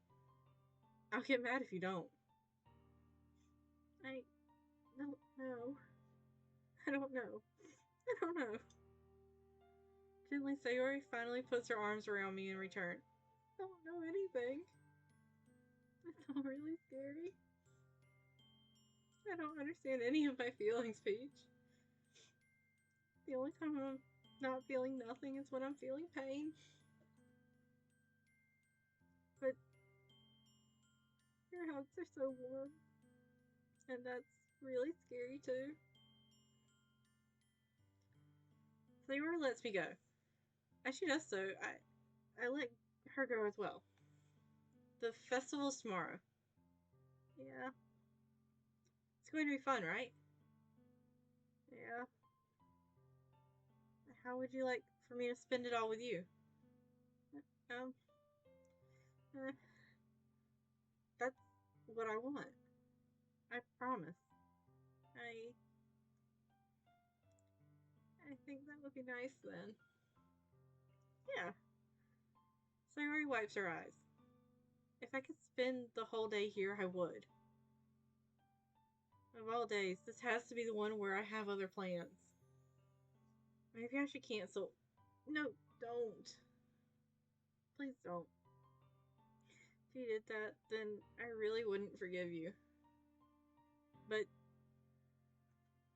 it's almost time for Yuri to meet me at my house. At the very least, do you want to come along and help out? It would be fun. To my surprise, Sayori shakes her head. I'm sorry. I don't know if that would be very good for me today. You understand, right? It's kind of hard for me to fully understand. But I'm trying my hardest. It's okay. Don't worry too much about it. I'll see you tomorrow, okay? Alright. I look forward to it.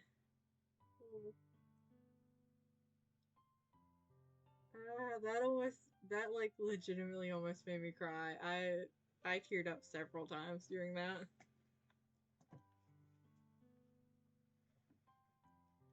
I say goodbye to Sayori and exit her house. On the way home, I find myself feeling uneasy. But it's hard for me to keep thinking about it when Yuri is about to come over too. I think Sayori is right. I shouldn't be worrying too much, and we're definitely going to have a great time tomorrow. I should just focus on what's ahead of me.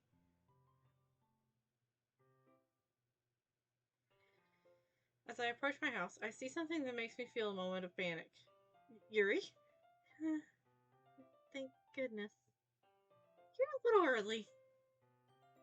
I'm sorry I wasn't home yet. Were you waiting for a long time? No, I just got here. That is a very pretty outfit. Like, it's very, like, sophisticated looking.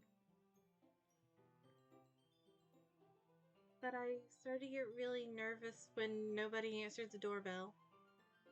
You always could have texted me. If I had known, I would have reassured you and hurried on my words. Hurried more on my way home. I suppose that's true. I didn't think of that for some reason. Yeah. It should be common sense to do that, but I decided to ignore it. Anyway, let's go inside. I see you brought a lot of stuff with you. That's right. And did you manage to find everything I asked you to buy as well? Yeah, pretty much. At least I hope I got everything right. I'm sure it will be fine. I take Yuri to my room. The first thing she does is glance around curiously, which makes me feel anxious. Why does the boy have like such a big bed in his room?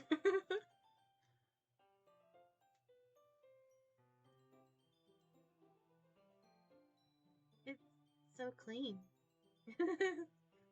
I cleaned it before you came over, so that's very considerate of you to do. No, I would be really embarrassed for our room to be a mess while you were here. Yeah, like huge bed.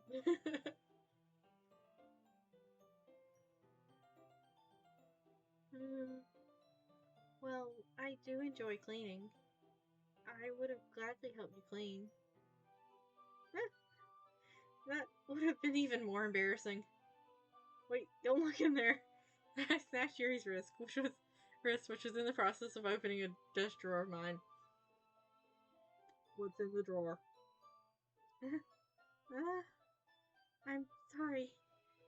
I wasn't thinking for some reason. I was just spacing out. It's fine, it's fine. I let go of Yuri's wrist. She puts both her hands firmly in her lap, as if making sure she's keeping track of them all. So, should we get started? Uh, yes. Um, I have a few things planned that you can help me with. Decorations and other atmospheric enhancements. Atmospheric enhancements? You know, mood lighting, aromatherapy candles. Ma'am, are you trying to set up for part of a school festival or a date? Oh, wow. I didn't know you had planned on taking it that far. Of course. I want to help take our guests to a faraway place. I thought many will stop by just out of curiosity. And for cupcakes, I guess. I'm determined to provide an experience that will leave them wanting more. That's great. It's very easy to forget that you're a pretty intense person. Intense? I guess that's the best way to put it. Is that a bad thing? No, not at all. It's something that I like about you, actually. It, is that so? That makes me feel relieved and kind of happy. Yeah, no need to be so anxious. You can relax a little. Relax. I brought some things for relaxation. I was going to use them during the poetry event. Oh yeah, like what? Let's see. Yuri rummages through her bag. She pulls out a few candles and a wooden cylinder-shaped object. I did some shopping on the way here, so I happen to have these in my bag. I plan to cover the windows with black paper and use candles to light the room. I think that would be amazing, don't you? Yeah, that would be pretty neat. What's that wooden thing, though? Oh, this? It's a diffuser for essential oils. How familiar are you with aromatherapy? Not familiar at all. Ah, is that so? It's one of my favorite contributors to a positive atmosphere. Depending on the oils or herbs you use, you can change the mood of the air itself. You can even feel it permeate through your body. Relaxation, positive energy, romance, reflection. It's almost like magic. Yuri takes the cylinder and pushes a switch on the bottom. In just a moment, a thin ray of vapor begins to spout through a small hole on the top. I think I have a like diffuser somewhere in my room. Just oh, it's up there. I don't use it very often because electronics, and I get very nervous about any kind of moisture.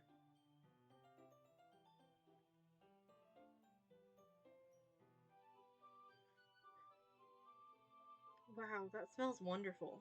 What kind of mood is that one for?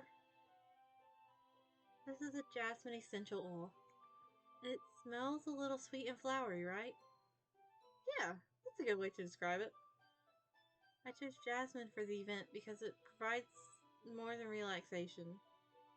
Jasmine enhances your emotions and helps you feel them flow through your body.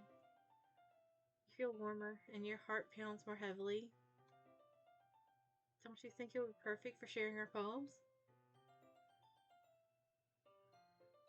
It does sound suitable, but you seem to know a lot about this, so I'll trust your opinion on anything.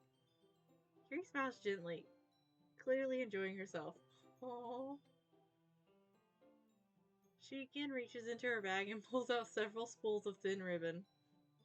What are those for? Well, did you purchase the origami paper I asked you to get? Yeah, have it over here. We won't be using the paper for folding origami. What I'd like to do is write a different word on each paper. We'll need about 100 of them. 100? Oh, yeah? What will those be used for? Well, I'm going to cut the pieces of ribbon to hang from the doorway of the classroom. Then we can fasten the paper onto the ribbons to create a doorway curtain. Wouldn't that be beautiful? Actually, yeah, that sounds pretty awesome. It would also catch the eye of those passing by the room. It may attract some to peek inside. That's really creative. I had no idea you'd be so good at this, Yuri. Is that so? Well, I suppose I do get a little intense, as you'd put it. Yuri giggles with red cheeks. Is it just me, or is she more relaxed when it's just the two of us? If I had to write 100 words on separate pieces of paper, I would just give up. Yeah. Yeah, I'm not gonna lie. It sounds like a really cool idea, but I would not. I'd have to, like, outsource that to somebody who, like, has the energy to do that. Or maybe it's the excitement she feels from sharing something that she enjoys.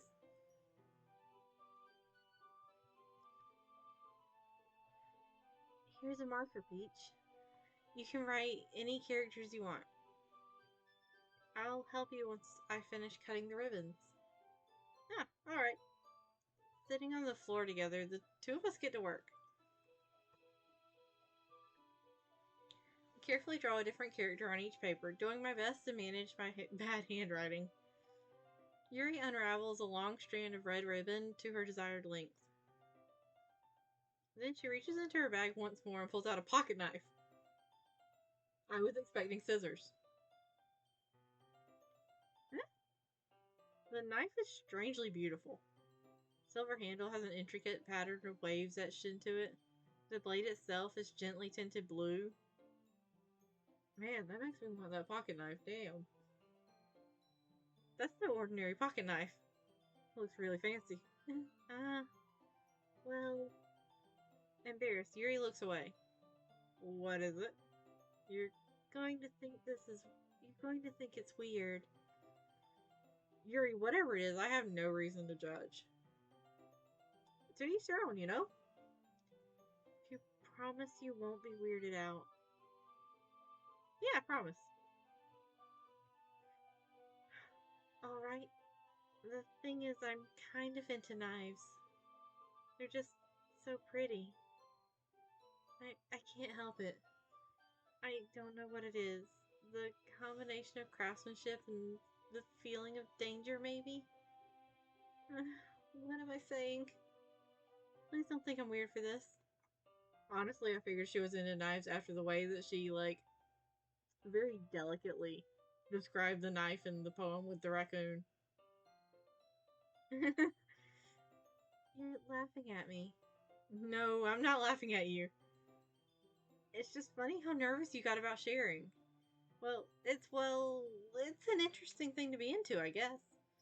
But I think it kind of suits you. Suits me? Yeah, it's kind of intense. Besides, it's a really cool looking knife. I can't deny that. Yeah, it's it's not a secret to anyone who's read her poems. It is, isn't it? Yuri relaxes her expression once again. Would you like to hold it? Sure, I'll check it out. Yuri carefully hands me the knife, with the handle facing me. I take it and turn it around in my hands. It feels heavy and extremely solid. Where do you even get a knife like this? Curious of its sharpness, I feel the point of the knife with my index finger. Ow! Peach! Why did you do that? I didn't expect it to be that sharp.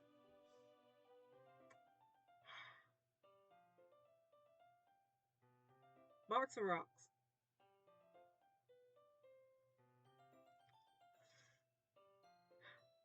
I'm going to stop making fun of the fact that our lovely protagonist is extremely dense, and for some reason would think that the the knife lady's knife would not be sharp. I'm going to try to behave for the rest of this. I barely touched it at all. It's my fault. I should have warned you. You shouldn't have to warn him.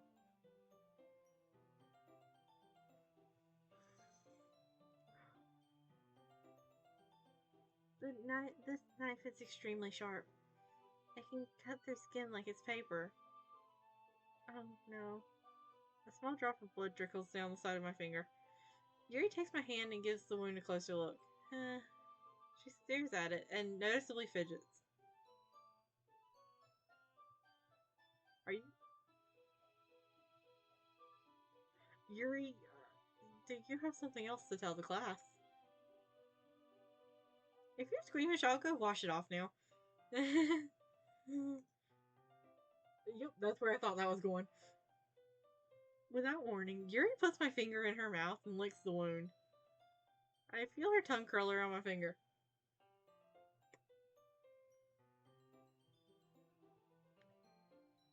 Startled, I instinctively pull back my hand. Yeah, that's a little bit suspicious there. Oh, but please forgive me. I wasn't thinking. Yuri lowers her head, her face burning up. Yuri? That's the most embarrassing thing I've ever done. How could I do something like that? I'm sorry. I'm sorry. Sure, it was a little weird and it took me by surprise. But I guess she was just trying to help, right? Whatever you want to think, buddy. Yuri, I think you're overreacting a little.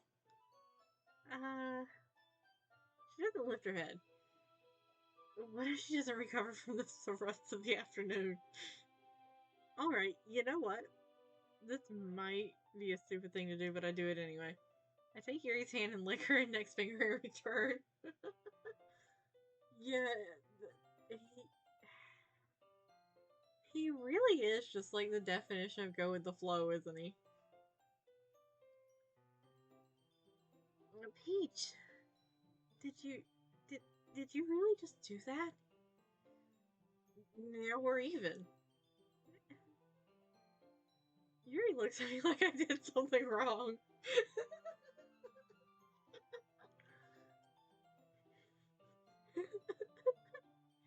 Yeah, I feel like we skipped a few bases here. I knew that would be a bad idea.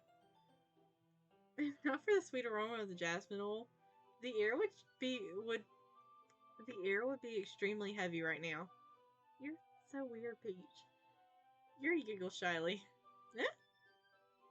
Yuri? Calling me weird? I have no response to that. Where do you keep your bandages? I don't think I need one, actually. It was a tiny cut. Look, it already stopped bleeding. I see. That's relieving. The tension is quickly lifted. We each resume our respective activities. Oh, so they have that moment and then they just like continue along like it never happened. I watch Yuri's knife cut through the ribbon like it's nothing but air. Meanwhile, I continue to make progress on the paper. After we finish attaching the paper to the ribbons, we lay them all out side by side. It looks better than I expected and will be very effective as a door curtain. It looks great. Good thinking coming up with this, Yuri. Thanks.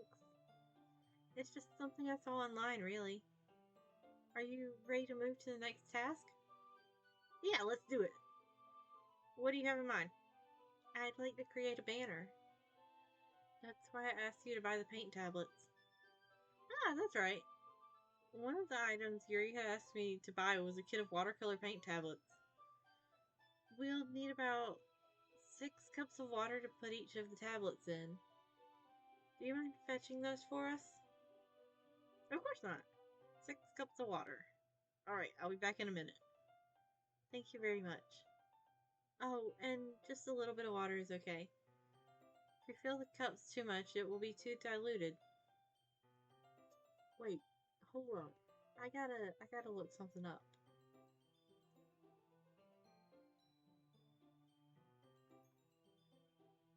I'm looking up watercolor tablets because, like,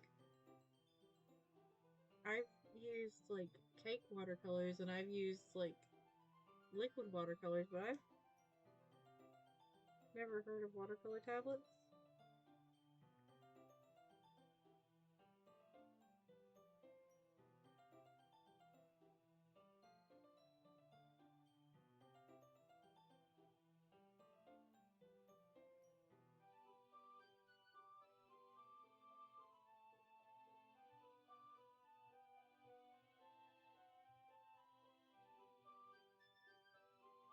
When I look it up, it just looks like every other, like, cake watercolor I've ever seen, but, like, with the way she's talking about it, it does not sound like it is these things.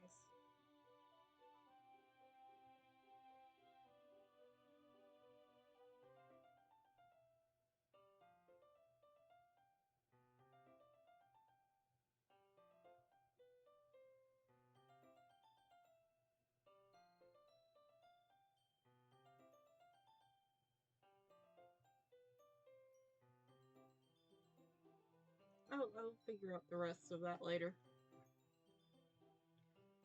Taking Yuri's advice, decide to use I decide to use small plastic bathroom cups rather than full-size glasses. I put them on a plate to catch any paint that drips, then bring it back to my room. Yuri? Yes? I come in to see Yuri very quickly unrolling her sleeve, putting it back over her oh no. Putting it back over her arm. Oh no. Nothing. Your face is a little red. Is it too hot in here or anything? No, not at all. There's nothing wrong, so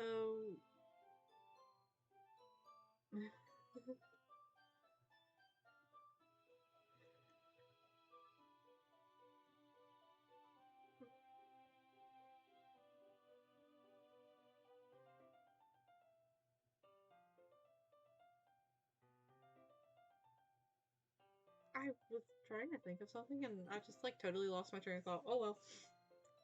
Let's mix the paint. Let's mix the paint. Yuri hurriedly dismisses me and takes it upon herself to unwrap the tablets, dropping them into the cups. So, I thought we would do something simple that would look very nice. I'd like to paint a gradient across the banner, starting with the colors for sunrise, then daytime, then sunset and nighttime. Once it dries, I'll write an inspirational quote across the banner. We can hang it on the wall behind the podium at the front of the classroom. Ah, neat. I like that that's the best response that he could come up with. What are you gonna write? Well, it will be more fun to surprise you. Yuri smiles at me. If you say so. After rolling out the banner, Yuri and I kneel on opposite sides so we don't get in the way of each other. Yuri uses a brush and adds a few dots of different colors across the banner to serve as a color guide when we paint. This kind of reminds me of elementary school. Painting on a banner with watercolors feels a lot like the art class projects we had back then. It's relaxing. Uh, Sorry if this feels too childish. No, I didn't mean that at all. It's kind of fun, you know? Yeah, it is fun. I'm glad you feel that way too. Yuri stops painting for a moment, thinking to herself.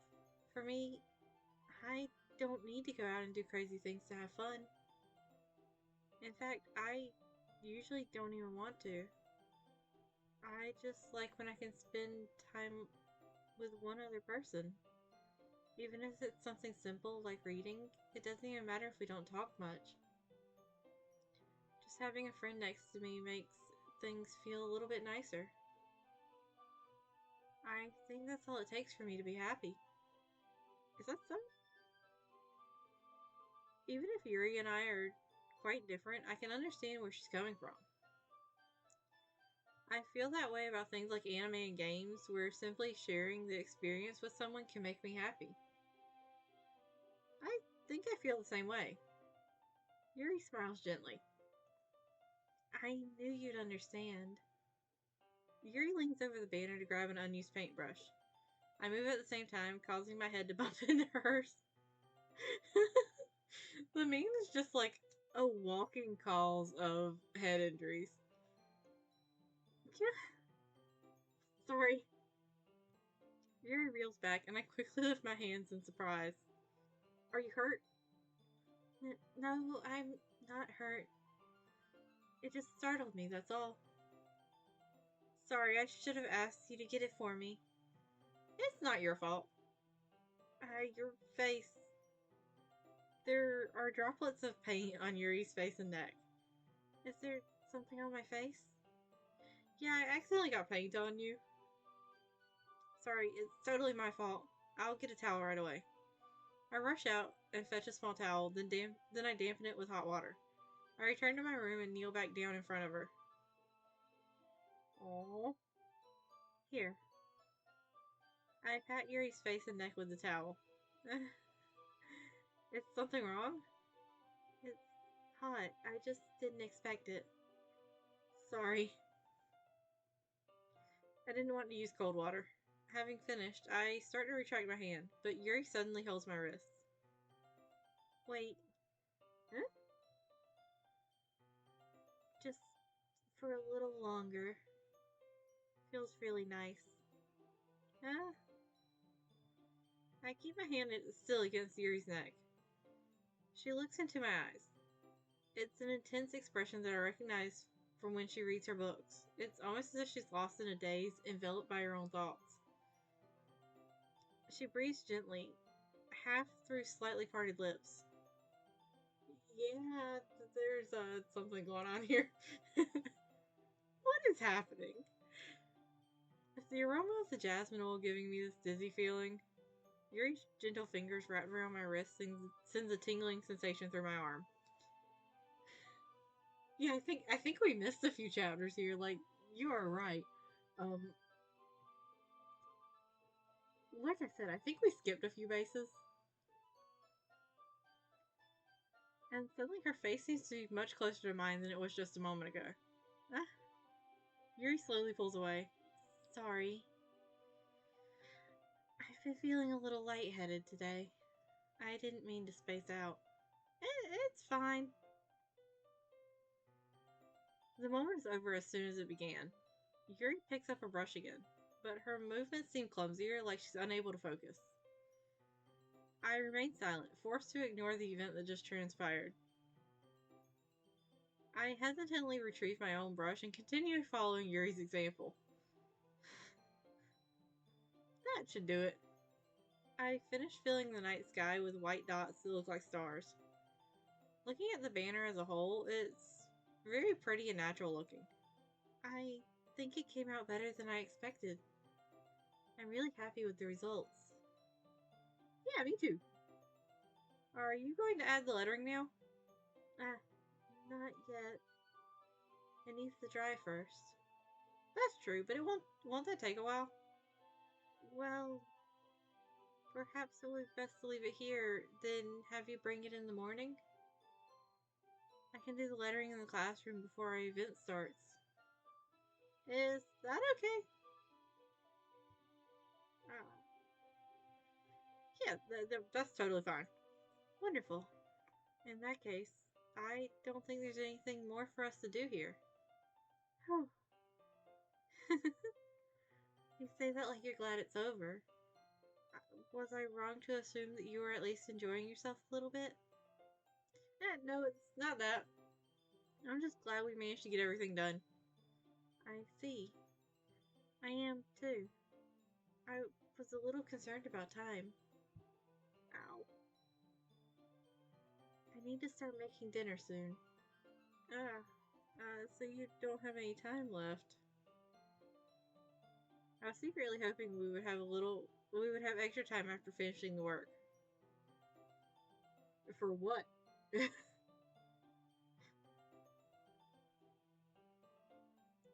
Well, Yuri thinks to herself. I think it would be too irresponsible for me to wait much longer. I'm sorry. I was hoping there would be more time as well. This outfit does look really good on Yuri. You were right. It's probably my fault. Sorry for being such a slow worker. No, it's not your fault at all. And the important thing is that we got everything done, right? Oh, thank you. I'm glad you're enjoying it. Yeah. So, I shouldn't be disappointed or anything. Gathering all her things, Yuri seems to look a little downcast. I understand why. It sounds like she rarely gets the opportunity to spend time with friends in a relaxed environment. Something tells me she is not disappointed by that. But that doesn't mean this is the last time it can happen. Once Yuri packs up, I walk her out the front door. Thank you very much for having me today. No problem. I'm glad I was able to help. Sorry, the southern accent came out with that one. Just let me know if there's anything else you need me to bring tomorrow. I will. Well then. Yuri fidgets. I guess I'll see you tomorrow? Wait. You, I kind of say that without thinking. About today. It's fine we didn't have as much time as we wanted.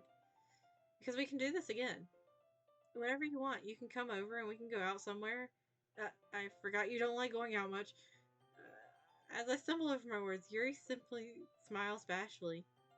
Anyway, you know what I'm trying to say, so you're very thoughtful, Peach.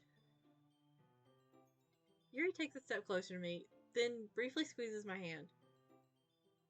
I kind of like that about you. Well, how am I supposed to respond to that? But I don't even get a chance to, as Yuri suddenly pulls back.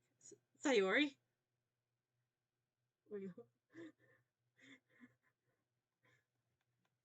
Okay then. So, I see we're about to have a lovely little misunderstanding. Yeah? Hi, Peach. Sayori. Just now we weren't. It's okay, Peach. I just stopped by to say hi. Well, it's nice to see you. I'm sorry, but I'm already on my way to leave.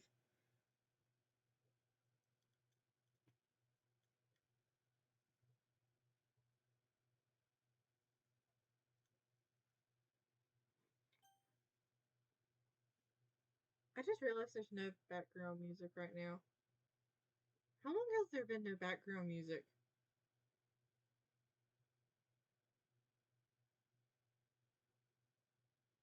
It was just like from the moment that she noticed Sayori, right?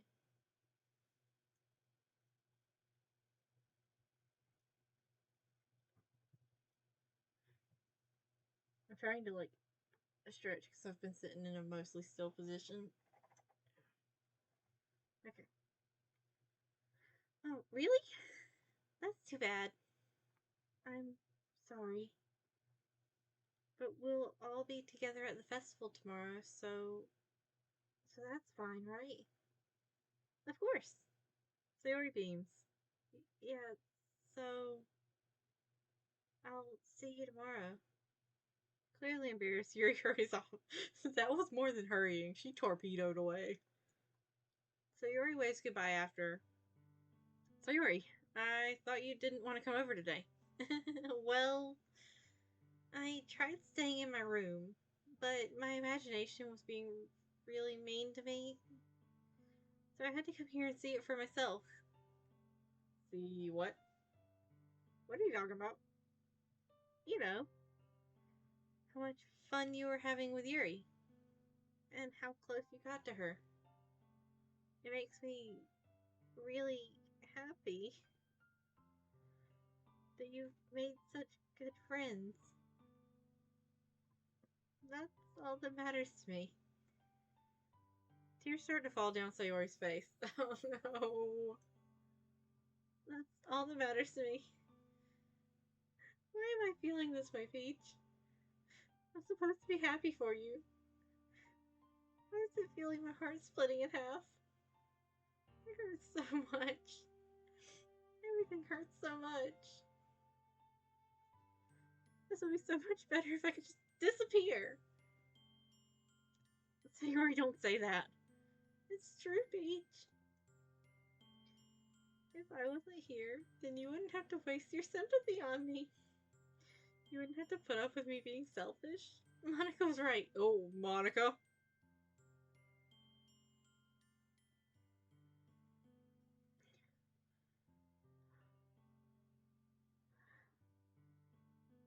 I should just. Monica? Monica was right about what? Sayori, what I said before is true. I'm not going to let this continue. Caring about you like this isn't the burden your mind is making it out to be. It's something that makes me happy. It's something that I wouldn't trade for anything else. So even if it takes an entire lifetime, I'm going to be by your side until you don't feel any more pain. But Sayori looks away. I put a hand on her shoulder to reassure her. I'm scared, Peach. I'm really scared. What are you scared of, Sayori? I'm scared that I might like you more than you like me. Sayori? It's true, isn't it? I was weak and started to like you too much. I did this to myself. Peach, I like you so much that I want to die. That's how I feel. And that's enough, Sayori. I don't want you to hurt anymore. I slap my hand down Sayori's arm and squeeze her hand in my own. You remember how I said I always know what's best for you? Do you still believe me? Wordlessly, Sayori nods. Even if you don't understand all of your own feelings, I know what you need the most right now. And that's what I'm going to give you. I can tell her I love her? Is this game going to torment me by giving me the illusion of choice and then ripping it away from me? I cannot friend zone this girl. Oh, I gotta plug in the laptop.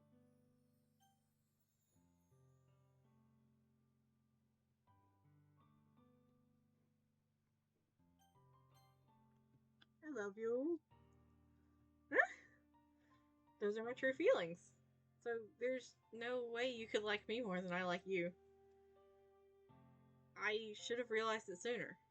But spending time with everyone at the club, making new friends, having fun with you every day, helped me realize that you are truly the most important person to me.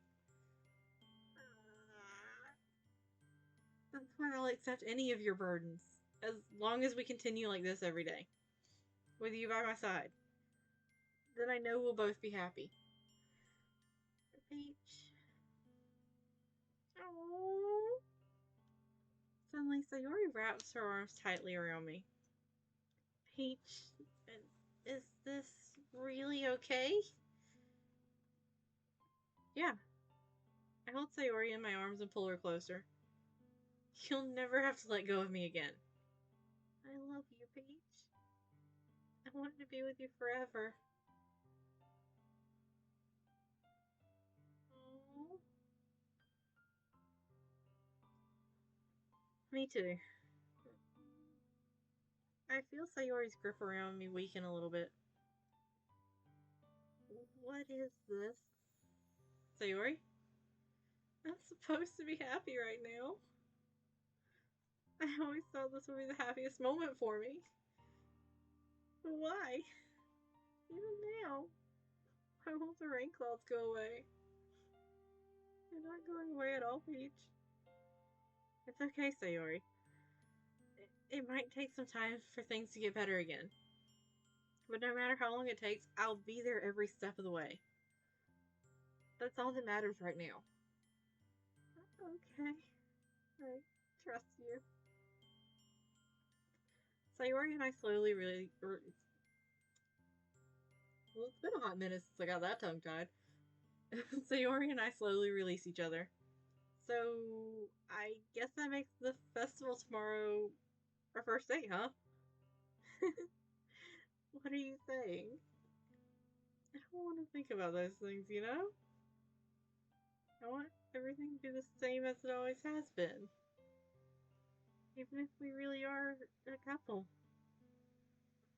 I don't know if I could handle anything more right now. It's really new and scary to me. I understand. Look out whatever face suits you best. I am so glad that this moment is like the one time our MC decides not to be super dense.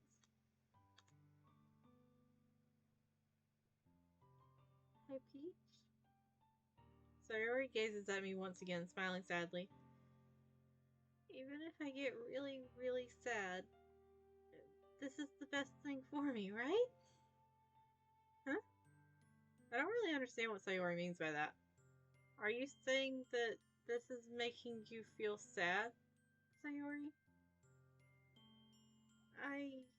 I don't know. I don't understand what I'm feeling. Felt like a bunch of thorns when you told me you loved me. But that's why I want to trust you. You know what's best for me. Yeah, I do. That's my promise. I say that, but in reality, I've never met words. Let's try this again. I say that, but in reality, I've never felt more uncertain when it comes to Sayori. I know that I love her and she loves me, but I'm having as much trouble understanding Sayori's feelings as she is. Even though I can comfort her, I keep wondering if I should be doing something more. Something different. I know these thoughts will continue to plague me until things are back to the way they were. Is that what Sayori meant by not wanting anything to change? I don't know. But I know I'll give it everything I've got. Sayori is the most important person to me. And I'll do whatever it takes to have a happy future with her.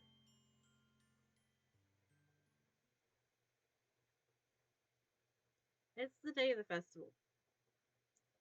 Of all days, I expected this to be the one where I'd be walking to school with Sayori. But Sayori isn't answering her phone.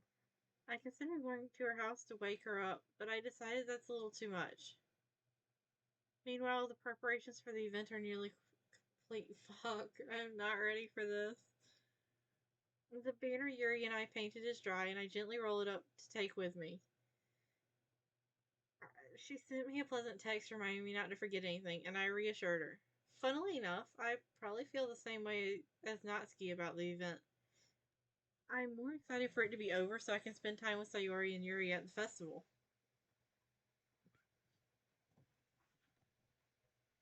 Hold on, I'm getting comfy.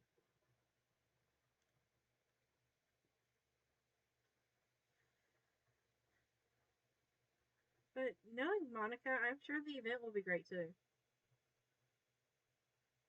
Peach, you're the first one here. Thanks for being early.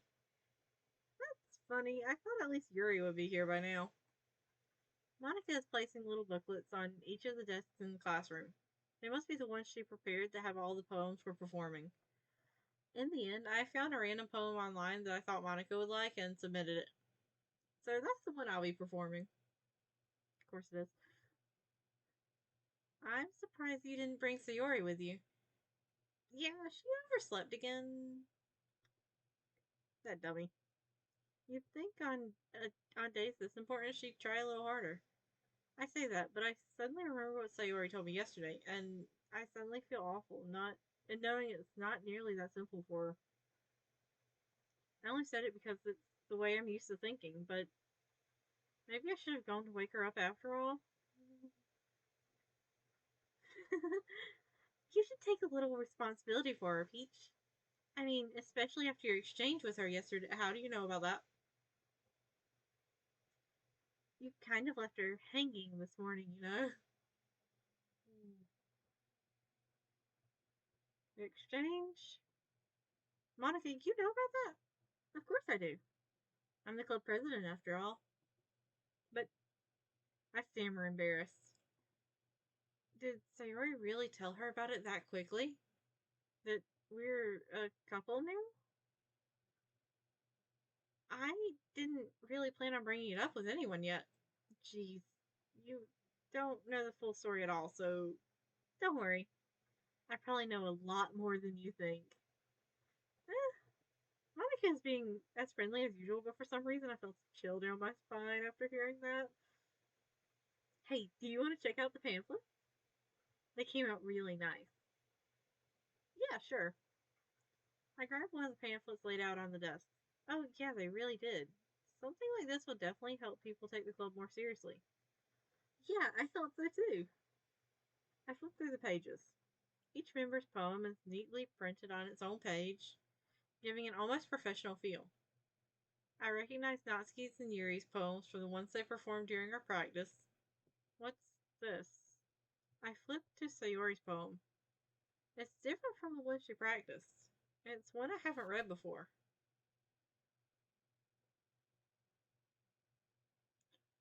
Well, okay. Um, being perfectly honest, I'm not going to read this one out because like things repeated like that over and over. Yeah, I'm not good at reading those.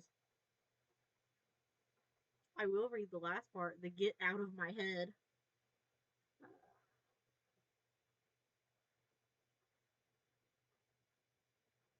Get out of my head before I do what I know is best for you. Get out of my head before I listen to everything she said to me. Get out of my head before I show you how much I love you. Get out of my head before I finish writing this poem. But a poem is never actually finished, it just stops moving. Mm, uh, what is this? Reading the poem, I get a pit in my stomach. Peach? What's wrong? Nothing. This poem feels completely different from anything else Sayori's written. Yeah, but more than that, I changed my mind. I'm going to go get Sayori, so. Uh, well, alright. Try not to take too long, okay? I quickly leave the classroom. But don't strain yourself. Monica calls out after me. I quicken my pace. What was I thinking? I should have tried a little bit harder for Sayori. It's not a big deal to at least wait for her or help her wake up. Even the simple gesture of walking her to school makes her really happy. Besides, I told her yesterday that things will be the same as they always have been. That's all she needs, and that's what I want to give her. I reach Sayori's house and knock on the door. I don't expect not an answer since she's not picking up her phone either. Like yesterday, I open the door and let myself in. Sayori? She really is a heavy sleeper. I swallow. I can't believe I ended up doing this after all. Waking her up in her own house. That really is something that a boyfriend would do, isn't it? In any case, it just feels right. Outside Sayori's room, I knock on her door. Sayori, wake up, dummy. There's no response. I really didn't want to have to enter her room like this. Isn't it kind of a breach of privacy? But she really leaves me no choice. I gently open the door. So you.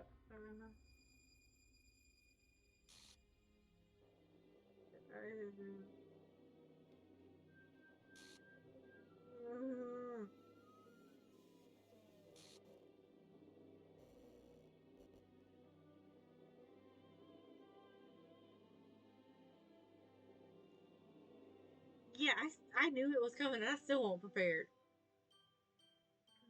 What the hell? What the hell? Is this a nightmare? It has to be. This isn't real. There's no way this can be real. Sayori wouldn't do this. Everything was normal up until a few days ago. I can't believe what my eyes are showing me. I suppressed the urge to vomit. Just yesterday, I told Sayori I would be there for her.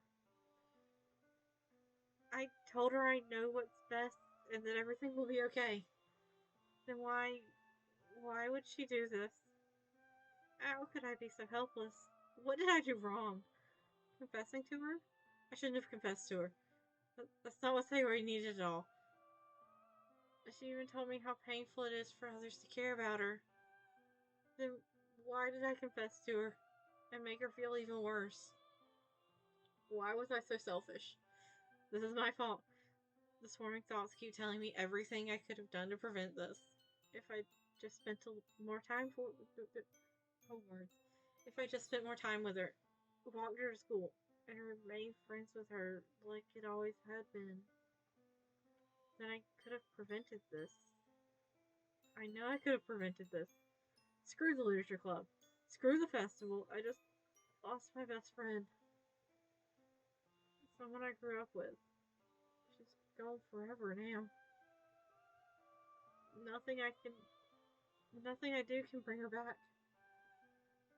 Isn't it some game where I can reset and try something different? I had only one chance and I wasn't careful enough. And now I'll carry this guilt with me until I die. Nothing in my life is worth more than hers. But I couldn't do what she needed from me. And now I can never take it back. Never. Never. Never. Never. Never.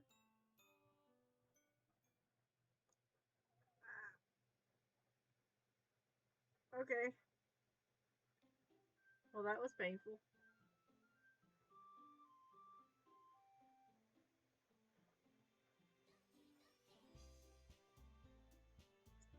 Well then,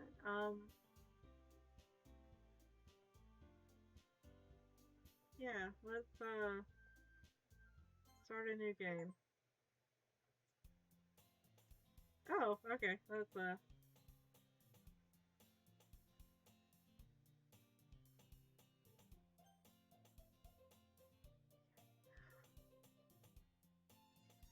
I see an annoying girl running toward me from the distance, waving her arms in the air like she's totally oblivious to any attention she might draw to herself. This girl is I don't know. I don't know how to pronounce that. My neighbor and good friend since we were children. You know, the kind of friend you'd never see yourself making today, but it just kind of works out because you've known each other for so long. We used to walk to school together on days like this, but starting around high school, she would oversleep more and more frequently, and I would get tired of waiting up. No, she's going to chase after me like this. I almost feel better off running away. However, I just sigh and idle in front of the crosswalk and let catch up to me. I'm just going to make a noise whenever her name pops up. I'm being perfect. Well, uh-huh.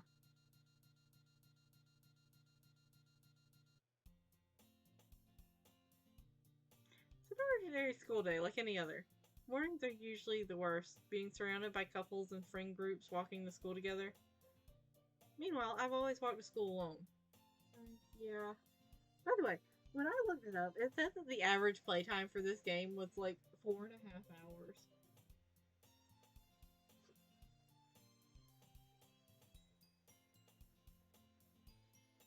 Meanwhile, I've always walked to school alone. I always tell myself it's about time I meet some girls or something like that. But I have no motivation to join any clubs. I'm perfectly content just getting by on the average while spending my free time on games and anime. There's always the anime club, but it's not like there will be any girls in it anyway. Today's school, the school, where are words?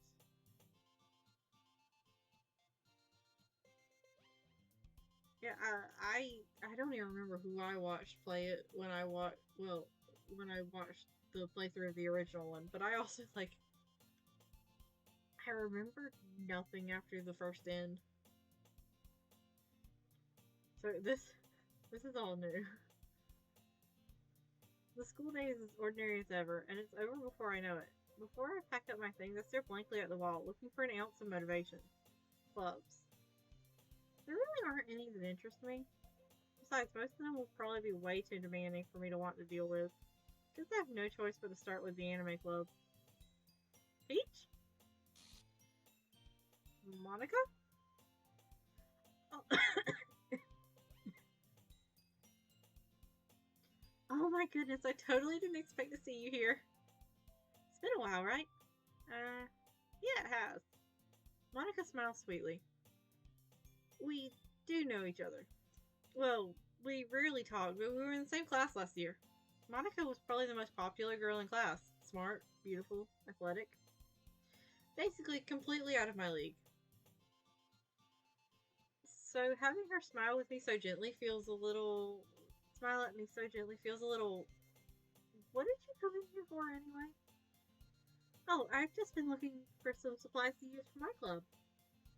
You know if there's any construction paper in here? Or markers? I guess you could check the closet. You're in the debate club, right? About that. I actually quit the debate club. Really? You quit? Yeah. To be honest, I can't stand all the politics around the major clubs. Feels like nothing but arguing about the budget and publicity and how to prepare for events. I'd much rather take something I personally enjoy and make something special out of it. In that case, what club did you decide to join?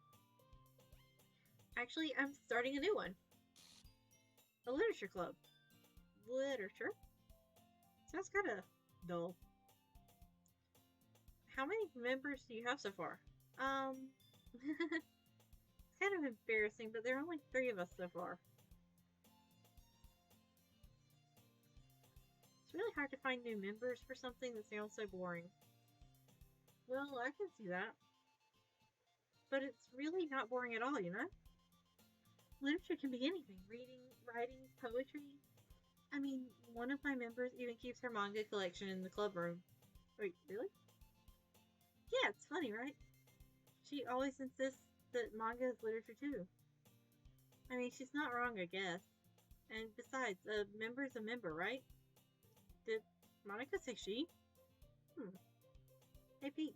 Uh, by any chance, are you still looking for a club to join?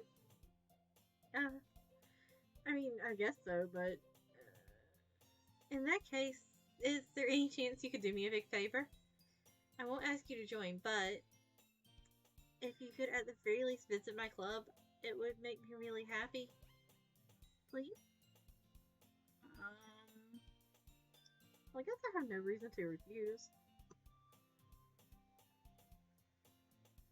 Hold on, lip balm.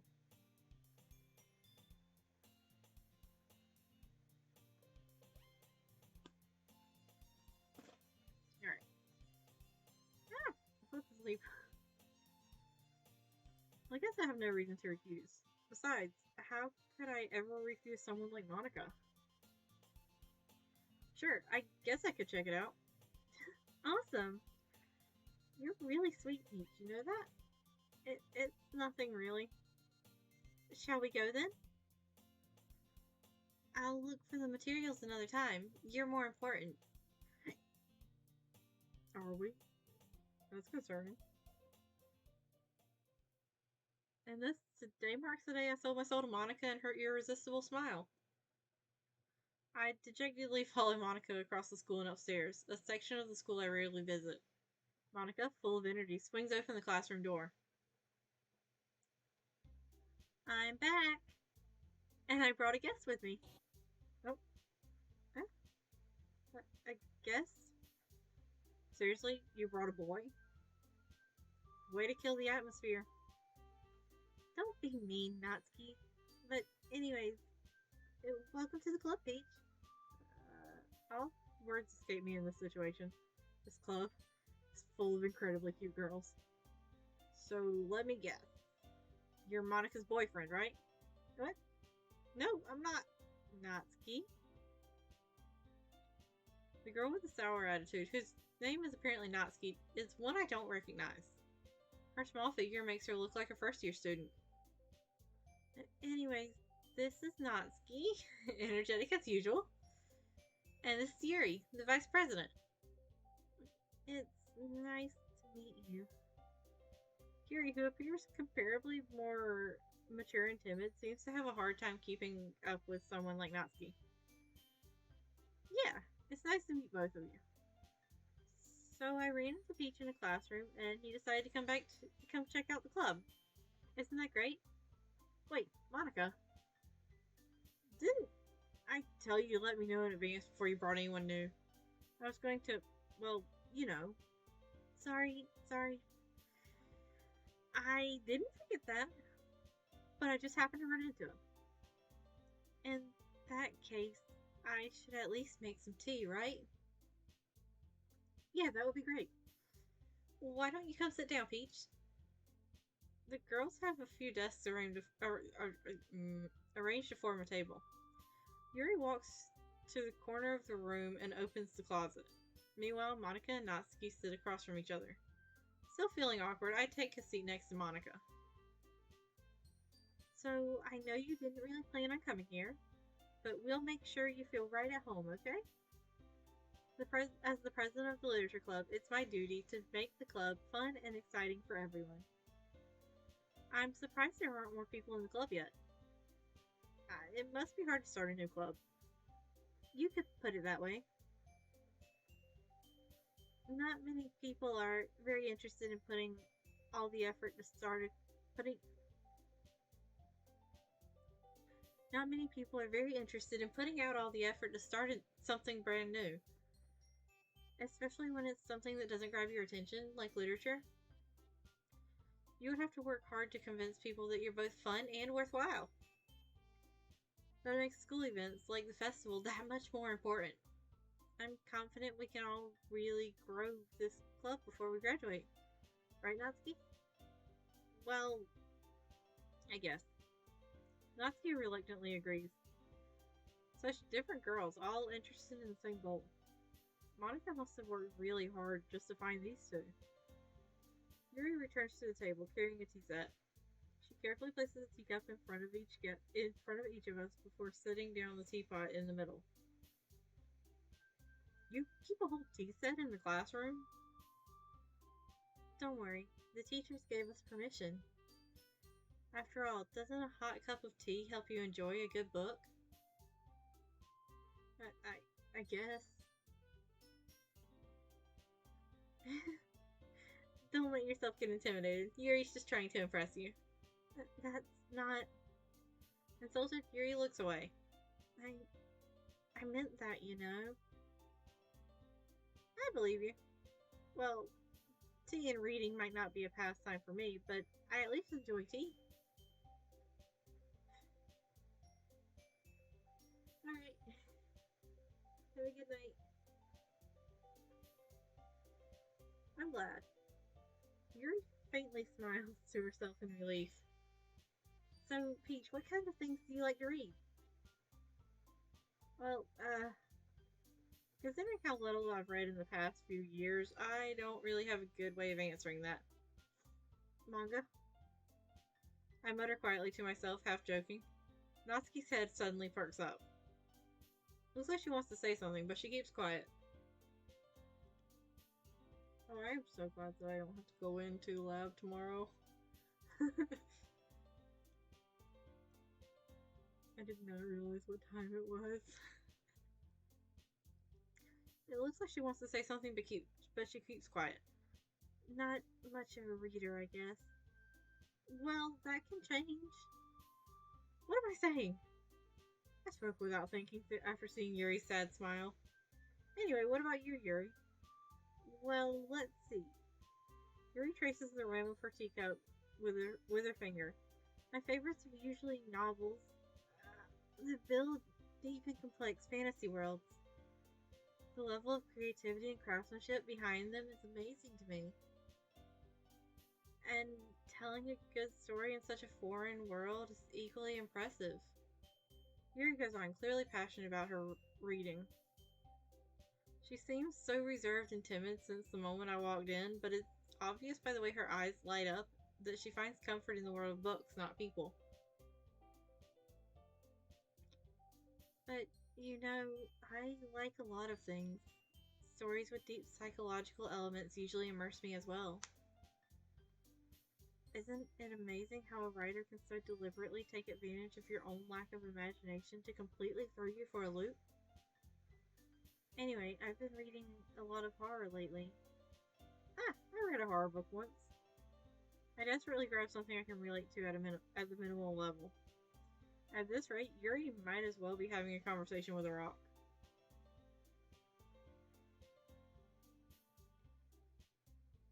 I'm going to take a moment and I will be right back.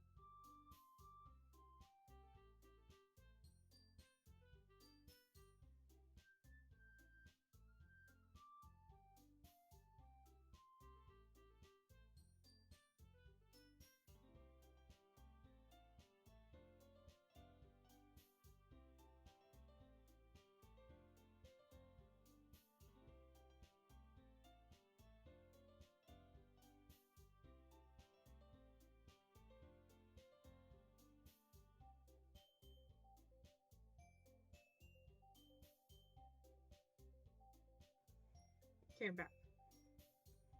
Had to go find something to drink because I ran out of water. And my throat is actually kind of sore from talking this much.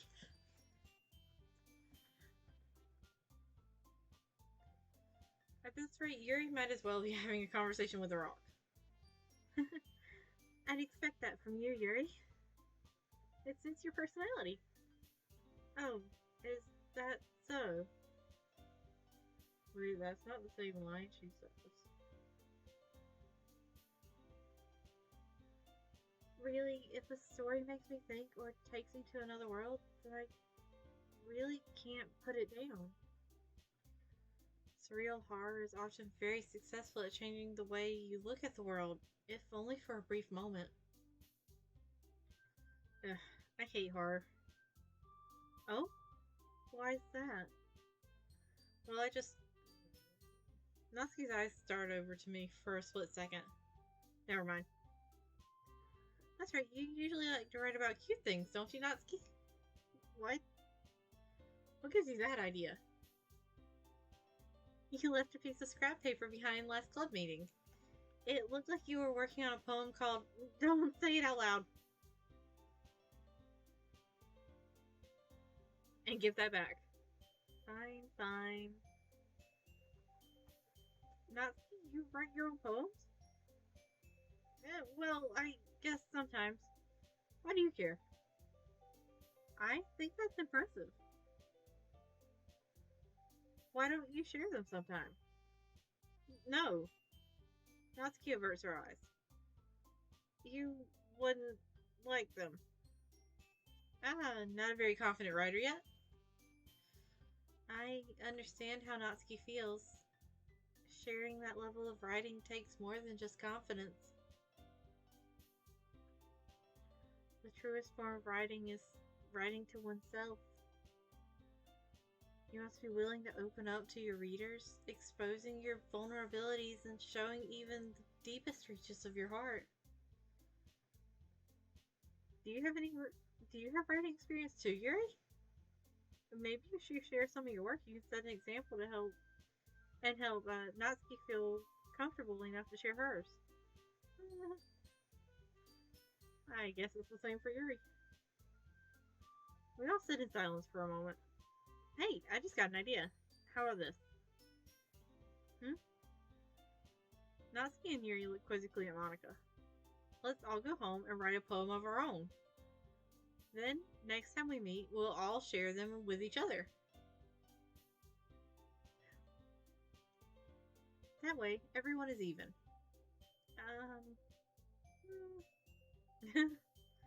I mean, I thought it was a good idea. Well, I think you're right, Monica. We probably should start finding activities for all of us to participate in together. I decided to take on the responsibility. I did decide to take on the responsibility of vice president after all. I need to do my best to nurture the club as well as its members. Besides, now that we have a new member, it seems like a good step for us to take. Do you agree as well, Peach? Hold on, there's still one problem. What's that? Now that we've reached the most important topic, I bluntly come forth with what's been on my mind the entire time. I never said I would join this club. Monica may have convinced me to stop by, but I never made any decision.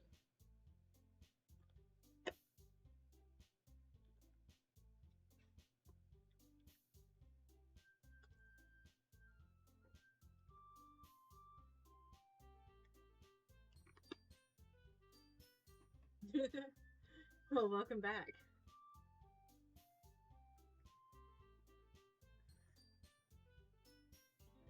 I still have other clubs to look at, and I lose my train of thought. All three girls stare back at me with dejected eyes. But I'm sorry. I thought. The girls exchange glances before Monica turns back to me. I guess I need to tell you the truth, Peach. The thing is, we don't have enough members yet to form an official club. We need 4. And we've been trying really, really hard to find new members. And if we don't find one more before the festival, I'm defenseless against these girls. How am I supposed to make a clear-headed decision when it's like this? I would feel terrible for letting everyone down in this situation. And besides, the club itself seems pretty relaxed. So if writing poems is the price I need to pay in order to spend every day with these beautiful girls? Right. Okay, I've decided then. I'll join the literature club. One by one, the girl's eyes light up. Oh my goodness, really? Do you really mean that, Peach? Yeah. It could be fun, right? You really did scare me for a moment. I mean, it's Billy just left after all this, I would be super pissed. Peach, I'm so happy. We can become an official club now. Thank you so much for this. You're really amazing. I'll do everything I can to give you a great time, okay? Thanks, I guess. Okay, everyone. I think with that, we can officially end today's meeting on a good note. Everyone, remember tonight's assignment. Write a poem to bring to the next meeting so we can all share. Monica looks over at me once more. Peach, I look forward to seeing how you express yourself. Yeah. Can I really impress the class star Monica with my mediocre writing skills? I already feel the anxiety welling up inside me. Meanwhile, the girls continue to chit-chat as Yuri cleans up the tea set. I guess I'll be on my way then. Okay. I'll see you tomorrow then. I can't wait. With that, I depart the club room and make my way home. The whole way, my mind wanders back and forth between the three girls. Natsuki, Yuri, and of course, Monica. Will I really be happy spending every day after school in a literature club? Perhaps I'll have the chance to grow closer to one of these girls. Alright. I'll just need to make the most of my circumstances, and I'm sure good fortune will find me. And I guess that starts with writing a poem tonight.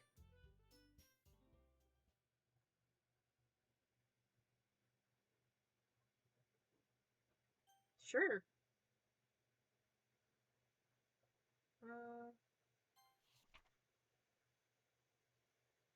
Can you hear me?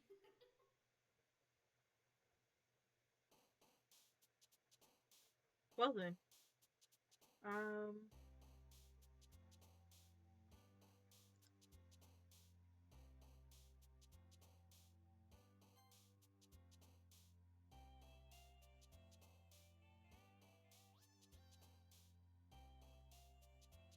really? Just a random chance? Huh.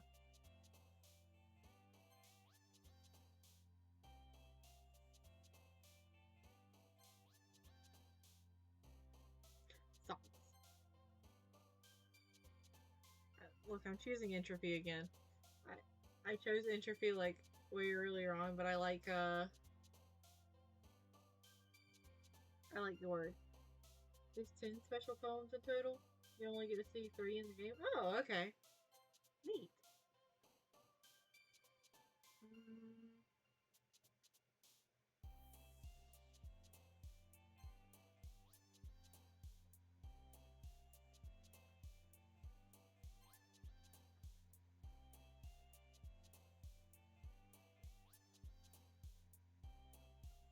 I don't even know what this word means. But I'll take it anyways.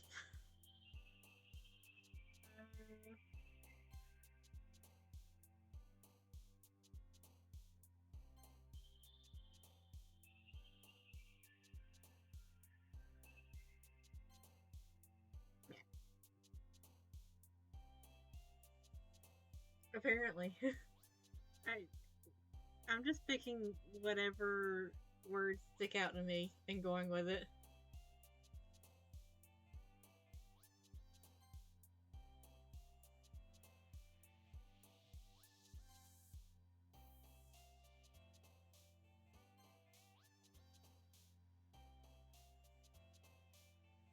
Ooh, Starscape's a pretty word.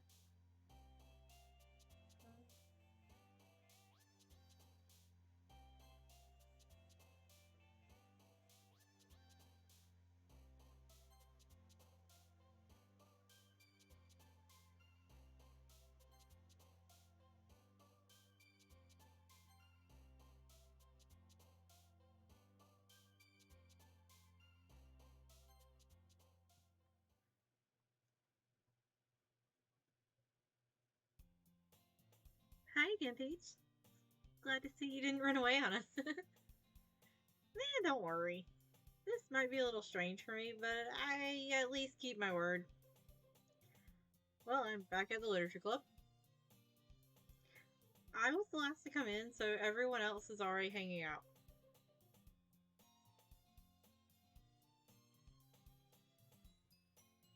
Yuri, you had something on your face there.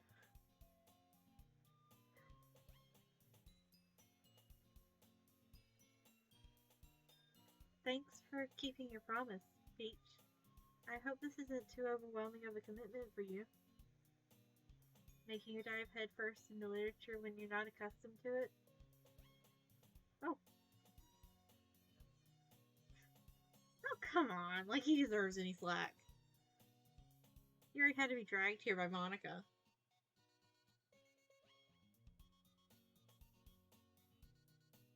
There's a 1/6 chance of a special photo appearing in the background? Huh.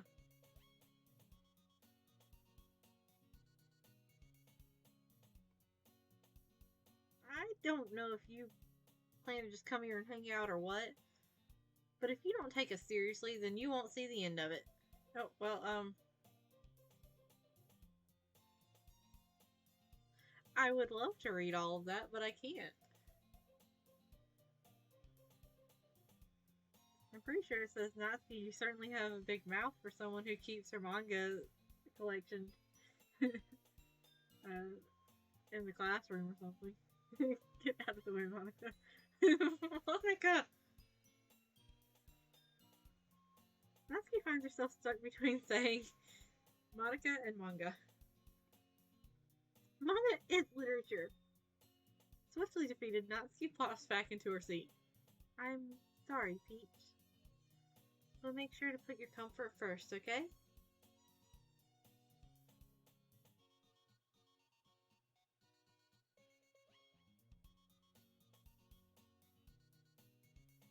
Wait, is it actually? Because, like, my eyes do that with screens anyways.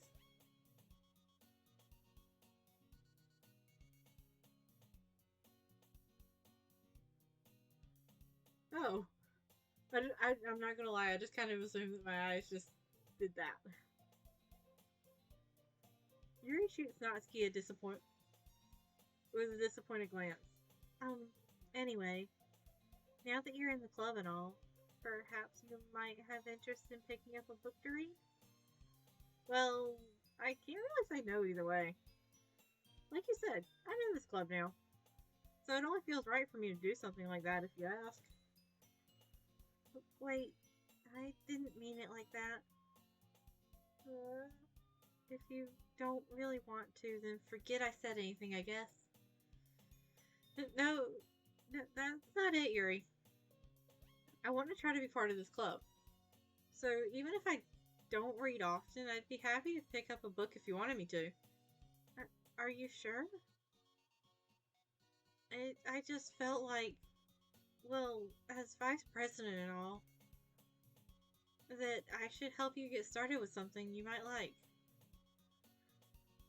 Yuri reached into a bag and pulls out a book. I didn't want you to feel left out, so I picked out a book that I thought you might enjoy. It's a short read, so it should keep your attention even if you don't usually read. I can't look at the background because it makes me feel like I'm wobbling.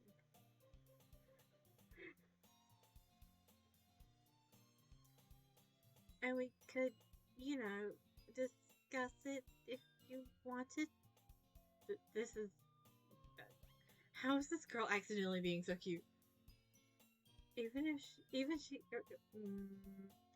even picked out a book she thinks I'll like, despite me not reading much. Yuri, thank you. I'll definitely read this. I enthusiastically take the book. Whew. Well, you can read it at your own pace. I look forward to hearing what you think.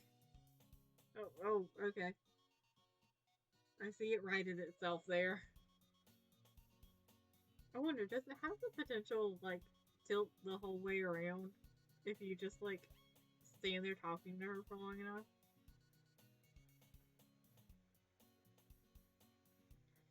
Now that everyone's settled in, I expected Monica to kick off some scheduled activities for the club, but that doesn't seem to be the case. Yuri's face is already buried in a book. I can't help but notice her intense expression, like she was waiting for this chance. Meanwhile, Natsuki is rummaging around in the closet. Really curious to talk to Yuri a little bit more, but at the same time I would feel bad for distracting her from reading. Huh. I I have not played it before. Years ago, like right after the original Doki Doki Literature Club release, I did watch a playthrough, but I don't remember very much of it, and pretty much everything after the end of well, after the first end is new to me. Um, so this has been an interesting one.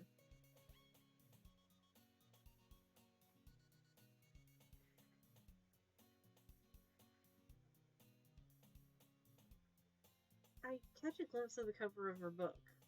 It looks like the same book that she lent to me. More than that, she seems to be on the first few pages. Uh, Crap. I think she knows me looking at her. She sneaks another glance at me, and our eyes meet for a split second. Oh, sorry. I also tend to ramble.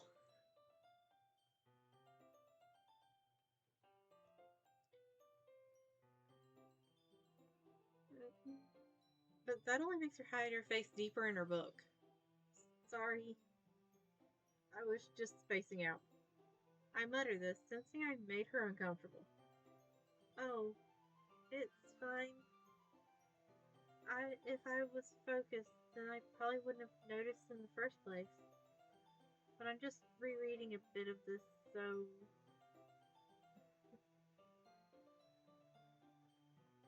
that's the book you gave me, right? Mm-hmm. No. Oh. Yuri, honey, can you corral your eye back into your face? I wanted to reread some of it. Not for any particular reason.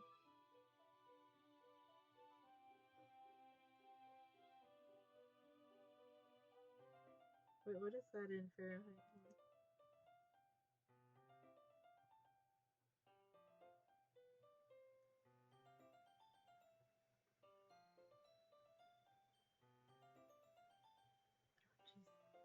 Wait, that's hot. That's like in the 80s in Fahrenheit. Jeez.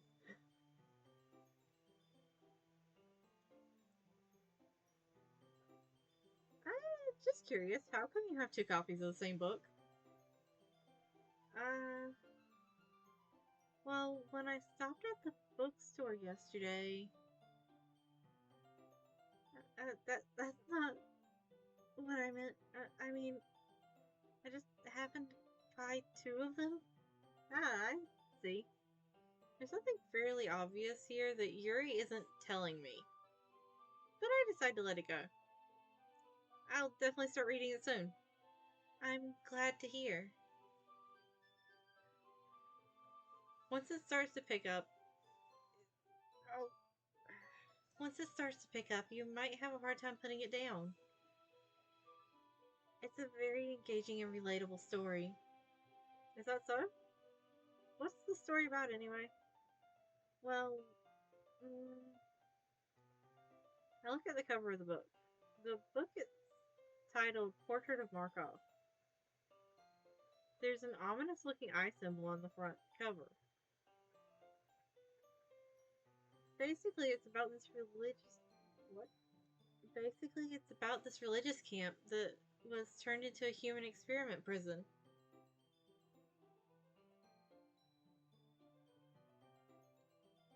And the people trapped there have this trait that turns them into killing machines that lust for blood. But the faculty gets even worse, and they start selectively breeding people by cutting off their limbs and affixing them to. Oh, oh, that might be a little bit of a spoiler.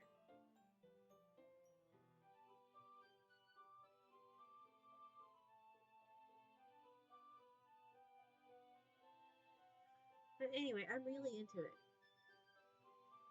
The book, I mean. Not the thing about the limbs. That's kind of dark, isn't it? Yuri made it sound like it was going to be a nice story, so that dark turn came from nowhere.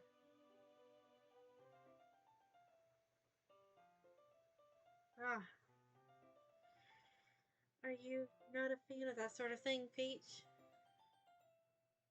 No, it's not that. I mean, I can definitely enjoy those kinds of stories, so don't worry.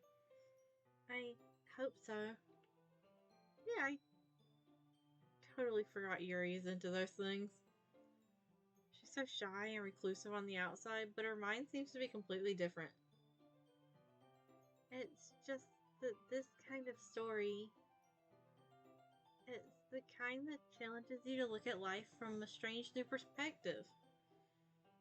When horrible things happen not just because someone wants to be evil, but because the world is full of horrible people and we're all worthless anyway. Then suddenly, ooh, okay. I'm I'm rambling, aren't I? Not again. I'm sorry. Hey, don't apologize.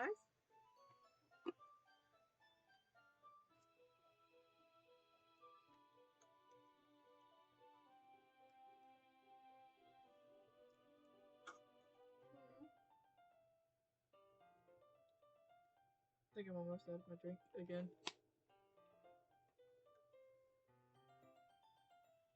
Hey, don't apologize. I haven't lost interest or anything. Well,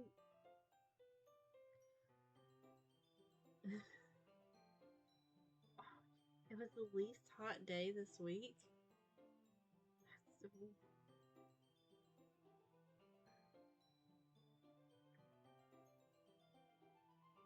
I guess it's alright then.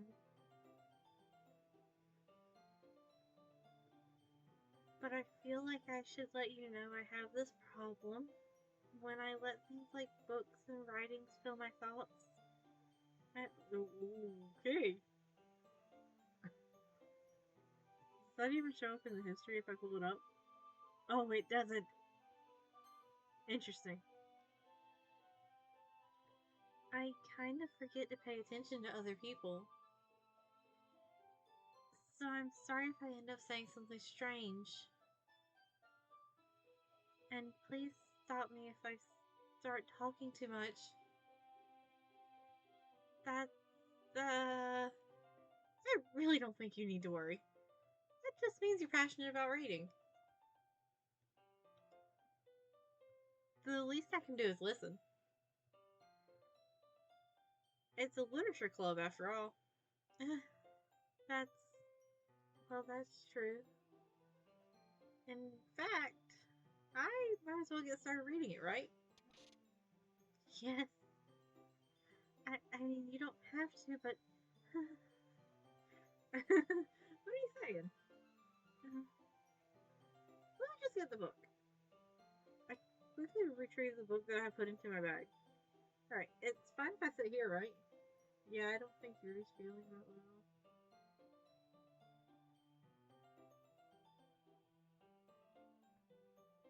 I slip into the seat next to Yuri's.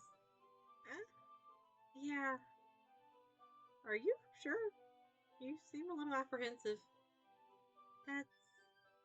I'm sorry. It's not that I don't want you to. It's just something I'm not very used to.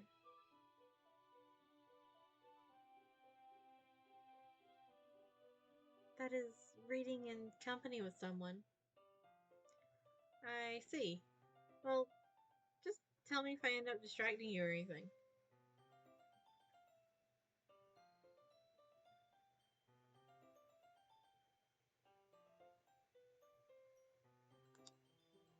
Alright.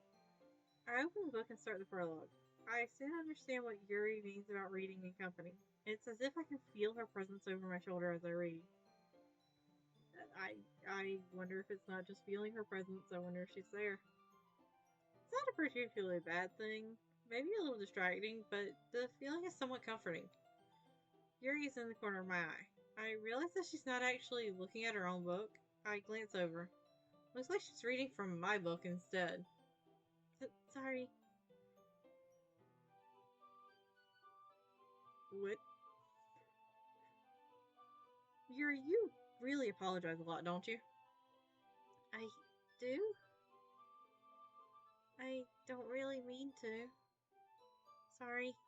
I mean, here, this should work, right?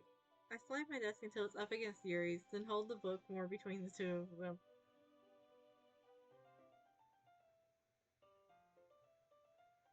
Oh, okay, that's what I thought it said, but it went by too quickly. Huh, I suppose so. Yuri timidly closes her own copy. Once we each lean in a little bit, our shoulders are almost touching. It feels like my left arm is in the way, and so instead I use my right arm to hold the book open. Ah, I guess that makes it kind of difficult to turn the page. Here.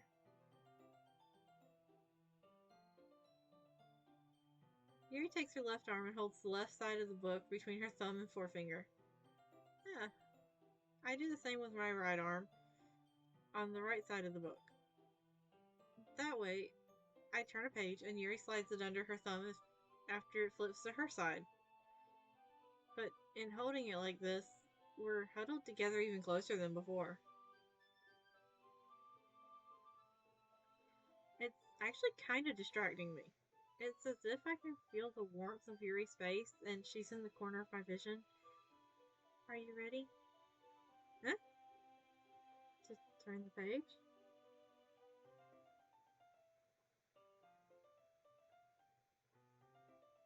Ah, sorry. I think I got a bit distracted for a second. I glance over at Yuri's face again, and our eyes meet. I don't know how I'll be able to keep up with her.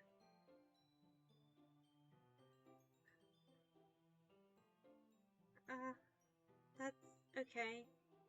You're not as used to reading, right? I don't mind being patient if it takes you a bit longer. It's probably the least I can do. Since you've been so patient with me. Yeah, thanks. We continue reading. Yuri no longer asks me if I'm ready to turn the page. Instead, I just assume that she finishes the page before me, so I turn it by my own volition. We continue the first chapter in silence. Even so, turning each page almost feels like an intimate exchange. My thumb gently letting go of the page, letting it flutter over to her side as she catches it under her own thumb. Hey Yuri, this might be a silly thought, but the main character kind of reminds me of you a little bit.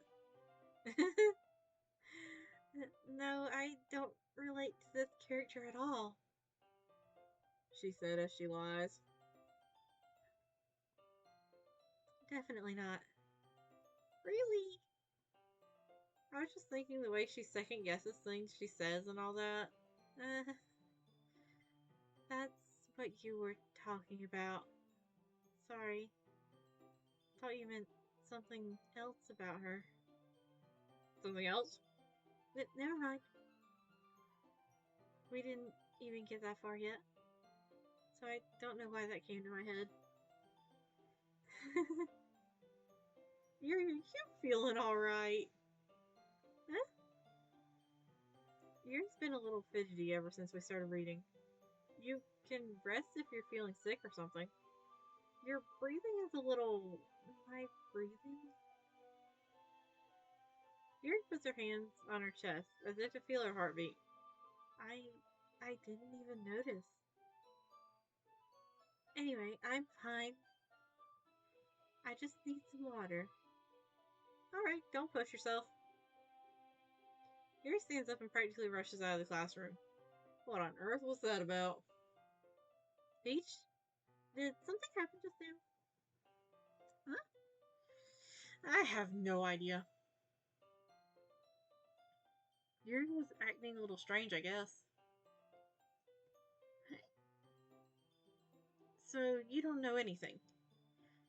Sorry, I can't say I do. Are you worried about her?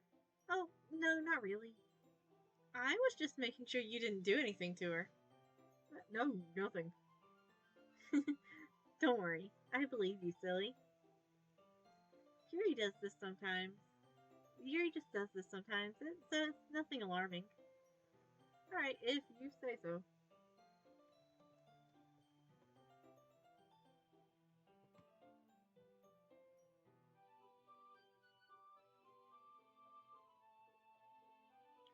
Anyway, why don't we start with sharing our poems with each other?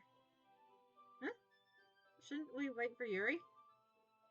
Well, she might be a while, so I figured we'd get started with the wow words. Well, she might be a while, so I just figured we'd get started without her. Is that okay?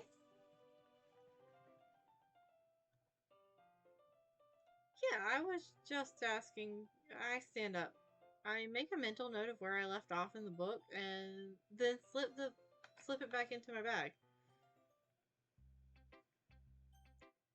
Who should I show my poem to first? Sure, we'll start with Monica.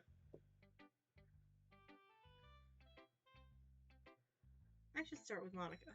Yesterday she seemed eager to read my poem, and I want her to know I'm putting in effort. Hi, Peach. Having a good time so far? Yeah. Good. I'm glad to hear it. By the way, since you're new and everything, if you ever have any suggestions for the club, like new activities or things we can do better, I'm always listening. Don't be afraid. Don't be afraid to bring things up, okay? All right, I'll keep that in mind. Of course, I'll be afraid to bring things up. I'm much better off just going with the flow until I'm more settled in. Anyway, want to share your poem with me? It's kind of embarrassing, but I guess I have to. Don't worry, Peach. We're all a little embarrassed today, you know? But it's that sort of barrier that we'll learn to get past soon. Yeah, that's true. I hand Monica my poem. Mm-hmm. Great job, Peach. I was going ooh in my head while reading it. It's really metaphorical. I'm not sure why, but I didn't expect you to go for something so deep. I guess I underestimated you. It's easiest for me to keep everyone's expectations low. That way, it always counts when I put in some effort. That's not very fair. Well, I guess it worked anyway. You know that Yuri likes this kind of writing, right? Writing that's full of imagery and symbolism. Sometimes I feel like Yuri's mind is just totally detached from reality. I don't mean that like it's a bad thing, though. But sometimes I get the impression that she's just totally given up on people. She spends so much time in her own head, it's probably a much more interesting place for her. But that's why she gets so happy when you treat her with a lot of kindness. I don't think she's used to being indulged like that. She must be really starved for social interaction, so don't blame her for coming on a little strongly. Like earlier.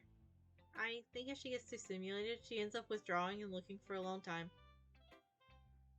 Suddenly the door opens. Yuri! I'm back. Did I miss anything? Not really. We all started sharing poems with each other. Huh? Already? I'm sorry for being late. No need to apologize. We still have plenty of time, so I'm more glad that you took all the time you needed. Oh, all right. Thanks, Monica. I suppose I should get my poem now. Anyway, do you want to read my poem now? Don't worry, I'm not very good. You sound pretty confident for someone who claims to not be very good. Well, that's because I have to sound confident.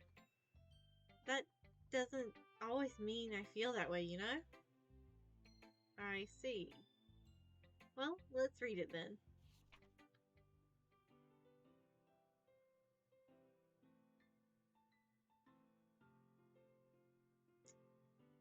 Hole in the wall. But he wasn't looking at me. Confused, I frantically glanced at my surroundings. But my burned eyes can no longer see color. Are there others in his room? Are they talking? Or are they simply poems on flat sheets of paper? The sound of frantic scrawling playing tricks on my ears. The room begins to crinkle, closing in on me. The air I breathe dissipates before it reaches my lungs. I panic. There must be a way out. It's right there. He's right there. Swallowing my fears, I brandish my pen. So, what do you think? It's very freeform, if that's what you call it. Sorry, I'm not really the right person to ask for feedback. That's okay.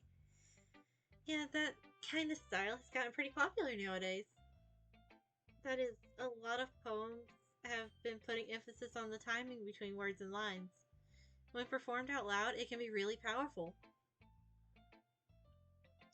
What was the inspiration behind this one? Ah, well, I'm not sure if I know how to put it. I guess you could say I had some kind of epiphany recently. It's been influencing my poems a bit. An epiphany? Yeah, something like that. I'm kind of nervous to talk about deep stuff like that because it's kind of coming on strongly. Maybe after everyone is better friends with each other. Anyway, here's Monica's writing tip of the day. Sometimes when you're writing a poem or a story, your brain gets too fixated on a specific point. If you try so hard to make it perfect, then you'll never make any progress. So just force yourself to get something down on paper and tidy it up later. Another way to think about this: if you keep your pen in the same spot for too long, you'll just get a big dark puddle of ink. So just move your hand and go with the flow. That's my advice for today. Thanks for listening.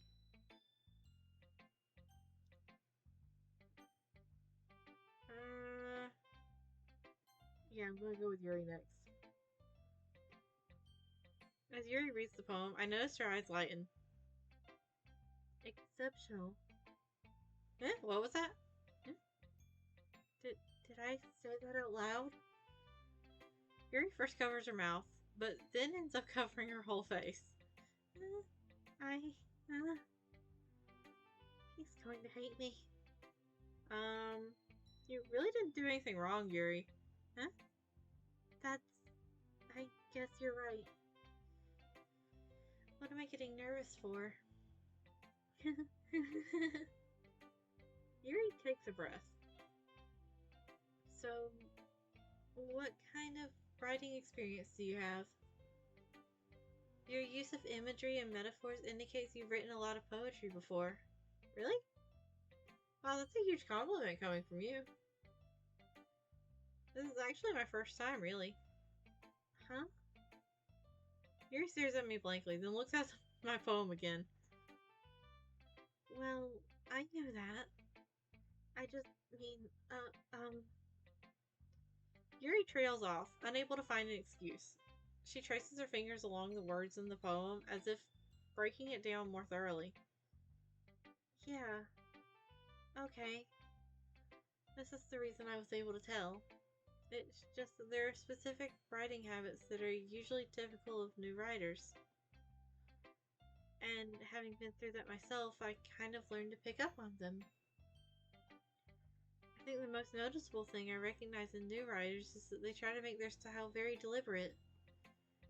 In other words, they tend to pick a writing style separate from the topic matter and they form fit the two together. And the end result is that both the style and expressiveness are weakened. Once Yuri finds her train of thought, it's as if her demeanor totally changes. Her stammering is completely gone and she sounds like an expert. Of course, that's not something you can be blamed for. There are so many different skills and techniques that go into writing even a single poem.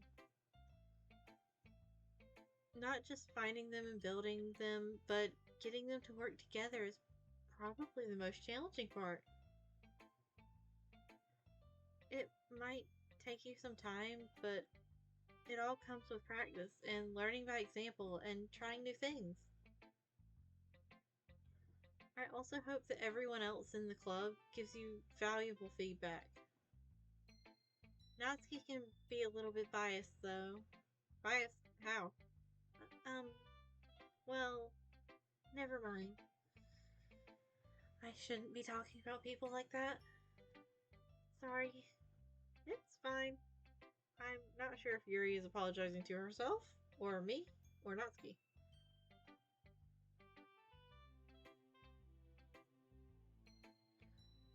Do you mind if I read your poem now? Please do.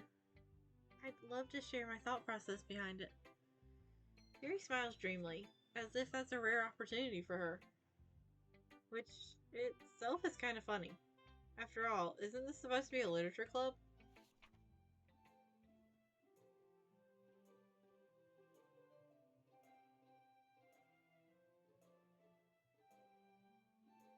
Oh, I think this one. I think this one's the same as the first time, but I'll read it again anyways. Ghosts under the light.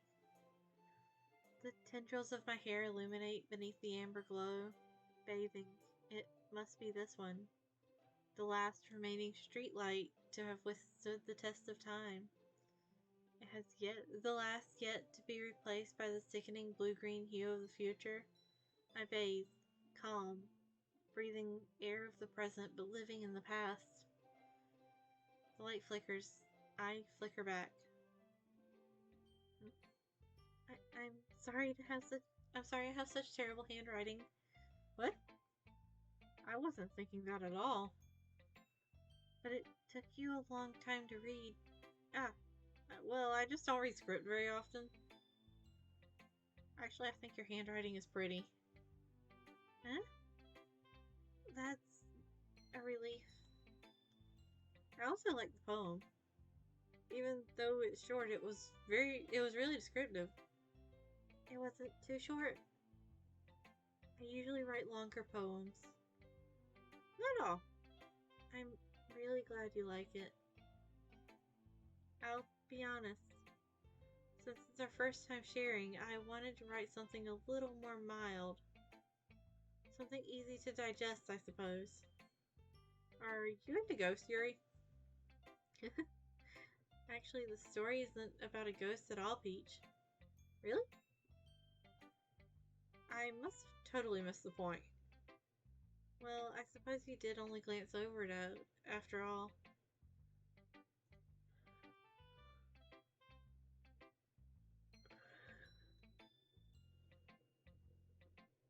But remember that poets often express their own thoughts, feelings, and experiences in their work. They usually do more than tell a simple story or paint a picture. In this case, perhaps the subject of the poem is only being symbolically compared to a ghost, lingering in her last remaining place of comfort, unable to let go of the past, and soon to be left with nothing. That's a lot more solemn putting it that way. I hadn't even thought of that. That's impressive. Eh? It's nothing really. Yours was impressive too, so nah. If anything, I could probably learn a thing or two from you. If anything, I could probably learn a thing or two from you. You think so? Yeah, of course.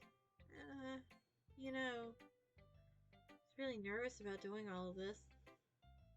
But in the end, I enjoyed it. I'm going to keep doing my best for you, Peach. Me too.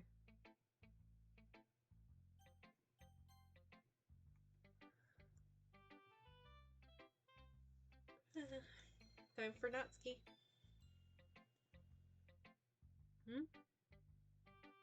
Well, it's about what I expected from someone like you. That's a little blunt. Well, excuse me. Not like I said it was bad.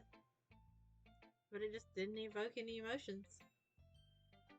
So basically, it's not cute enough for your taste.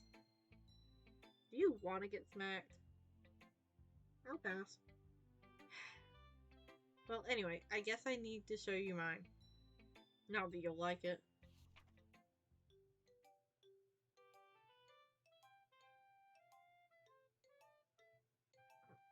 This one's the same as the first time, too.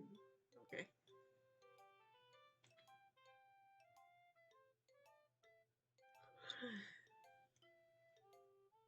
Eagles can fly. Monkeys can climb. Crickets can leap. Horses can race. Owls can seek. Cheetahs can run. Eagles can fly. People can try. But that's about it. Yeah, I told you that you weren't going to like it. I like it. What? Just be honest. I am. Why are you so convinced that I wouldn't like it? Well, because everyone in high school thinks that writing has to be all sophisticated and stuff. So people don't even take my writing seriously. But isn't the point of poems for people to express themselves? Your writing style wouldn't make your message any less valid. Yes, exactly. I like when it's easy to read but hits you hard. Like this poem. Like in this poem. Seeing everyone around you do great things can be really disheartening. So I decided to write about it. Yeah, I understand. But the other nice thing about simple writing is that it puts more weight on the wordplay. Like I set up for a rhyme at the end, but then made it fall flat on purpose. It helps bring out the feeling in the last line. So you did. I guess more went into it than I realized. That's what it means to be a pro. I'm glad you learned something. Didn't expect that from the youngest one here, did you? Yeah, I guess not. Side humor here with that last comment. I don't really care how old everyone is, but if Natsuki is feeling proud, then I won't take that away from her.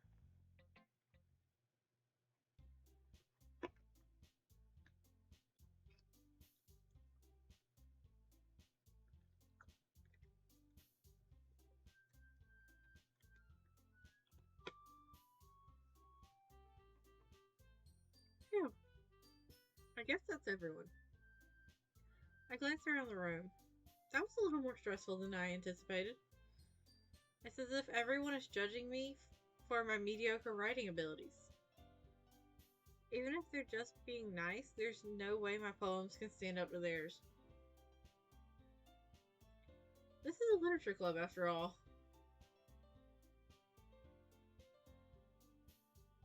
Oh shit. Well then.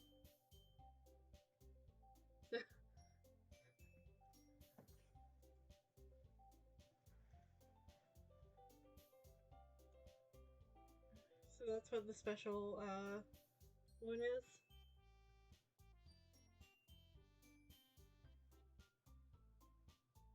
Nice. So it's a literature club after all. I sigh. I guess that's what I ended up getting myself into. Across the room, Monica is writing something in her notebook. My eyes land on Yuri and Natsuki. They gingerly exchange sheets of paper, sharing their respective poems. As they read in tandem, I watch each of their expressions change. Natsuki's eyebrows furrow in frustration. Meanwhile, Yuri smiles sadly. What's with this language? Huh? Did you say something? Oh, it's nothing. Natsuki dismissively returns the poem to the desk with one hand. I feel like I'm slowly losing any voices I was trying to do for them. I guess you could say it's fancy. Thanks. Yours is cute. Cute? Did you completely miss the symbolism or something? It's clearly about the feeling of giving up. How can that be cute? I know that. I just meant the language, I guess. I was trying to say something nice. Huh? You mean you have to try that hard to come up with something nice to say? Thanks. But it didn't really come out nice at all. I do have a couple of suggestions. If I was looking for suggestions, I would have asked someone who actually liked it. Which people did, by the way. Monica liked it. And Peach did too. So based on that, I'll gladly give you some suggestions of my own. First of all, excuse me, I appreciate the offer, but I've spent a long time establishing my writing style. I don't expect the I don't expect it to change anytime soon, unless of course I come across something particularly inspiring. Yeah, which I haven't yet. Mm. And Peach liked my poem too, just so you know. Or, you know. He even told me he was impressed by it. Natsuki suddenly stands up. Oh? I didn't realize you were so invested in trying to impress our new member, Yuri. Eh? That's not what I. you. You're just. Yuri stands up as well. Maybe you're just jealous that Peach appreciates my advice more than he appreciated yours. Huh? And how do you know he didn't appreciate my advice more? Are you that full of yourself? I. No. If I was full of myself, I would deliberately go out of my way to make everything I do overly cutesy. Yeah. Well, you know what? I wasn't the one whose boobs magically grew a size bigger as soon as Peach started showing up. Natsuki. Natsuki, that's a little. This doesn't involve you. Taking out your own insecurities on others like that? You really act as young as you look, Natsuki. Me? Look. Look who's talking. Oh, that's a different line.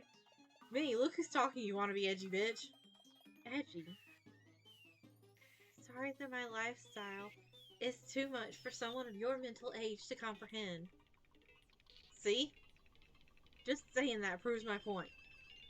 Most people learn to get over themselves after they graduate middle school, you know.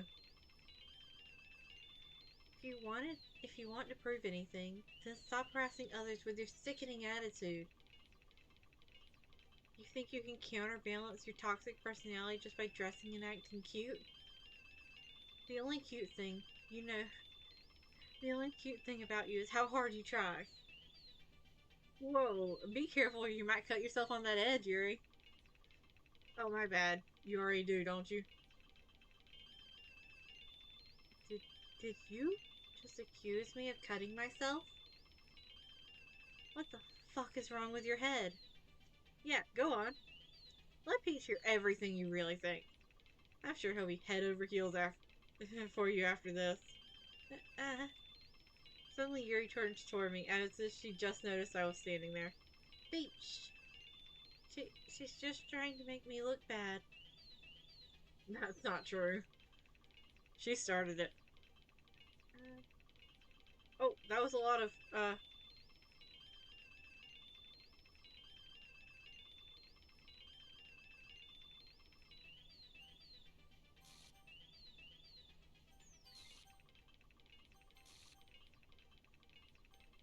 this is interesting.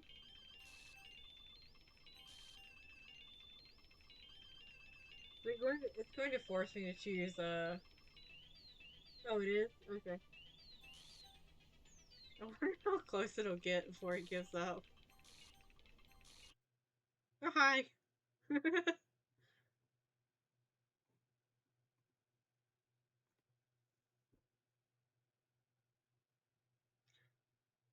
Hi, Monica. Nice to see you. Just so you know, I'm a stubborn motherfucker. Hi, Monica. Um, um, hey, Peach. Why don't we step outside for a little bit? Okay? Sorry about that. They're they really shouldn't have tried to get you involved. It's probably better for us to stay out of this. We'll go back inside once they're done yelling. Some president I am, right? Can't even control my own club members properly. I just wish I was able to be a little more assertive at sometimes. but I never have it in me to put my foot down against others.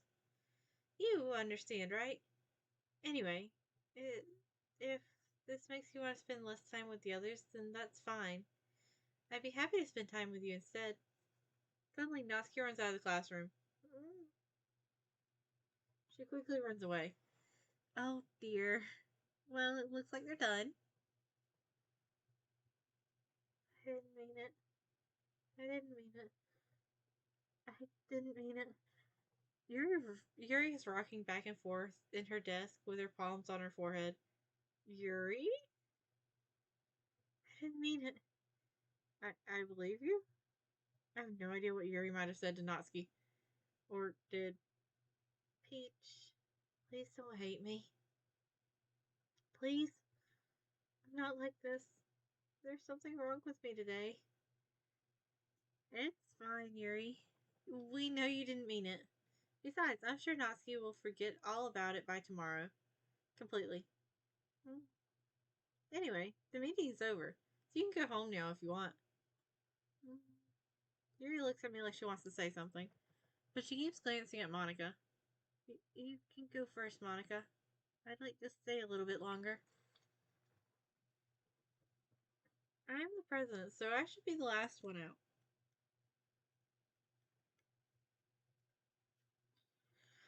I'll wait for you to be done. Well, I'm vice president, so please let me take that responsibility today. Kinda sounds like you don't want me around for something, Yuri. It's not that. It's not that. I just. I didn't get much of a chance to discuss my book with Peach.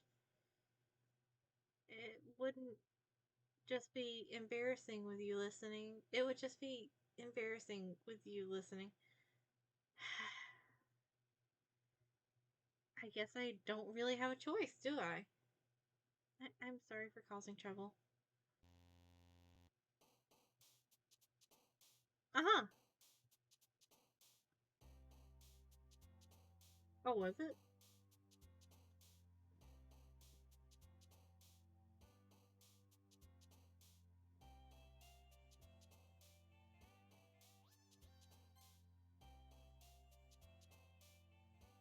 Hmm.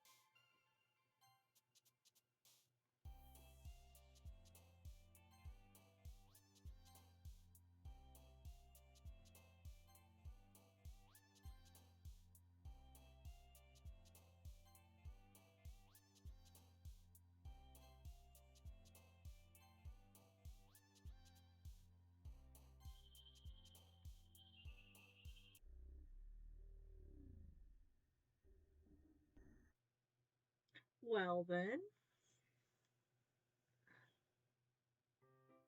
Another day passes and it's time for the club meeting already. I've gotten a little more comfortable here over the past couple of days. How many random events are in this thing? Wait, so that means the next time I play through it, that same thing might not happen?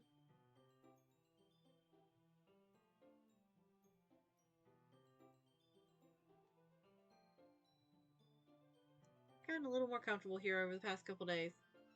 Ooh, nice. I I have a thing for like 100%ing horror games, so at some point in the future, like off stream, I will come back and 100% this thing. Entering the club room, the usual scene greets me. Welcome back, Peach. Ah, hi Yuri. Not sure if it's me or if Yuri's expression, but the weight of yesterday's quarrel still hangs in the air a little. Um, Yuri glances over her shoulder, looking around the room. Natsuki is reading manga at a desk, and surprisingly, Monica isn't here yet. Suddenly, Yuri takes my arm and pulls me to the corner of the room. About yesterday, I really need to apologize. Nothing like that has ever happened before, and something just came over me, I guess. I wasn't acting mentally sound. Please don't think we're usually like this. Not just me, but Natsuki as well. Yuri, I'm happy that you were considered and apologized. You don't have to worry too much. Even though I've only been here a couple of days, I could tell something was off yesterday. Maybe wow, words. Maybe we were just a little extra sensitive because it was our first time sharing poems. But whatever it was, it didn't make me think any less of you. I had already decided that there's no way you can be a bad person. And now that you're apologizing, I know you really didn't mean it. Peach, don't say those kinds of things so frankly. They make me a little too happy. Really glad that you're such an understanding person. And I'm really glad that you joined this club. Everything's a little bit brighter with you around and... sorry, what am I saying right now? I just... Hey, have you guys seen Monica? No, I haven't. I was also kind of wondering where she was. Man, Yuri, I'm guessing you haven't either. Yuri's clearly taken aback by how calmly Natsuki is addressing her. No, I haven't. Jeez, this isn't like her after all. Isn't like her. Wow, words. Jeez, this isn't like her at all. I know it's stupid, but I can't help worrying a little bit. What? Why are you looking at me like that? Natsuki, about yesterday. I just wanted to apologize. I promise I didn't mean any of the things I said. I'll do my best to stay under control from now on. So, Yuri, what the heck are you talking about? Did you do something yesterday? Yeah? Jeez. Whatever's on your mind, I'm sure it was nothing. I don't even remember anything bad happening. You're the kind of person who worries too much about little things, aren't you? But...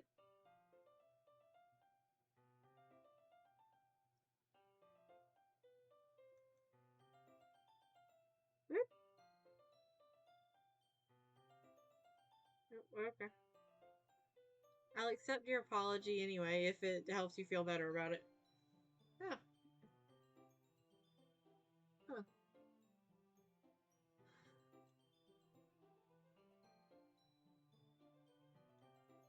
Besides, it's kind of nice to hear since I was already afraid you wow, I was always afraid you secretly hated me or something like that.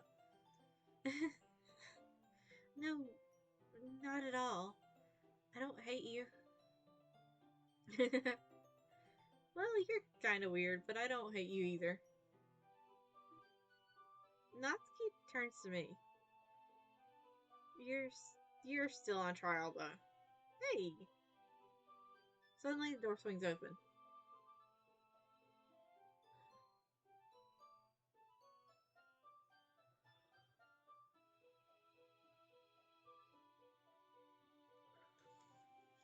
It feels like it's been a bit since I properly stretched.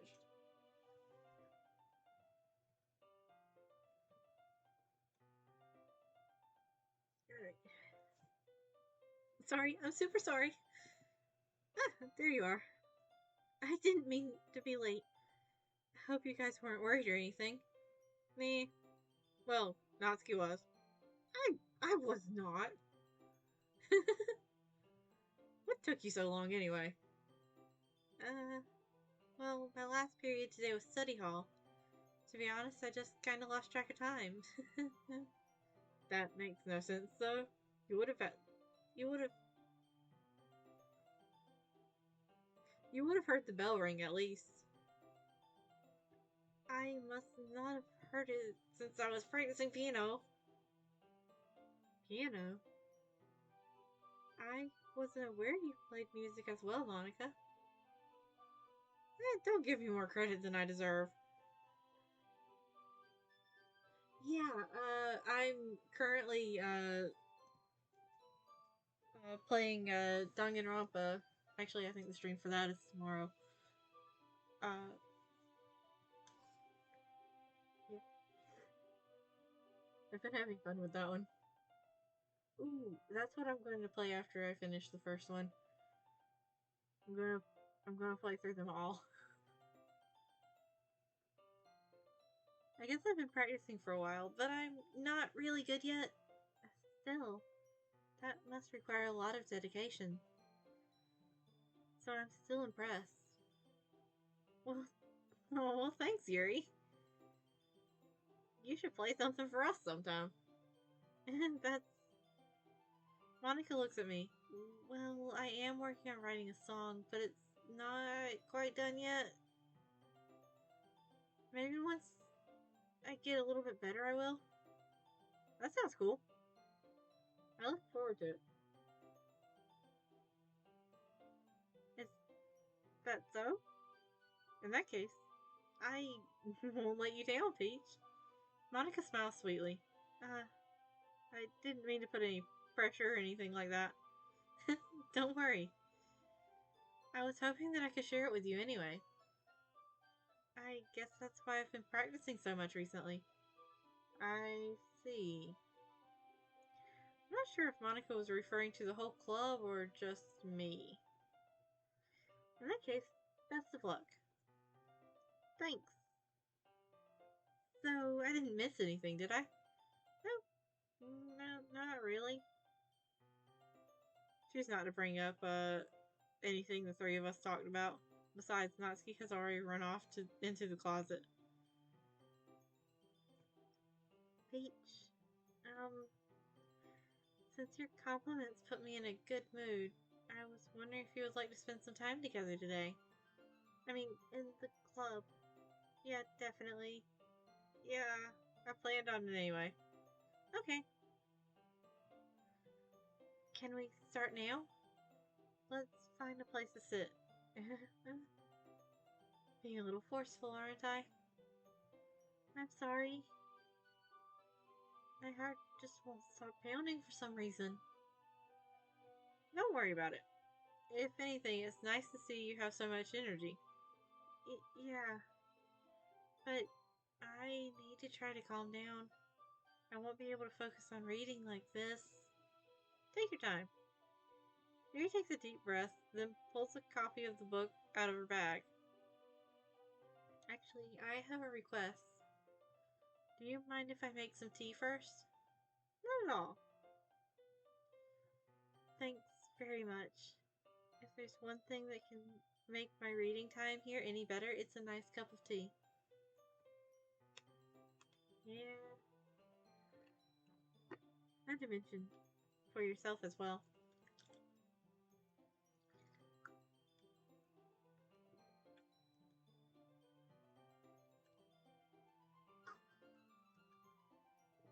Oh man, I'm actually out of drink again.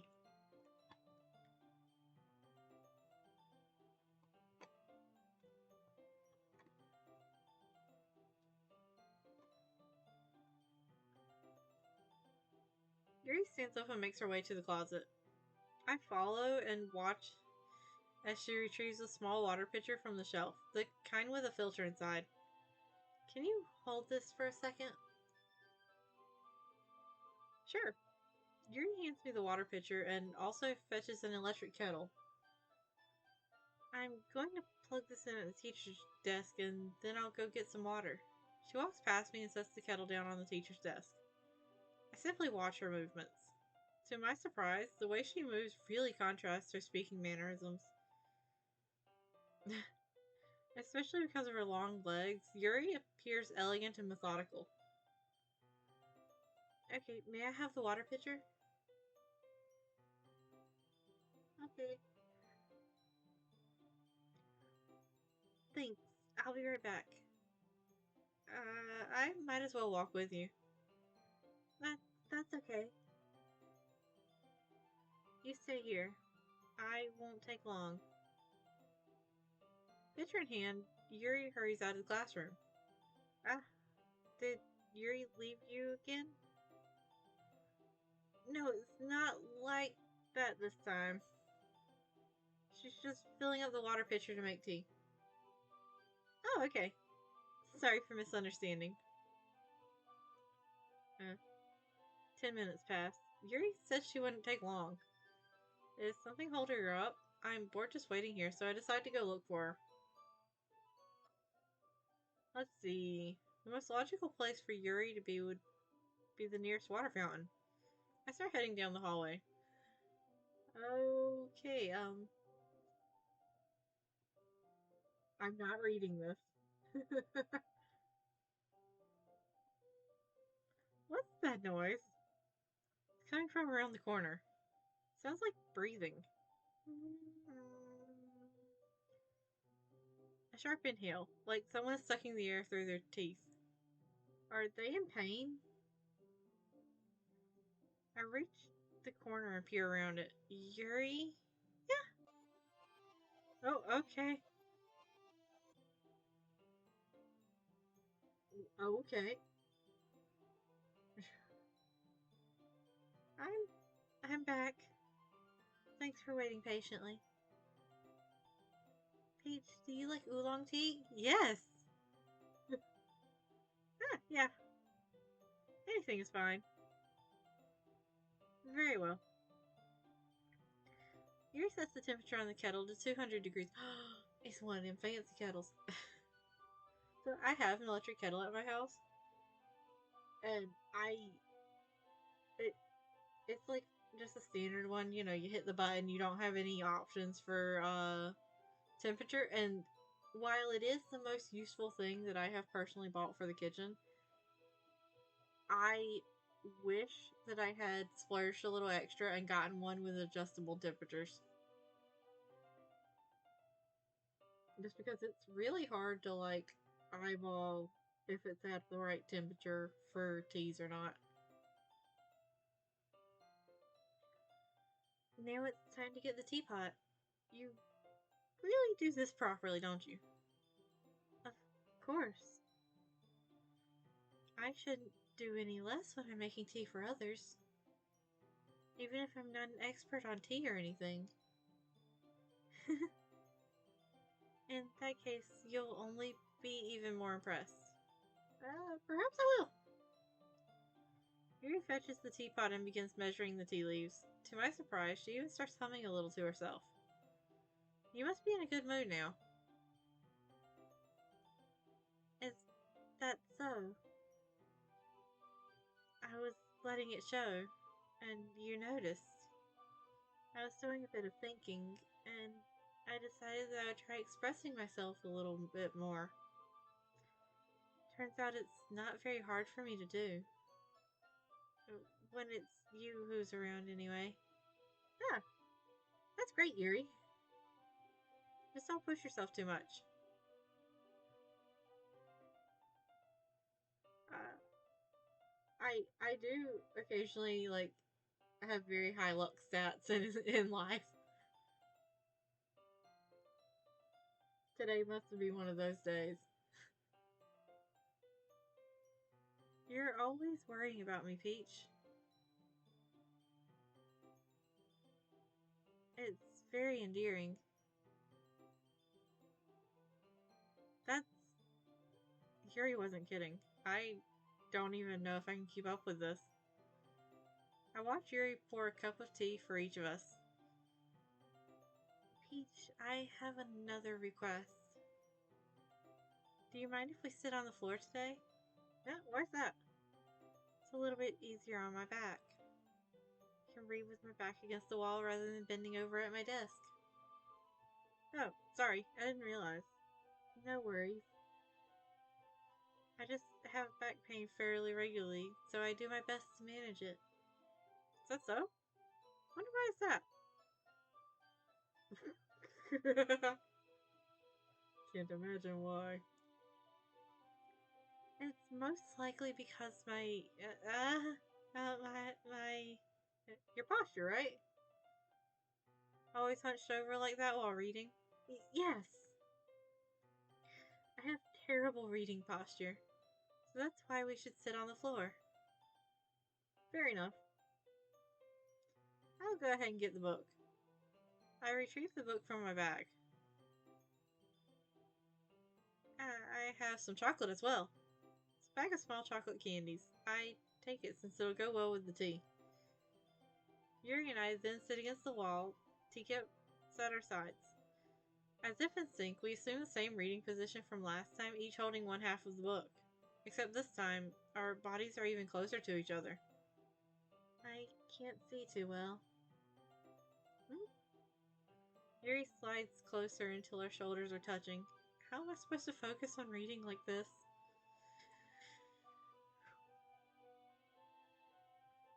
Yuri was always kind of cute, but when she's being less apprehensive, it's almost more than I can handle.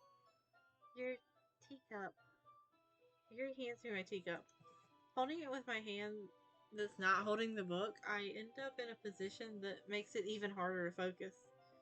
Because now I need to worry about making sure I don't actually touch her chest.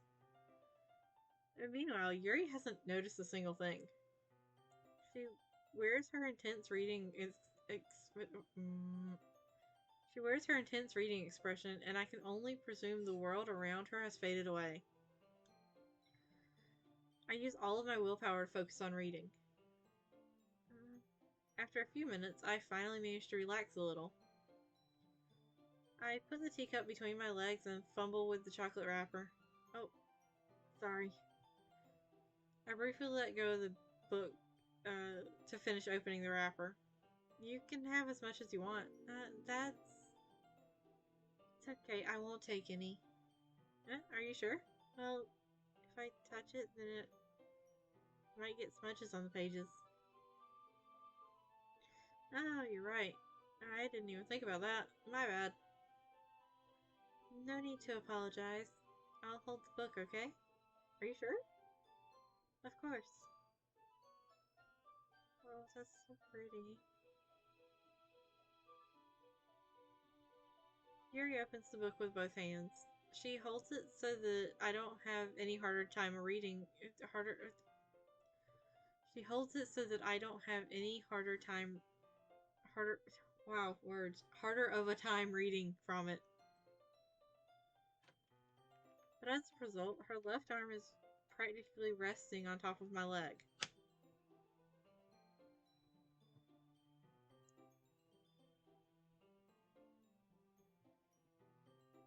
Well, in that case, Yuri is already totally focused on reading again. I take a chocolate candy and pop it in my mouth. Then I take another chocolate and hold it up to Yuri. She doesn't even look away from the book. She simply parts her lips as if the situation was completely natural. But that means I can't stop here. I apprehensively place the chocolate in her mouth. Just like that, Yuri closes her lips over it. Huh? Yuri's expression suddenly breaks. Did I just... Yuri looks at me like she needs to confirm what just happened. Peach... Sorry. I guess I shouldn't have done that. Yuri starts to breathe heavily. I can't... Peach...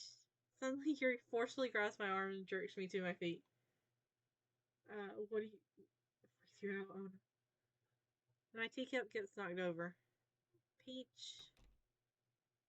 My heart won't stop pounding, Peach. I can't calm it down.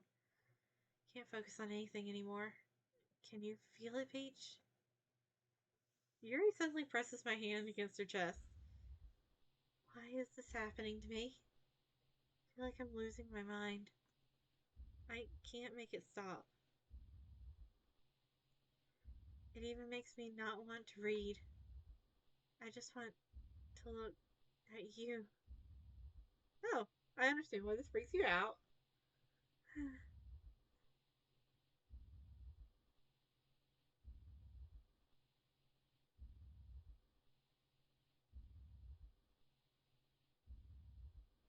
Uh-huh.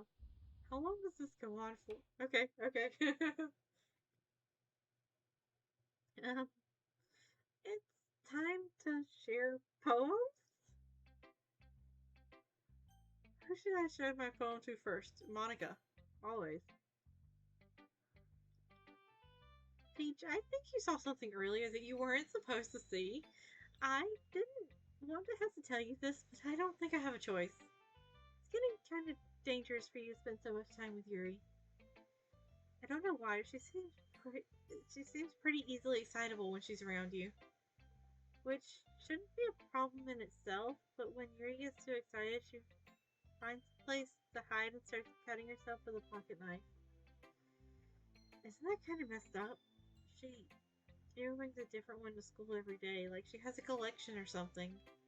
I mean, it's definitely not because she's depressed or anything like that. I think she just gets some kind of high from it. It might even be like a sexual thing. But the point is, you've kind of been enabling her. I'm not saying it's your fault though. Actually, by saying that we've been enabling her, I think you are implying it's our fault, Monica. But I guess that's why I had to explain it all to you. So I think if you keep your distance, that would probably be best for her. While you're at it, don't be shy to spend a little more time with me.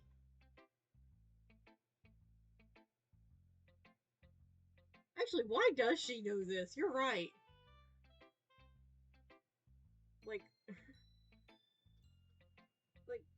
I can see maybe like she stumbled in on Yuri, doing that one time. But how does she know the details of why?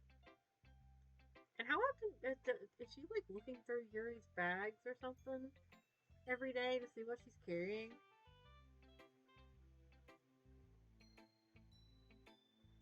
To put it lightly, I at least have it together in the head, and I know how to treat my club members. So I don't think you got it together in the head, honey.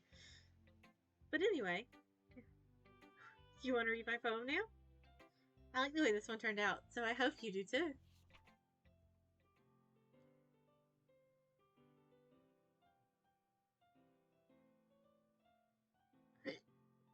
Oh, there it is. I can feel the hiccup.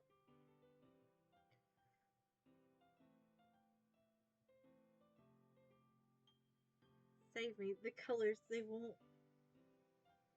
Bright, beautiful colors. Flashing, expanding, piercing. Red, green, blue. An endless cacophony of meaningless noise. Noise. It won't stop. Violent. I don't know what.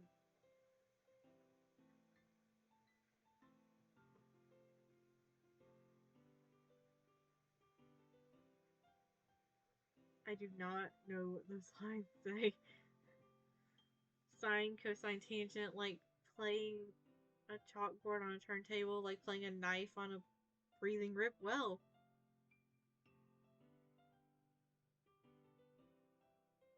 uh-huh. Delete her. Huh.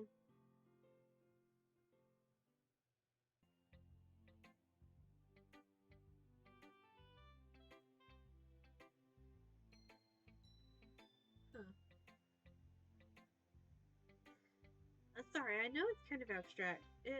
I'm just trying to, well, never mind.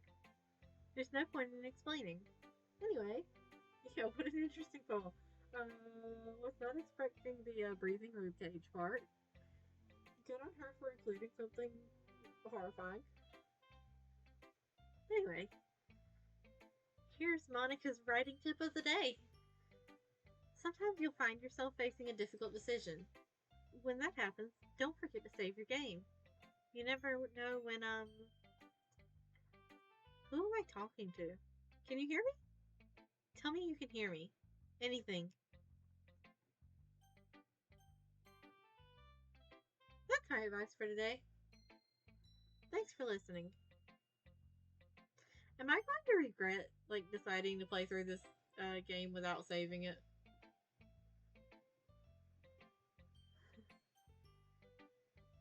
Who should I show my poem to next? Yuri.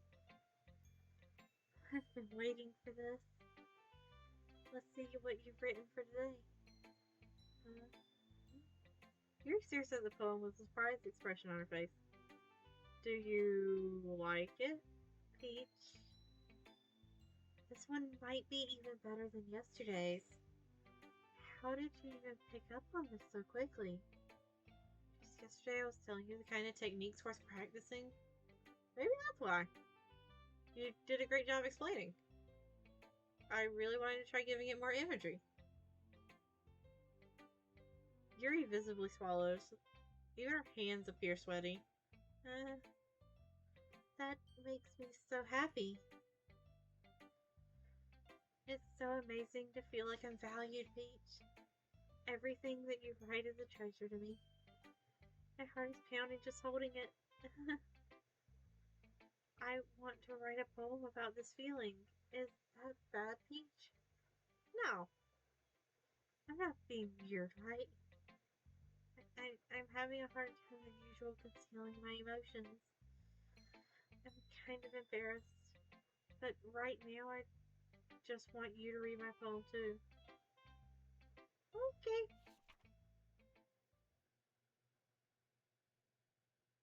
God, this is so many words.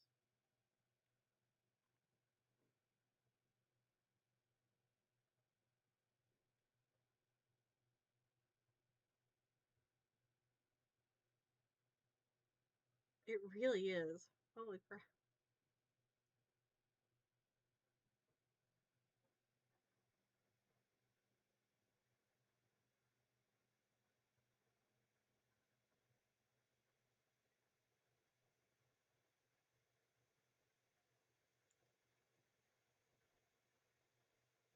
This a kaleidoscope of blood written in clocks is pretty sound though. There are things, and I'm going to move away from this page. I don't think I want to know the answer to why there are stains. It doesn't really matter what it's about. My mind has been a little hyperactive lately, so I had to take it out on your pen. But that is a pen fell out of your backpack yesterday. I took it home for safekeeping.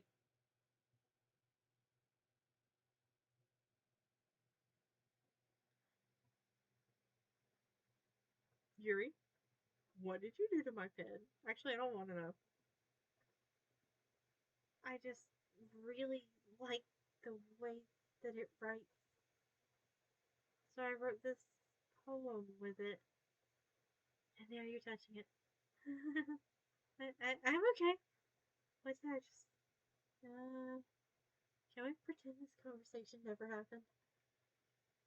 We can keep the phone though. No thanks.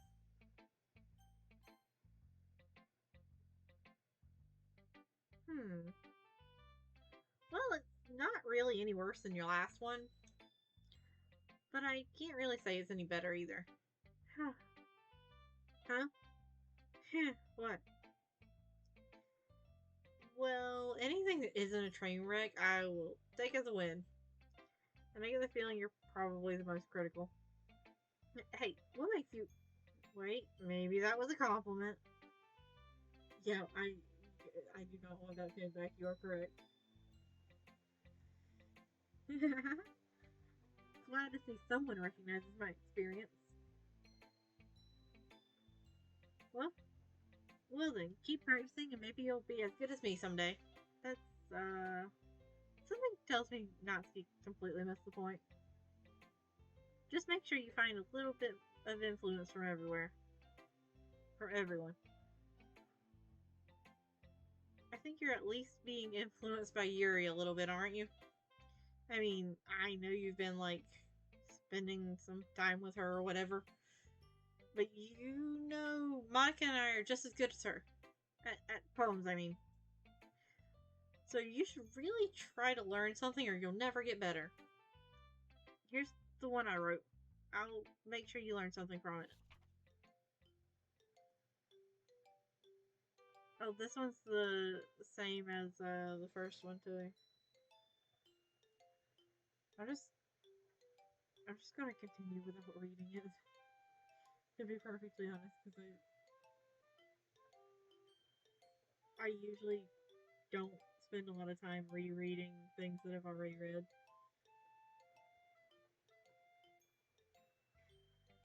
Not bad, right? It's quite a bit longer than yesterday's. Yesterday's was way too short. I was just warming up. Alright. Have a good night. Or day. Or anyway. Thank you for stopping by. I hope you didn't think that was the best I could do. Of course not. Anyway, the message is pretty straightforward in this poem. I doubt I have to explain it. Like, anyone would agree that the subject of this poem is an ignorant jerk. Everyone who has some kind of weird hobby or guilty pleasure, something that you're afraid if people find out they'd make fun of you or think less of you. Well, that just makes. But that just makes people stupid. Who cares what someone likes as long as they're not hurting anyone and it makes them happy? I think people really need to learn to respect others for liking weird things, such as two of the girls in this very club, whom I respectfully won't name. Kind of ironic that even in my one place of comfort, I can't have people respect me. Jeez, now you're making me complain too much. What did I do? For what it's worth, I respect you. Well, I, I guess thanks. It's kind of obvious that you respect Yuri more, so whatever. We're done sharing, so you can leave now. Okay. Oh, I've unlocked the special poem. I can't convince myself to go to therapy when I'm the happiest I've ever been. I'd rather keep this up until I blow my cover and someone takes me to okay. Okay, everyone. We're all done reading each other's poems, right? We have something we need to go over today, so if everyone could come sit at the front of the room. Is this about the festival? Well, sort of. Uh, do we really have to do something for the festival? It's not like we can put together anything good in just a few days. We'll just end up embarrassing ourselves instead of getting any new members.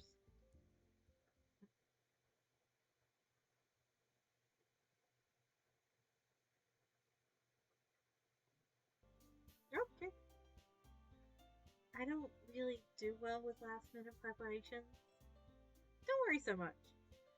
We're going to keep it simple, okay?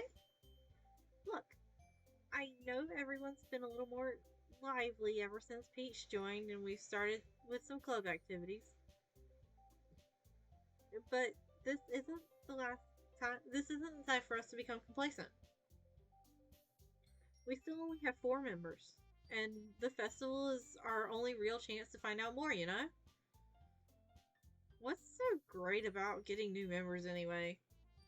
We already have enough to be considered an official club. More members will just mean everything gets noisier and more difficult to manage. Natsuki, I don't think you're looking at it the right way at all. Don't you want to share your passion with as many people as you can? To inspire them to find the same feelings that brought you here in the first place? The Literature Club should be a place where people can express themselves like they can't do anywhere else. It should be a place so intimate that you never want to leave. I know you feel that way too. I know we all do. So that's why we should work hard and put something together for the festival, even if it's something small. Right, Peach? Oh, come on. You can't take advantage of Peach to agree with you just because he doesn't know how to say no to anything. Look, Monica, you really think any of us here joined the club with other people in mind? Yuri never even talked until Peach joined. As for me, I just like it better when I I like it better here than I do at home. And Peach isn't even passionate about literature in the first place. And that's everyone. Sorry. But you're really the only one who's interested in finding new members. The rest of us are fine like this. I know you're president and all, but you should really consider our opinions for once. Mm. Monica is clearly taken aback by Natsuki's words. That's not true at all. I'm sure Yuri and Peach want to get more members too, right? Uh, mm, I don't know about Yuri, but I'm kind of indifferent. If I showed as much enthusiasm as Monica wanted, then I would probably be lying.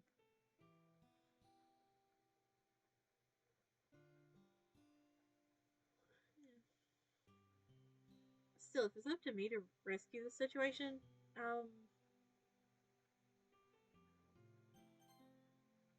okay. No. Natsuki's right, isn't she?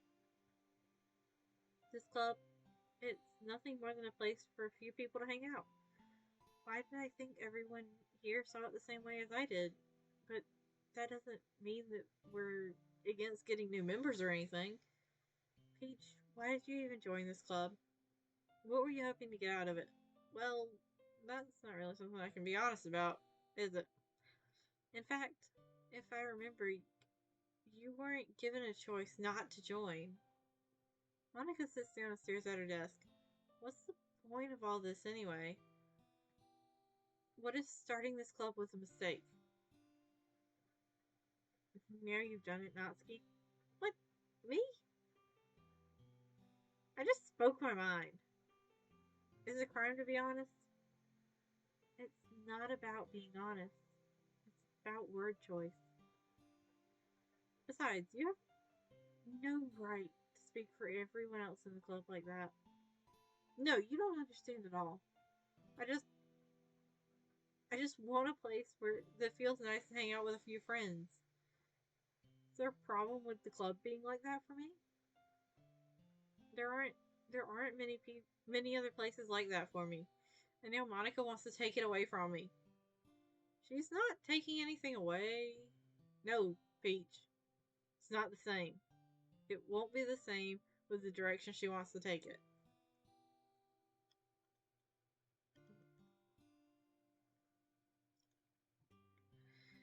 If I wanted that, then I could have just joined any other stupid club. But this one, I mean, at least for a little bit of time, things were nice. Natsuki starts packing up her things.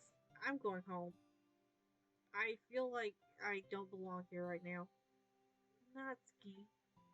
Natsuki ignores Yuri and walks right out of the classroom. This is bad. I don't know what to do. Well, do you have an opinion on the festival? I don't know. I'm kind of indifferent, I guess. Who cares about that obnoxious brat? I mean, I like how nice and quiet the club is right now. I'm I'm just happy with you here. But still, I'm the vice president. It's not right for me to ignore my responsibilities like that. Nobody would cry if she killed herself. Jeez.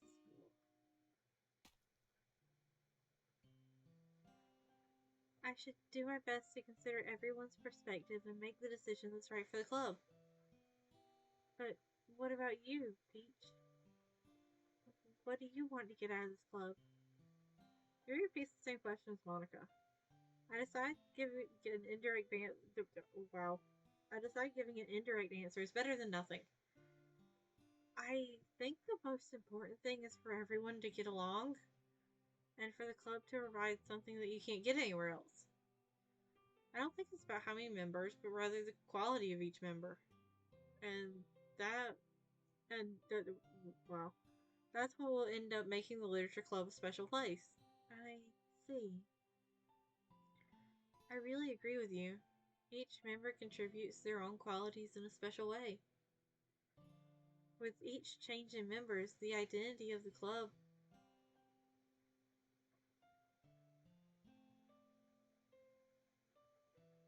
You okay there?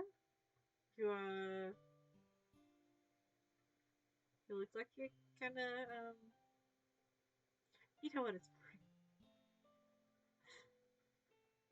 With each change in members, the identity of the club as a whole will change too. I don't think that's necessarily a bad thing. Stepping out of your comfort zone once in a while. So, if you would like to help Monica with the festival, then I'm on your side as well. Alright. Well, maybe we can all talk to Natsuki tomorrow. Yuri nods. Hey, Yuri? Eh? Um, I know things were a little awkward yesterday, but I feel like you deserve to know that I still think you're a wonderful vice president. And also a wonderful friend. Monica, I want to do everything I can to make this the best club ever. Okay? Me too. Yeah, let's all go home for today. We'll talk about the festival tomorrow. Okay. I look forward to it. Shall we go, Peach? Um, please don't take this the wrong way, but I'm going to chat a little bit with Peach before we leave. Just to see what he thinks of his time here and all that. It's important to me, as president. Yuri looks a little troubled, but she doesn't protest. Okay. I trust your judgment, Monica. In that case, I'll see the two of you tomorrow. See you tomorrow. Monica waves as Yuri exits the classroom. Whew. Things have been a bit hectic lately, haven't they? Peach, I just wanted to make sure you're enjoying your time at this club. I really would hate to see you unhappy. I feel kind of like I'm responsible for that as president. And I really do care about you, you know? I don't like seeing the other girls give you a hard time. With how mean Natsuki is and everything, and Yuri being a little bit, you know. Sometimes it feels like you and I are the only real people here. You know what I mean? It's weird because in all the time you've been here, we've hardly gotten to spend any time together. I mean, I guess it's technically only been a couple of days. Sorry, I didn't mean to say something weird. There are just some things I've been hoping to talk about with you. Things I know only you could understand. Wait, not yet. No, stop it.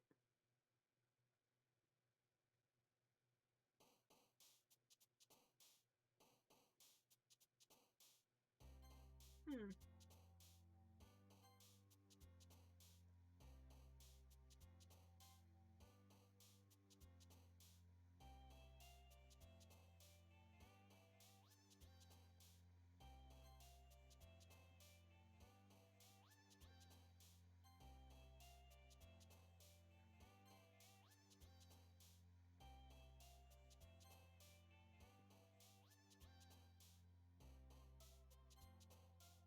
No?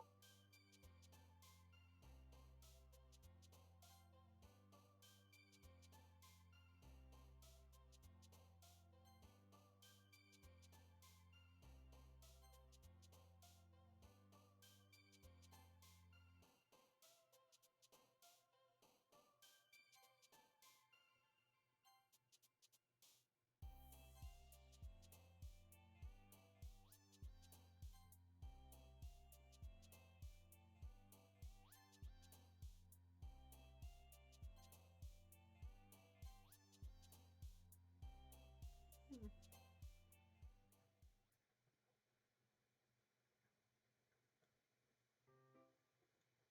Hi, Peach. Oh, I've been waiting for you. Are you ready to continue reading? I brought my best tea today. Monica! Told you not to. Huh? She really late again? Inconsiderate as usual, Natsuki. Excuse me? Must you always interrupt my conversations with your incessant yelling? What are you talking about? You say that like I do it on a regular basis or something. I just wasn't paying attention to any.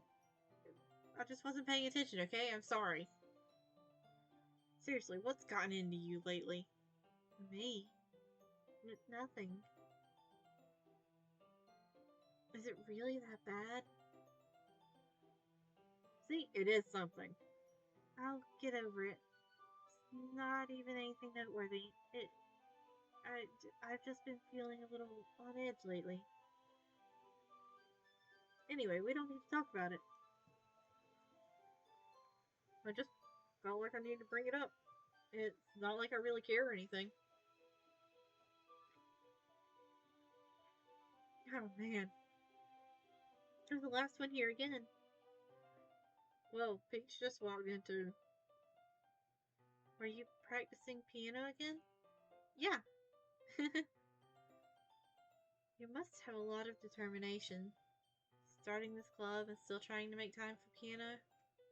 Well, maybe not determination, but I guess passion. It motivates me to work hard for the festival and, um, right. I forgot. About that, Natsuki. We were all talking yesterday and we decided we would like to support the festival as well. Well. Welcome back. However, I understand how you feel about not wanting the club to change. I think we all feel that kind of way. Well, kind of feel that way. So as long as we're all working together, this club will never become something we don't want. Also, if you help us out with the festival, then I'll buy you a new manga. Sorry, that last part was really funny. Look, I did some thinking about yesterday. I was a little more hostile than I meant to be. I guess I really felt threatened or something. But I know this is something we're doing together. Another new member wouldn't hurt as long as they're cool. And I guess another girl would be nice this time. But more importantly, I would hate to see the event suck just because I chose to back out. I'm a pro, you know? So I'm gonna help and we'll make sure it's done right. Thank goodness. Isn't that great, Monica? Monica? Huh? Yeah, that's wonderful. Wouldn't be the same without you, Natsuki. Anyway, Peach, what do you want to do today? I was thinking we already have plans today. Is that so, Yuri? That's correct. Peach is already engaged in a novel we're reading together. Aren't you glad I've already gotten him into literature, Monica? I... I suppose. I was just... Actually, it doesn't matter. It really doesn't. You guys can do whatever you want. Yes, thank you for understanding, Monica. Actually, I have a request. Do you mind if I make some tea first? Not at all. Thanks very much. If there's one thing I can make my reading time here any better, it's a nice cup. If there's one thing that can make my reading time here any better, it's a nice cup of tea. Not to mention for yourself as well. Mary stands up and makes her way to the closet. I follow and watch as she retrieves a small water pitcher from the shelf, the kind with a filter inside. Can you hold this for a second? Sure. Yuri hands me the water pitcher and also fetches an electric kettle. I'm going to plug this in at the teacher's desk and then I'll go get some water. She walks past me and sets the kettle down on the teacher's desk. Yeah, I'm getting a strong sense of deja vu here. I simply watch her movements. To my surprise, yeah, to my surprise, the way she moves really contrasts her speaking mannerisms. Especially because of her long legs, Yuri appears elegant and methodical. Okay, may I have the water pitcher? Thanks, I'll be right back. I might as well walk with you. That's okay. You stay here. I won't take long. Pitcher in hand, Yuri hurries out of the classroom. Ah, did Yuri leave you again? No, it's not like that this time. She's just filling up the water pitcher to make tea. Yeah, I did. Oh, okay. Sorry for misunderstanding. 10 minutes pass. Yuri said it wouldn't take long. Is something holding her up? Yep, all the same dialogue. Well, kind of.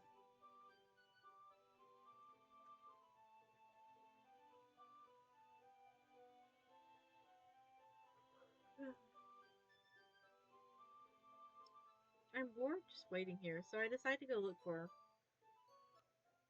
Let's see. The most logical place for Yuri to be would be the nearest water fountain. I start heading down the hallway. And more lines I'm not reading. Well, what's that noise? It's coming from around the corner. It sounds like breathing. A sharp inhale, like someone is sucking air through their teeth. Are they in pain? I reach the corner and peer around it. Yuri? Yeah.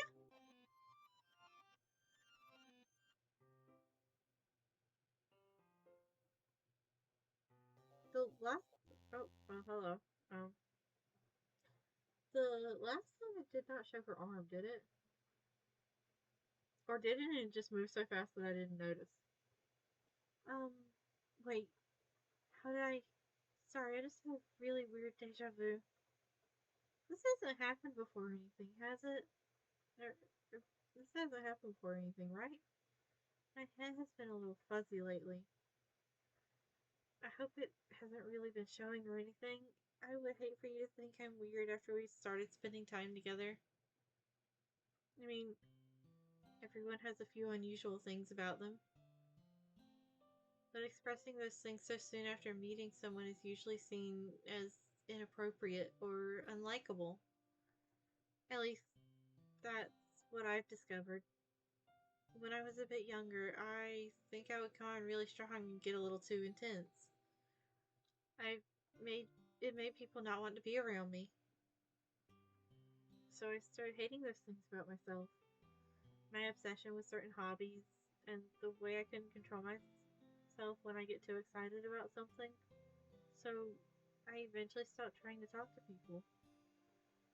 If nobody could ever like me for the things that matter most to me, then it's just easier if I close myself off. But recently, something's been wrong. I don't know what it is, but every time we come to the club, my heart starts to go crazy. It's like it's going to rip out of my chest.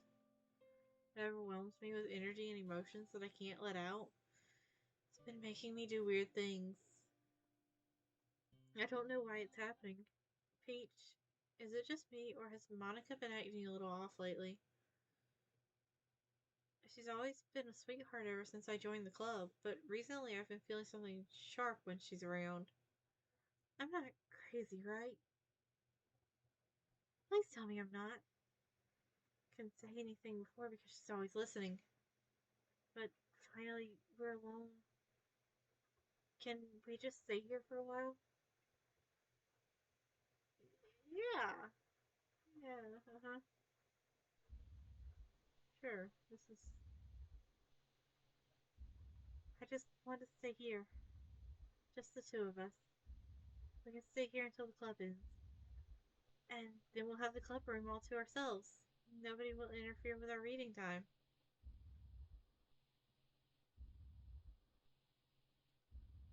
Nobody to make me feel like stabbing myself in the throat. Well, that was extreme. That was a joke. Just a joke. I do like knives, though. Uh, Monica's very slowly appearing. Sounds strange, but you wouldn't understand if you've never seen how beautiful they can be. I have an idea. Why don't you come to my house sometime? I can show you my collection. I've gotten them all from various artisans. I'll make sure to give them all their fair share of use. Don't want them to get lonely or anything. Nobody deserves to be lonely. Nobody. And that's why I'm so happy you joined the literature club, Peach. Now we don't need to be lonely anymore. Just because we have each other. Monica, you are getting in the way. Every day. That's all we need. You know what? Let's quit the literature club. There's no need for us to be around Monica's slimy tongue anymore. Not to mention that other pathetic child. Yeah, I think Monica wants to Monica wants to be involved in everything. We can walk home together every day after school and read together, eat together, sleep together. Doesn't that sound perfect? It's everything we could ever want. Isn't that why you joined the club in the first place? It's almost like it was fate. Fate that we would meet each other. And now we get the happy ending that I've patient. I'm sorry, how long? And now we get the happy ending that I've patiently waited years for. What will you do with? Will you do that with? Um, will. Oh, okay.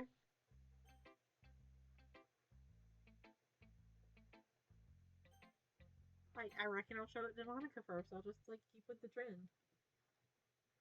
Don't say I didn't warn you, Peach. What? Um. Okay. Finally. Yuri holds my phone to her face and takes a deep breath. I love it. I love everything about it. Peach, I want to take this home. Will you let me keep it, please? Sure, I don't care. You're too nice to me, Peach. I've never met anyone as nice as you. I could die. Not really, but I just don't know how to describe it. It's okay to be feeling this way, right? It's not bad, right? Yuri holds my phone to her chest. I'm going to take this home with me and keep it in my room. I hope that makes you feel good when you think about me having it. I'll take good care of it. I'll even... Whoa? Uh-huh. I'll even touch myself while reading it over and over. I'll give myself paper cuts so your skin will enter my bloodstream. Uh-huh. You can have my poem too. Besides, after you read it, I know you're really going to want to keep it. Here, take it. I can't wait any longer. Hurry, read it. Uh-huh.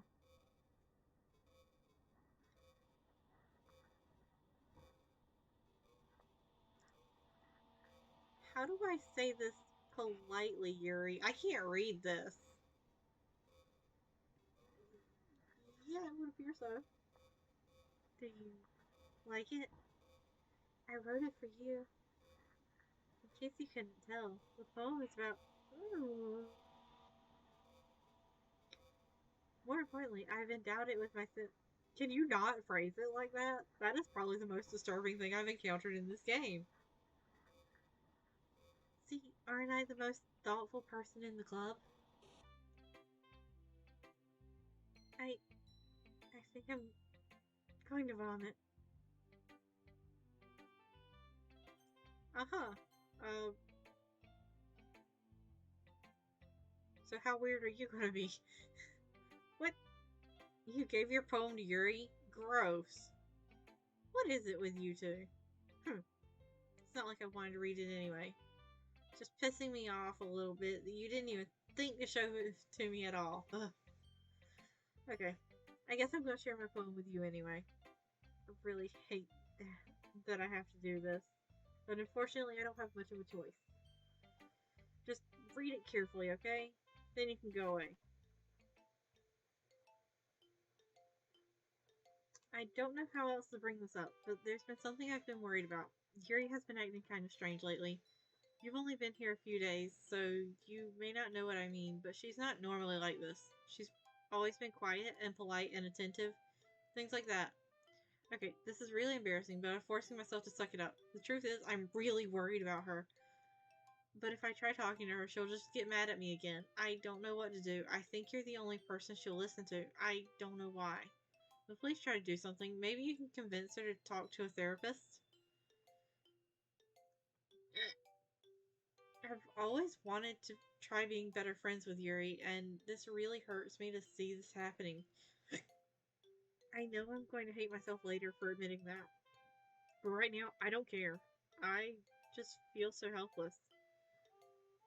So please see if you can do something to help. I don't want anything bad to happen to her. I'll make you cupcakes if I have to. Just please try to do something. As for Monica, I don't know why, but she's been really dismissive about this. It's like she just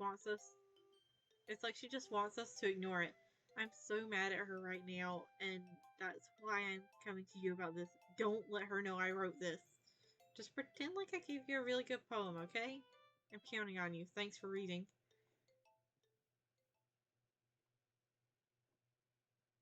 I changed my mind. Ignore everything you just read. There's no point in trying to do anything. It's Yuri's own fault that she's so unlikable. Can you hear me, Peach? If you would just spend more time with Monica, all these problems would go away. Yuri and I are too messed up for someone as wonderful as you. Just think of Monica from now on. Just Monica. Just Monica. Just Monica. Just Monica. Okay. Yep, she switched up real fast. Just Monica.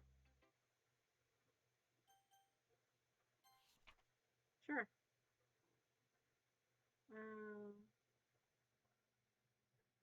Today I cut my skin open for the first time. It was exhilarating. I think I understand how it feels now. I'm supposed to be the responsible one though, so I don't think I'll be doing it again unless I decide to kill myself. I left a memento of the occasion below. Thanks. I think I. Why? Fun fact time?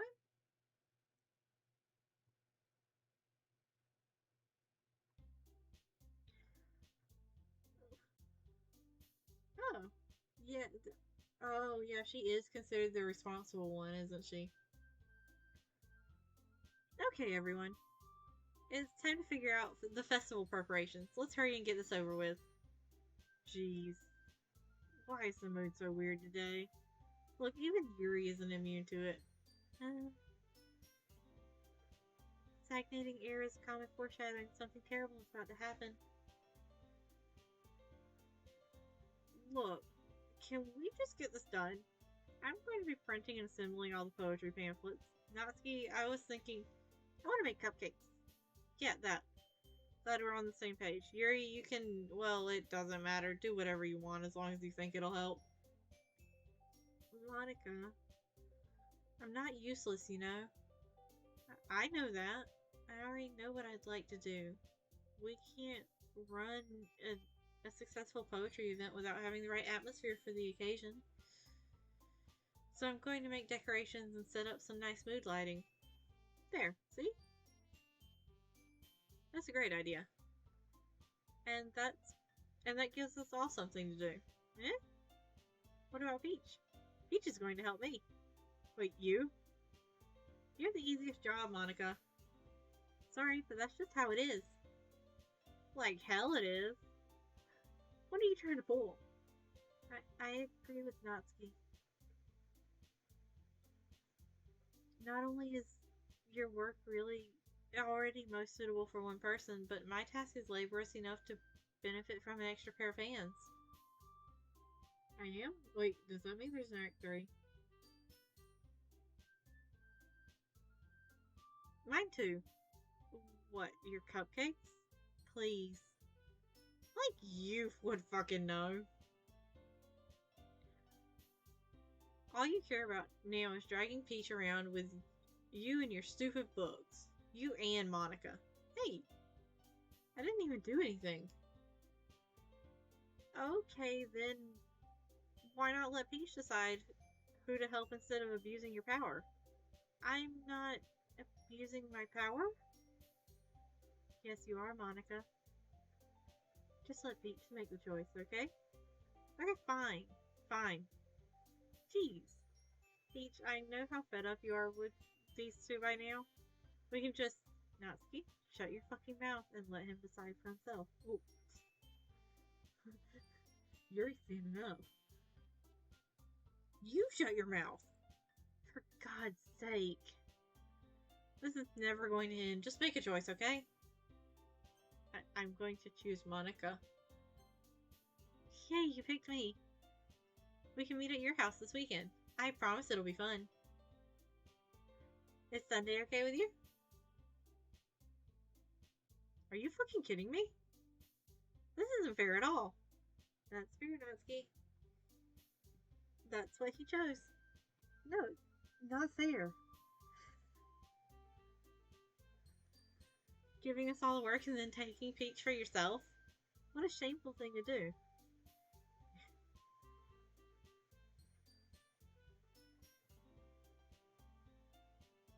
Oh, so it was gonna force me to choose Monica anyways?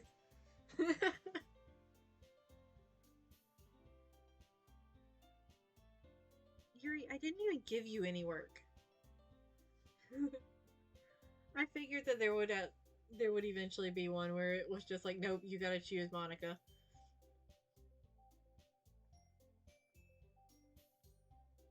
You decided it for yourself. You're being a little unreasonable here. I'm being unreasonable?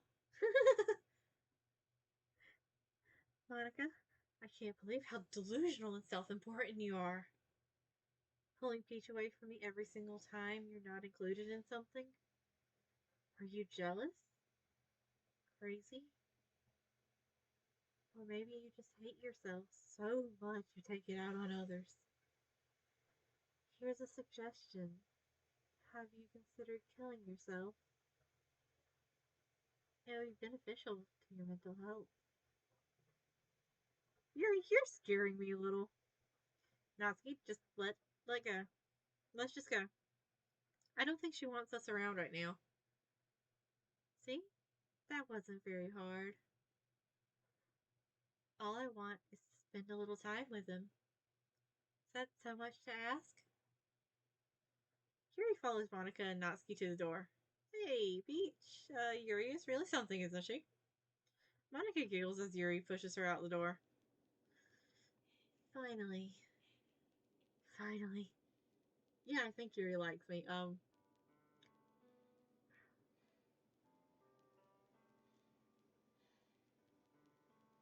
This is really all I wanted.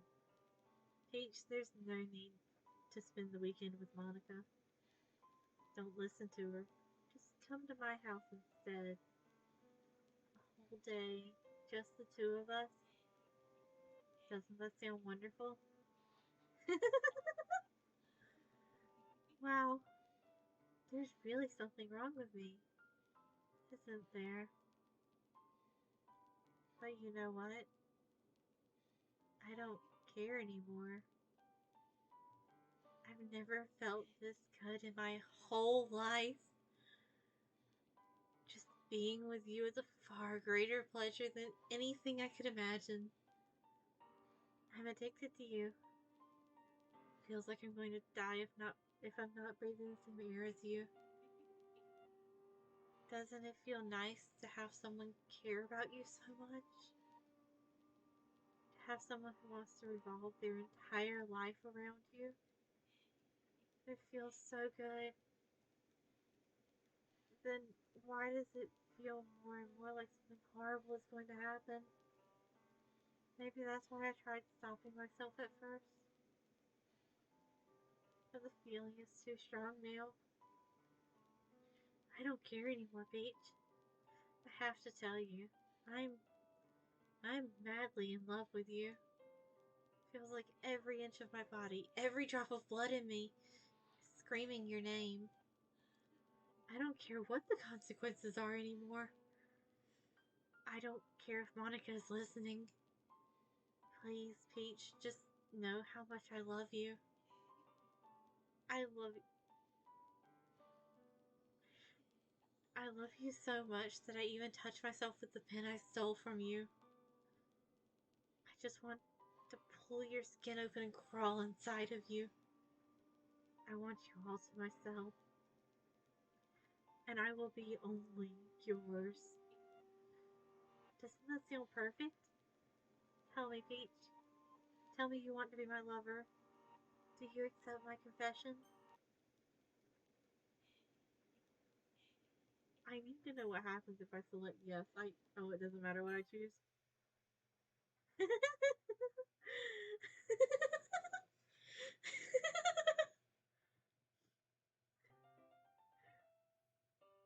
Oh, well, I was um not expecting that.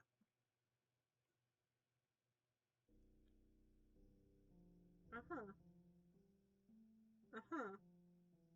Honey, I can't understand a single word you fucking saying. Uh huh. Yeah, I'm just going to wait. How long does this go on?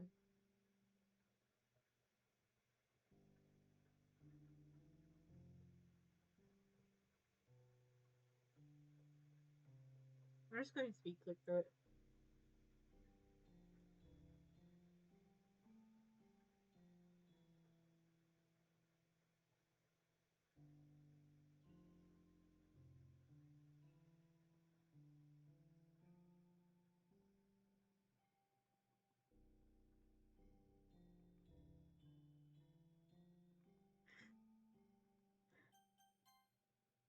Jesus fuck!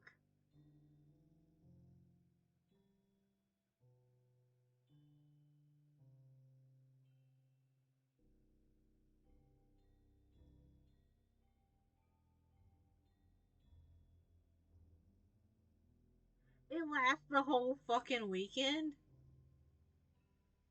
Oh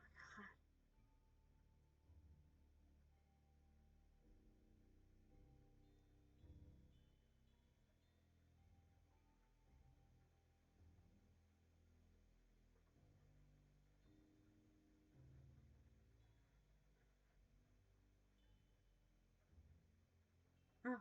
Oh, okay. So we're finally out of that. All right, it's festival time. Wow, you got here before me. I thought it was pretty.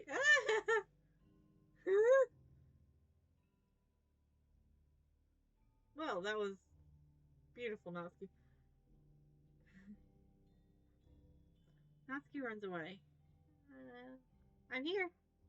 Peach, did something happen? Natsuki just ran past me. Oh, oh. Well, that's a shame.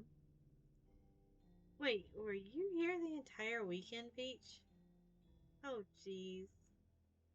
I didn't realize the script was broken that badly. I'm super sorry. Must have been pretty boring. I'll make it up to you, okay? Just give me a sec.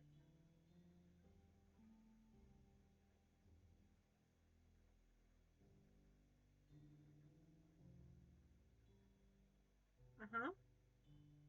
Just want to have a cupcake real quick. A Monica list full from Stray and takes a cupcake. Seriously, you're the best. Seriously, these are the best. I really just had to have one of these since this is the last time I'll ever get a chance to. You know, before they stop existing and everything. But anyway, I really shouldn't be making you wait any longer. Just bear with me, okay? This should only take a second.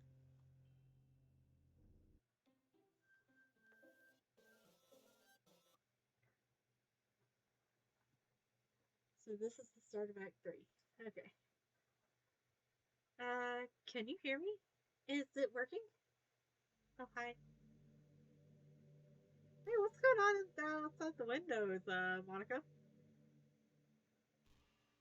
Yay, there you are. Hi again, Peach. Welcome to the Literature Club.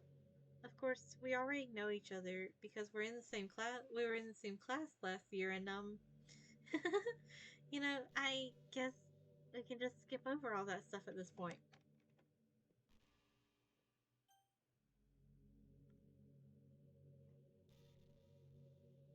Um,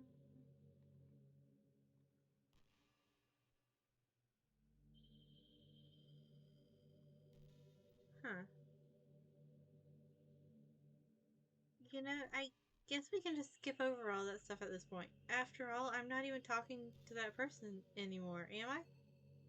Wait, what is the way to proceed with the game after this? Is it like you have to make one of two dialogue choices or something?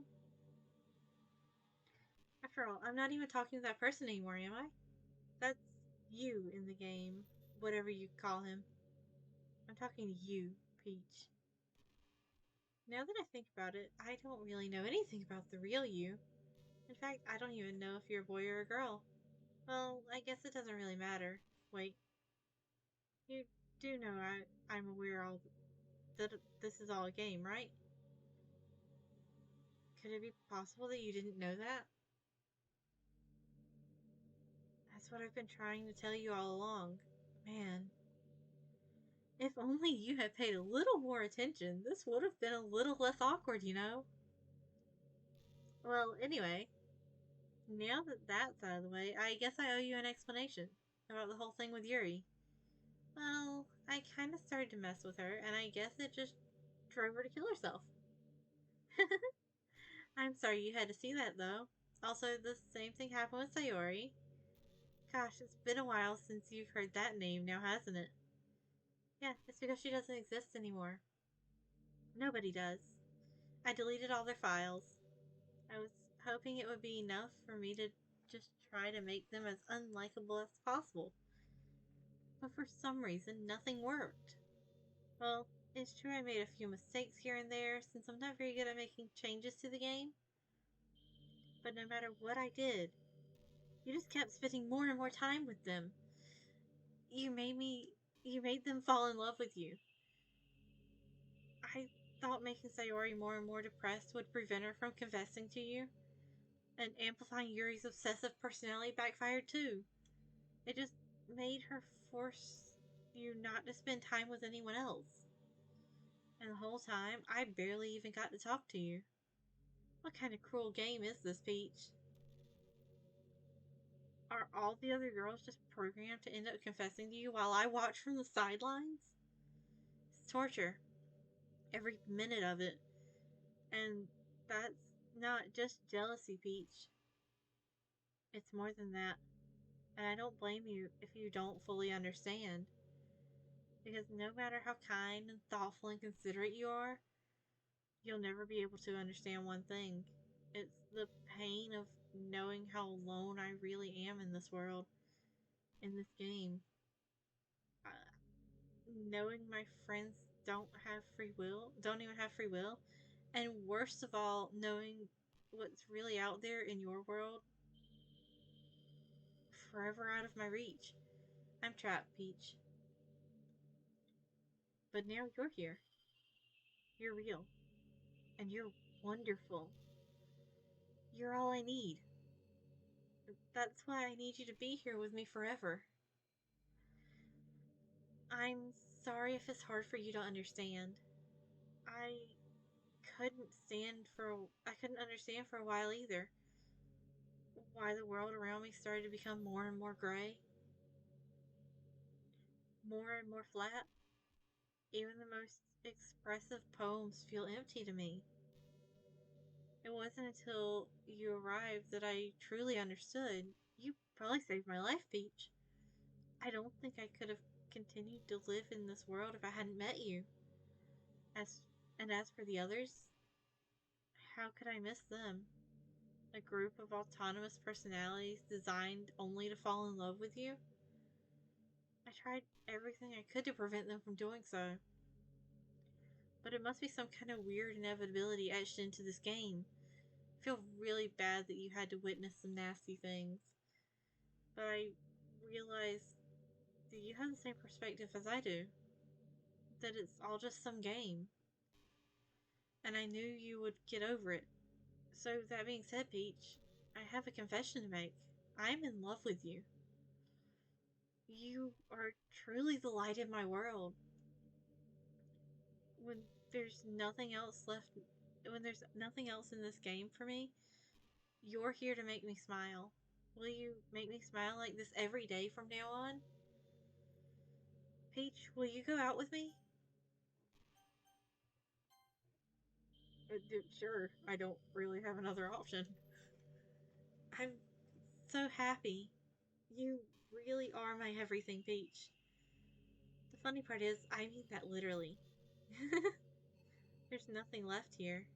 Just the two of us. We can be together forever. Seriously, I don't even think time is passing anymore.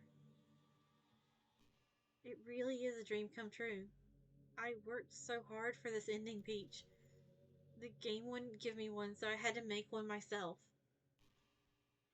The script is broken at this point, so I don't think anything will get in the way anymore. And you wouldn't believe how easy it was to delete Natsuki and Yuri. I mean, there's a folder called characters right in the game directory. It kind of freaked me out how easy it was. Imagine if you could delete your own existence with the click of a button. Well, I guess on the plus side, it gave me an easy out if things didn't go my way. Thankfully, it didn't come to that. Instead, we finally got a good ending. Gosh, I'm so overwhelmed with emotion. I want to write a poem about this, don't you? I wonder if that part of the game still works. I guess there's only one way to find out, right?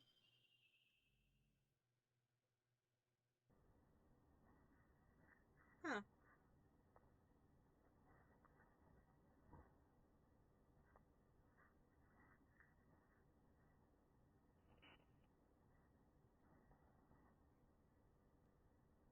I'm just gonna choose the Monicas that I can find. The, like, full Monicas. If there's not one, then I'll just select at random. What?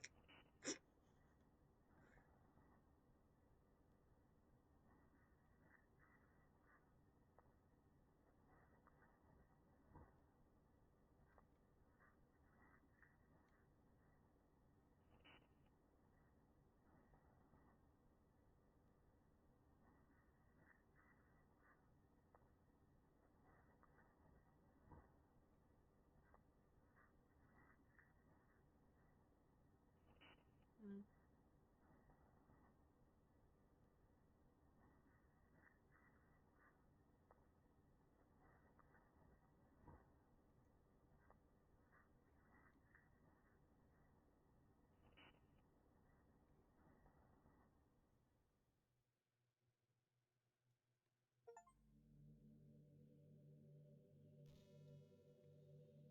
Hi again, Peach. Did you write a good poem to get today? Don't be shy. I'd love to see what you wrote. What do you mean? Like, like Windows versus Mac kind of thing? Or was there a difficulty setting?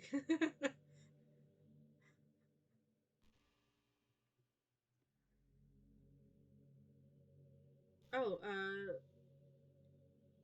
Windows.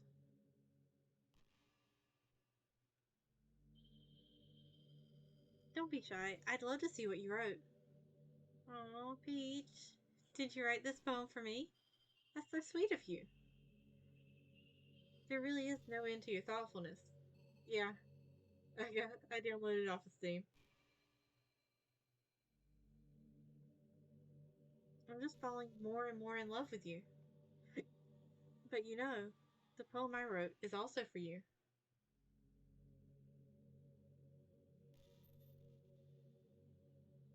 Hold on.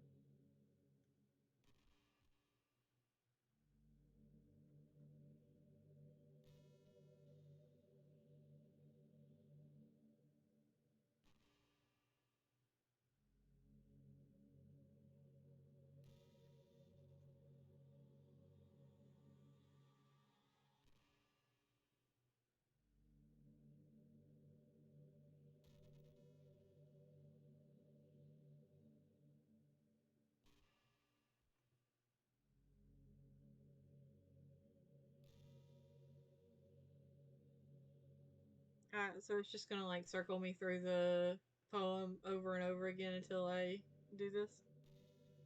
The poem I wrote is also for you. Will you please read it?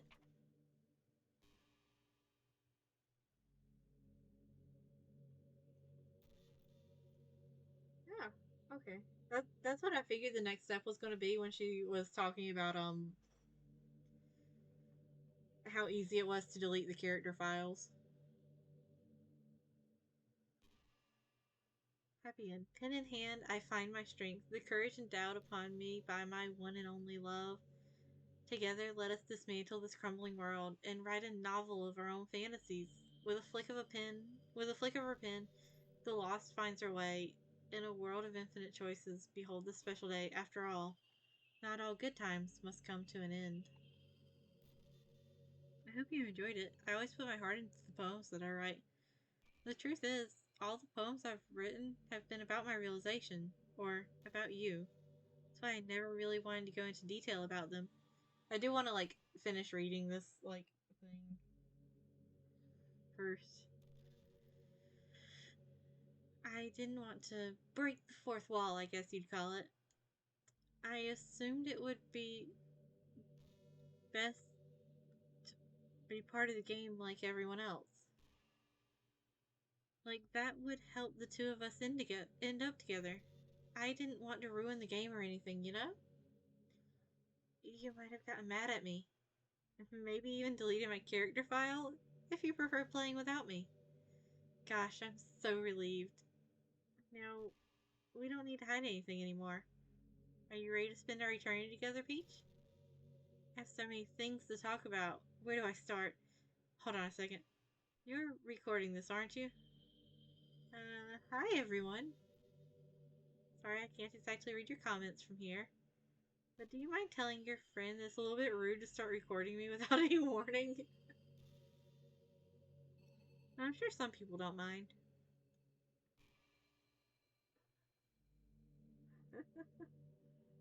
But I get really self-conscious on camera. Oh gosh, I feel like I'm being put on the spot now.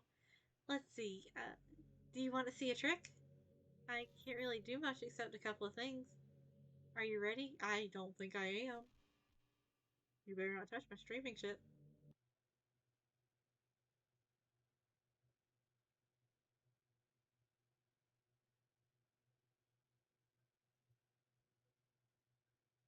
I'm just kidding. I can't do anything after all. Well, that was beautiful. I'm surprised I didn't jump. Either I'm too tired for a jump scare to affect me at this point, or I was expecting it and did not know I was expecting it. Did I scare you? You're so cute. Anyway, Peach. Didn't mean to get distracted. I'm sorry. Even though it's your fault for distracting me. Shame on you. I'm just kidding. Anything we do together is fun, as long as it's with you. But anyway, if it takes me some time to collect my thoughts, then I'm sorry. But I'll always have something new to talk about. In the meantime, we can just look into each other's eyes. Let's see.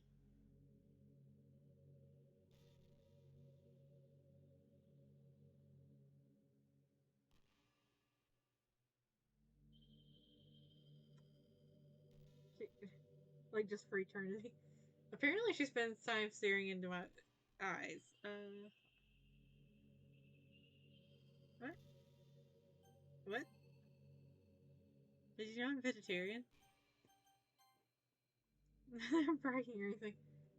Eventually, okay, I'm going to get to the point where the dialogue repeats then. I thought you'd just enjoy a fun fact about me. I decided to start a couple of years ago after learning about Earth's climate. The carbon footprint of cultivating livestock is just unbelievable. Anyway, I decided it's not much of a personal sacrifice to just stop contributing to to that whole mess. There's 40 monologues.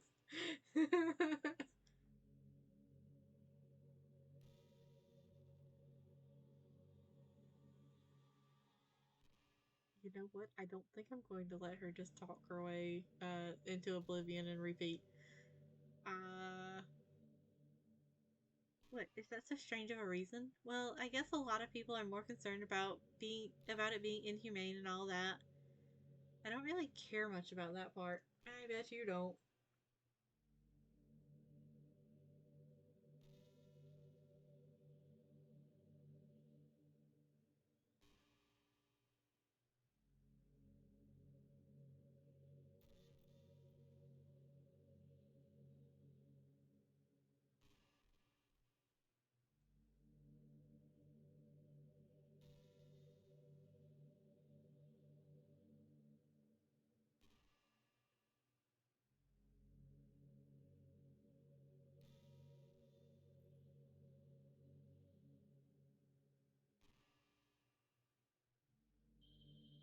Hmm.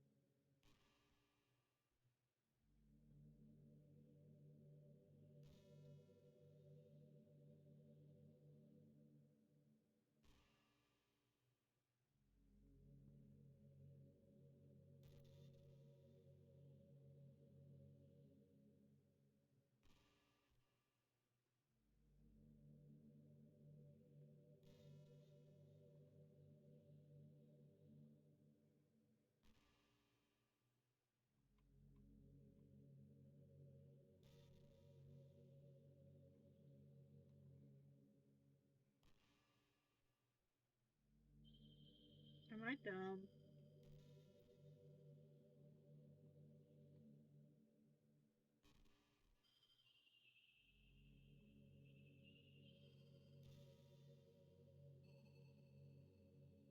Well, I'm working my way to like deleting her character file.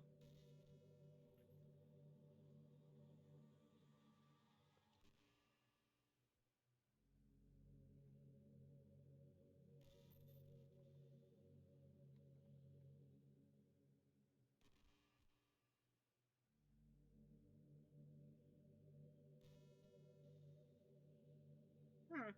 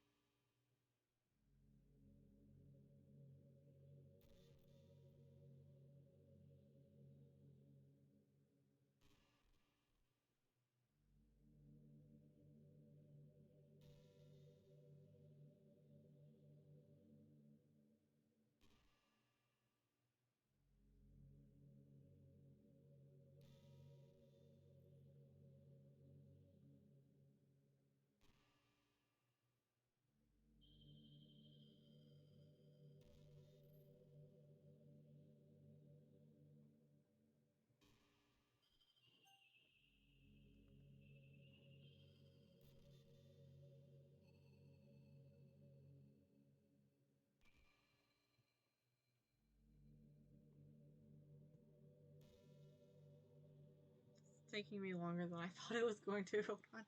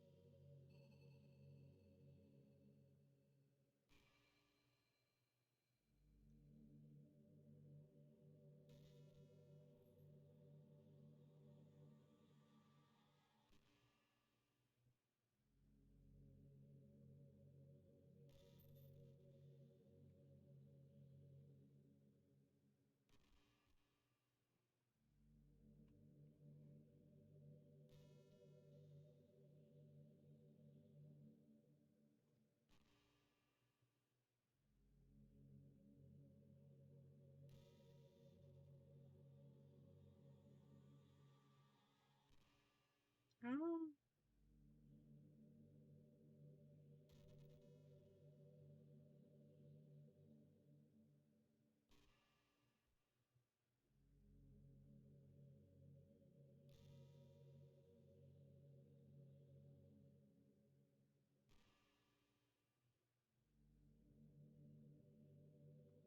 So I don't see a characters file.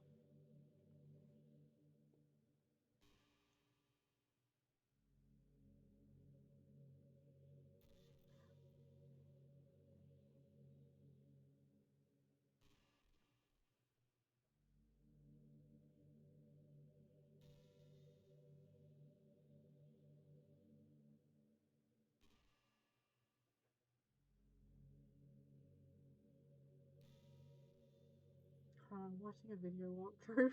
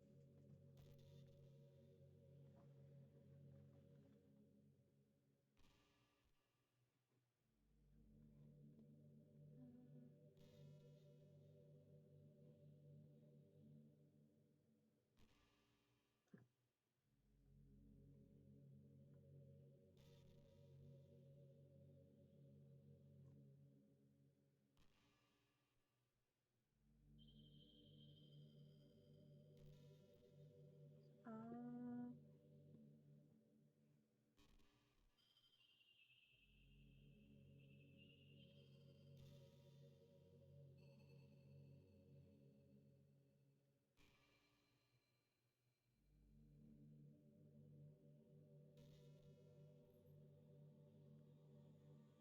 maybe it is.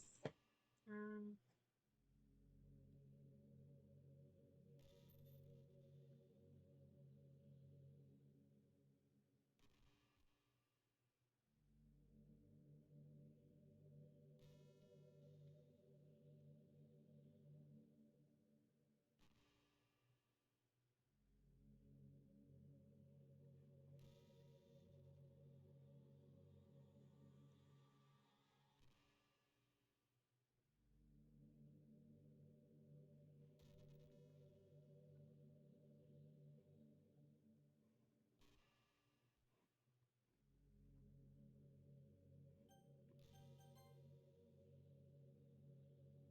settings.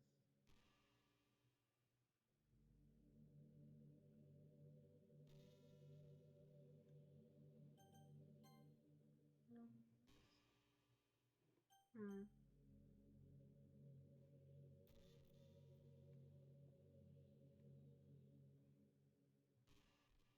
Ah, that's fun.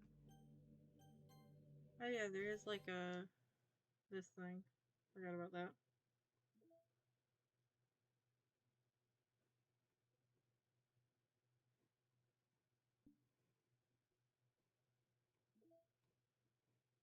There we go.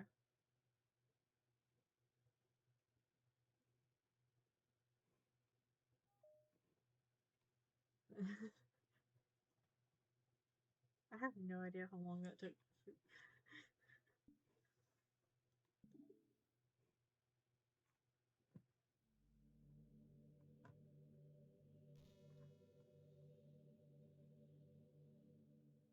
Mhm.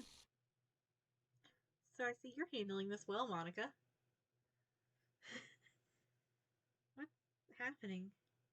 Peach, what's happening to me? It hurts. Oh, okay. It hurts so much. Help me, Peach. Please hurry and help me. me. Ooh, okay.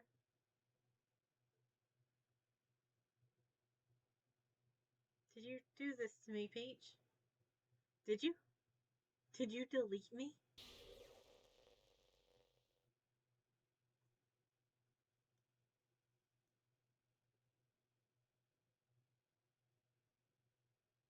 How could you?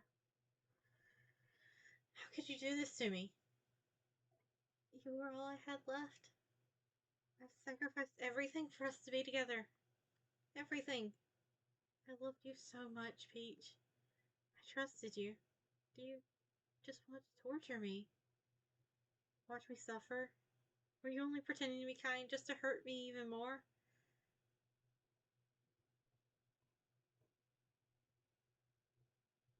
I never thought anyone could be as horrible as you are. Yeah, I noticed that while I was trying to figure out how to exit it out of it the very first time I opened it, because whenever I download um, whenever I download a game, I always open it up and make sure that it doesn't have to do anything extra before I try to set up a stream. And I did notice that it has a bunch of uh the side stories and stuff like that. Never thought anyone could be as horrible as you are. You win, okay? You win. You killed everyone. I hope you're happy. There's nothing left now. You can stop playing. Go find some other people to torture. Peach, you completely, truly make me sick. Thanks! Goodbye.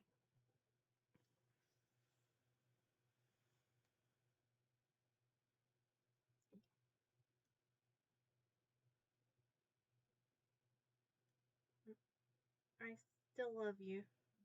Can't help it. What's wrong with me? How horrible am I for you to hate me this much? All my friends. It is a huge compliment. I did so many awful things. So many selfish and disgusting things. I shouldn't have done any of this. Just messing up a world that I don't even belong in. A world that you wanted to be part of. I ruined it. I ruined everything. Maybe that's why you deleted me. Because I destroyed everything that you wanted. How could I do that to someone I love? That's not love. That's. Uh,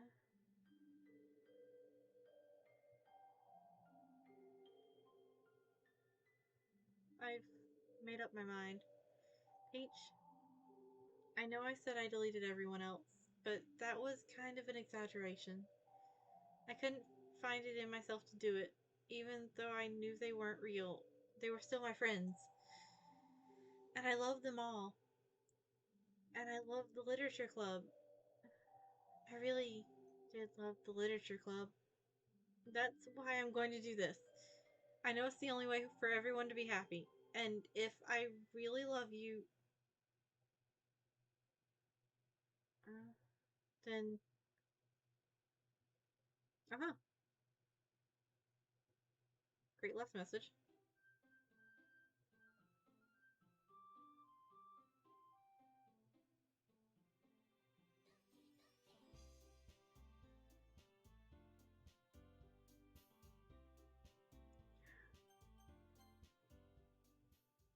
I need to know how the fuck anybody was getting through this game in 4.5 hours, because god damn. It's an ordinary school day, like any other. As usual, I'm surrounded by couples and friend groups walking to school together. I always tell myself it's about time I meet some girls or something like that. Hey, Peach. Well, there already is one girl. That girl is Sayori, my neighbor and childhood and good friend since we were children. We used to walk to school together every day, and recently we've picked up that habit once again. Peach, are you proud of me? For what? You know, for waking up on time. Well, you've been doing that for a while now. Uh-huh. But you never said anything about it.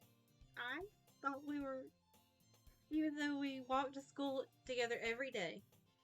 Well, yeah, I always thought it was implied. It seems embarrassing to say out loud. Come on, please. It's good motivation. Fine, fine. I'm proud of you, Sayori. We cross the street together and make our way to school. As we draw near, the streets become increasingly speckled with other students making their daily commute. By the way, Peach, have you decided on a club to join yet? A club? I told you already, I'm not starting to say what I always do, that I'm not interested in joining any clubs. Something tells me Sayori would take more offense to that now. After all, how could I tell her that clubs are a waste of time when she's starting a club of her very own? Aww. Actually, yeah. I think I've decided on a club. Really? Which one? Tell me. I think I'll keep it a surprise. Boo. You meanie. Be patient and you'll find out soon enough. I used to ask myself why I let myself get lectured by such a carefree girl, but I started to realize that in a way, I envy her. When Sayori puts her mind to something, she can accomplish great things. So that's why I feel like I should do something special for her. The next school day is as ordinary as ever, and it's over before I know it. After I pack up my things, I stand up, gathering my motivation. Let's see. Oh, we don't stand in front of the board this time. I recall the room number from a club flyer I saw. I walk across the school and upstairs, a section of the school I rarely visit. Before long, I find the room. I timidly open the door in front of me. Hello? Ah, Peach! What are you doing here? Well, I just glanced around the room. Huh? So you're the Peach that Sayori's always talking about? Thank you for stopping by. It's a pleasure to meet you, Peach. We're the Literature Club. I hope you enjoy your visit. Come on, Yuri. There's no need to be so formal. It's gonna think we're really strict or something. Sorry, Natsuki. The tall one, whose name is apparently Yuri, seems to be quite shy compared to the others. In comparison, the girl named Natsuki, despite her size, seems like the assertive one. Well, it's nice to meet both of you. I look forward to working with you. Working? Peach, don't tell me you're... That's right. The club I've decided to join is yours, Sayori. The Literature Club. Sayori's eyes light up. No way. No way. Ah! Sayori wraps her arms around me, jumping up and down. Hey.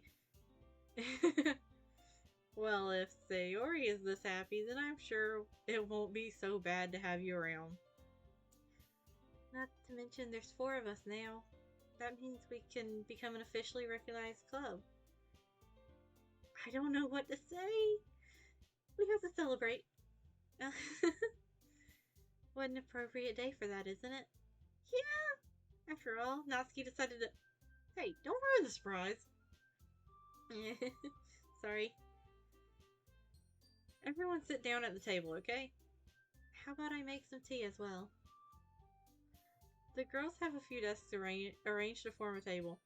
Natsuki and Yuri walk over to the corner of the room, where Natsuki grabs a wrapped tray and Yuri opens the closet. Still feeling awkward, I take a seat next to Sayori. Natsuki proudly marches back to the table, tray in hand. Okay, are you ready? Ta-da! Well, Natsuki lifts the full off the tray to reveal a dozen white, fluffy cupcakes decorated to look like little cats. The whiskers are drawn in icing, and little pieces of chocolate were used to make ears. So cute! Wow, those look amazing. Well, you know, Just hurry and take one. Sayori grabs the first one, then I follow. It's delicious. Sayori talks with her mouth full and already managed to get icing on her face. I turn the cupcake around with my fingers, looking for the best angle to take a bite. Natsuki is quiet. I can't help but notice her sneaking glances in my direction. Is she waiting for me to take a bite? I finally bite down. The icing is sweet and full of flavor. I wonder if she made it herself. This is really good. Thank you, Natsuki. Well, of course it is. I'm a pro after all. There's no need to thank me for anything. As Natsuki struggles to accept the compliment, Yuri returns to the table, carrying a tea set. She carefully places the teacup in front of each of us before setting down the teapot next to the cupcake tray. You keep a whole tea set in the classroom? Don't worry, the teachers gave us permission. After all, doesn't a hot cup of tea help you enjoy a good book? I guess. Are you trying to impress our new member, Yuri? That's not... Insulted, Yuri looks away. I mean that, I believe you. Well, tea and reading might not be a pastime for me, but I at least enjoy tea. I'm glad. Yuri faintly smiles to herself in relief. So, Peach, what kind of things do you like to read? Well, considering how little I've read these past few years, I don't really have a good way of answering that. Manga? I mutter quietly to myself, half joking. Natsuki's head suddenly perks up. It looks like she wants to say something but keeps quiet. Not much of a reader, I guess. Well, that can change. What am I saying? I spoke without thinking after seeing Yuri's sad smile. Anyway, what about you, Yuri? Well, let's see. Yuri traces the rim of her teacup with her finger. My favorites are usually novels that build deep and complex fantasy worlds. The level of creativity and craftsmanship behind them is amazing to me. And telling a good story in such a foreign world is equally impressive. Yuri goes on, clearly passionate about her reading. She seems so reserved and timid since the moment I walked in, but it's obvious by the way her eyes light up that she finds comfort in the world of books, not people. But, I like a lot of things. Don't feel intimidated if you haven't read much, okay? I'm certain we can find something we have in common. Hey, Yuri? Huh? Well, about, the first thing you said. Manga? That's right. Natsuki tends to read manga in the club room. Don't just say it! For some reason, Natsuki seems embarrassed about it. Besides, manga is literature too, So if Peach wants to read some of my manga, then don't try to stop him or anything. Natsuki, I wouldn't do such a thing. However, it could also be nice for us to diversify ourselves a little. We can take this opportunity to try something new as well. Wouldn't you agree, Peach? Maybe... Sensing the tension, Sayori jumps in. Maybe we can all try something new. I think it could be fun. We'll all get to know each other a bit better too. I mean, that's the kind of thing literature clubs do, right?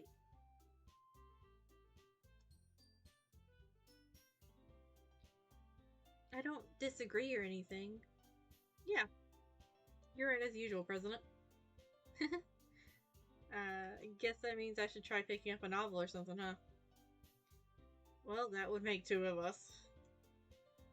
I wouldn't mind doing it if I'm not the only one. Then as for Yuri... I have to read manga? Jeez. You were the one who suggested we diversify. You should be a little more open-minded. It's kind of hurtful. Hurtful? I didn't realize... With a guilty expression, Yuri thinks to herself. I'm sorry for disrespecting your interests, Natsuki. If If you're not into it, then I'm sure it. If you're into it, then I'm sure it's a worthy form of literature. Are you just saying that? No, I realized my error. So if you're willing to consider starting a novel, then I'll offer my gratitude by finding a manga to read as well. Really? I mean, it makes me happy you do that for me, Yuri. You can trust me to find something you'll really like, okay? Same here. Perhaps I'll visit the bookstore after the club meeting. Just you? uh, would you like to come along with me? Um, if you don't mind. Not at all. I always go alone, so yeah, me too. Yeah, that's so cute. Sayori, shut up. I'll show you. I'll show you some manga there too. Okay? Yes, I look forward to it. Natsuki and Yuri start to clean up the food. I guess the meeting's over, huh? Yeah, looks like it. It's nice to see everyone getting along, isn't it? I think everyone likes you too, Peach. You think so? Well, everyone always seems to get along a little better with you around, Sayori. Aw, Peach. Don't say something like that. It's embarrassing. Well, whatever. I was surprised when you told me you were starting a club. But think you're just I think you're pulling it off just fine. We're gonna make it the best club ever. Now that you joined, every day is gonna be so much fun. Hey Peach, I really want to thank you. I mean, I'm really happy you joined the club and everything. But the truth is, I already knew you were going to. There's actually something else. I wanted to thank you for getting rid of Monica. That's right. I know everything that she did. Maybe it's because I'm the president now, but I really know everything, Peach. Well, I wasn't expecting this. I know how hard you tried to make everyone happy. I know about all the awful things that Monica did to make everyone really sad, but none of that matters anymore. It's just us now. And you made me the happiest girl in the world. I can't wait to spend every day like this. With you. Forever and ever. Forever. No.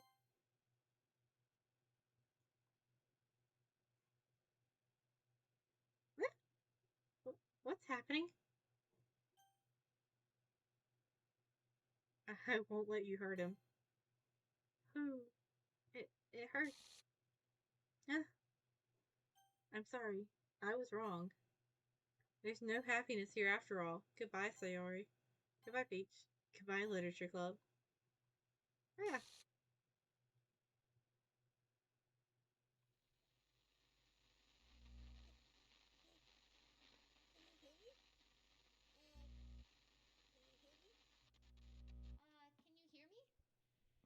Can you hear me?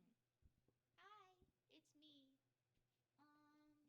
So you know how I've been like practicing piano and stuff, and not really any good at it yet, like at all. But I wrote you a song, and I was kind of hoping that I could show it to you because I worked really, really hard on it. So yeah, Well then.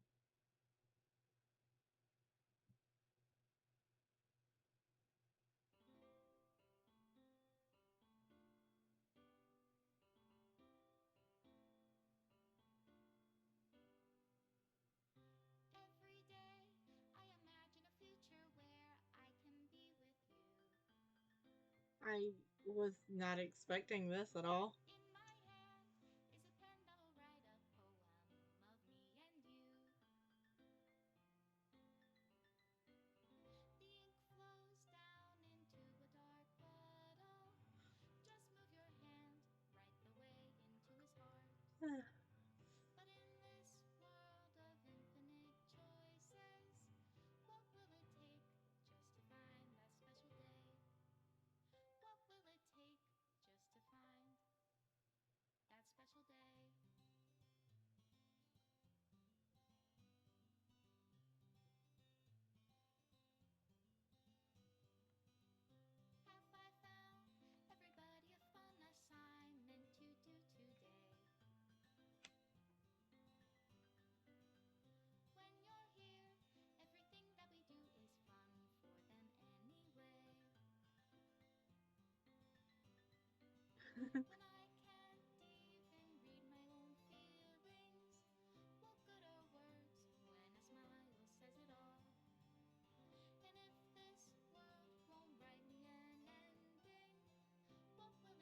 interesting to like watch all of them getting deleted.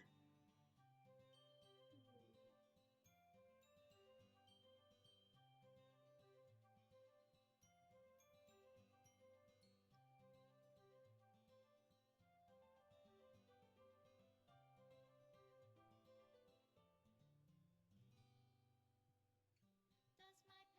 only write bitter words for those who are dear to me?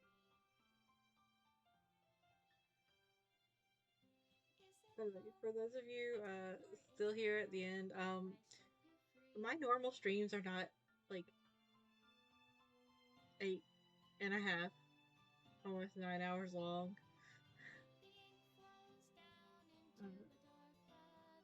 Usually they're about How can 4 I hours. write love into reality if I can't hear the sound of your heartbeat? What do you call love in your reality? And in your reality, if I don't know how to love It is you, currently 5:34 in the morning for me. I'll leave you be. So even though I am very sure that this is not like the true end for the game, this is I am not going to continue trying to get the true end. I will do that off stream for myself at some point. This is my final goodbye to the Literature Club. I fully understand the Literature Club is truly a place where no happiness can be found. To the very end, it continued to expose innocent minds to a horrific reality, a reality that our world is not designed to comprehend. I can't let any of my friends undergo that same hellish epiphany. For the time that it lasted, I want to thank you for making all of my dreams come true, for being a friend to all the club members, and most of all, thank you for being part of my literature club. With everlasting love, Monica.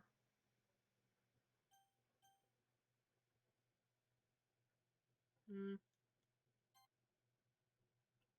all right. So this is where I'm going to end it tonight.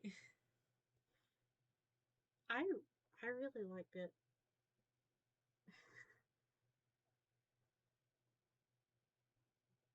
So good night.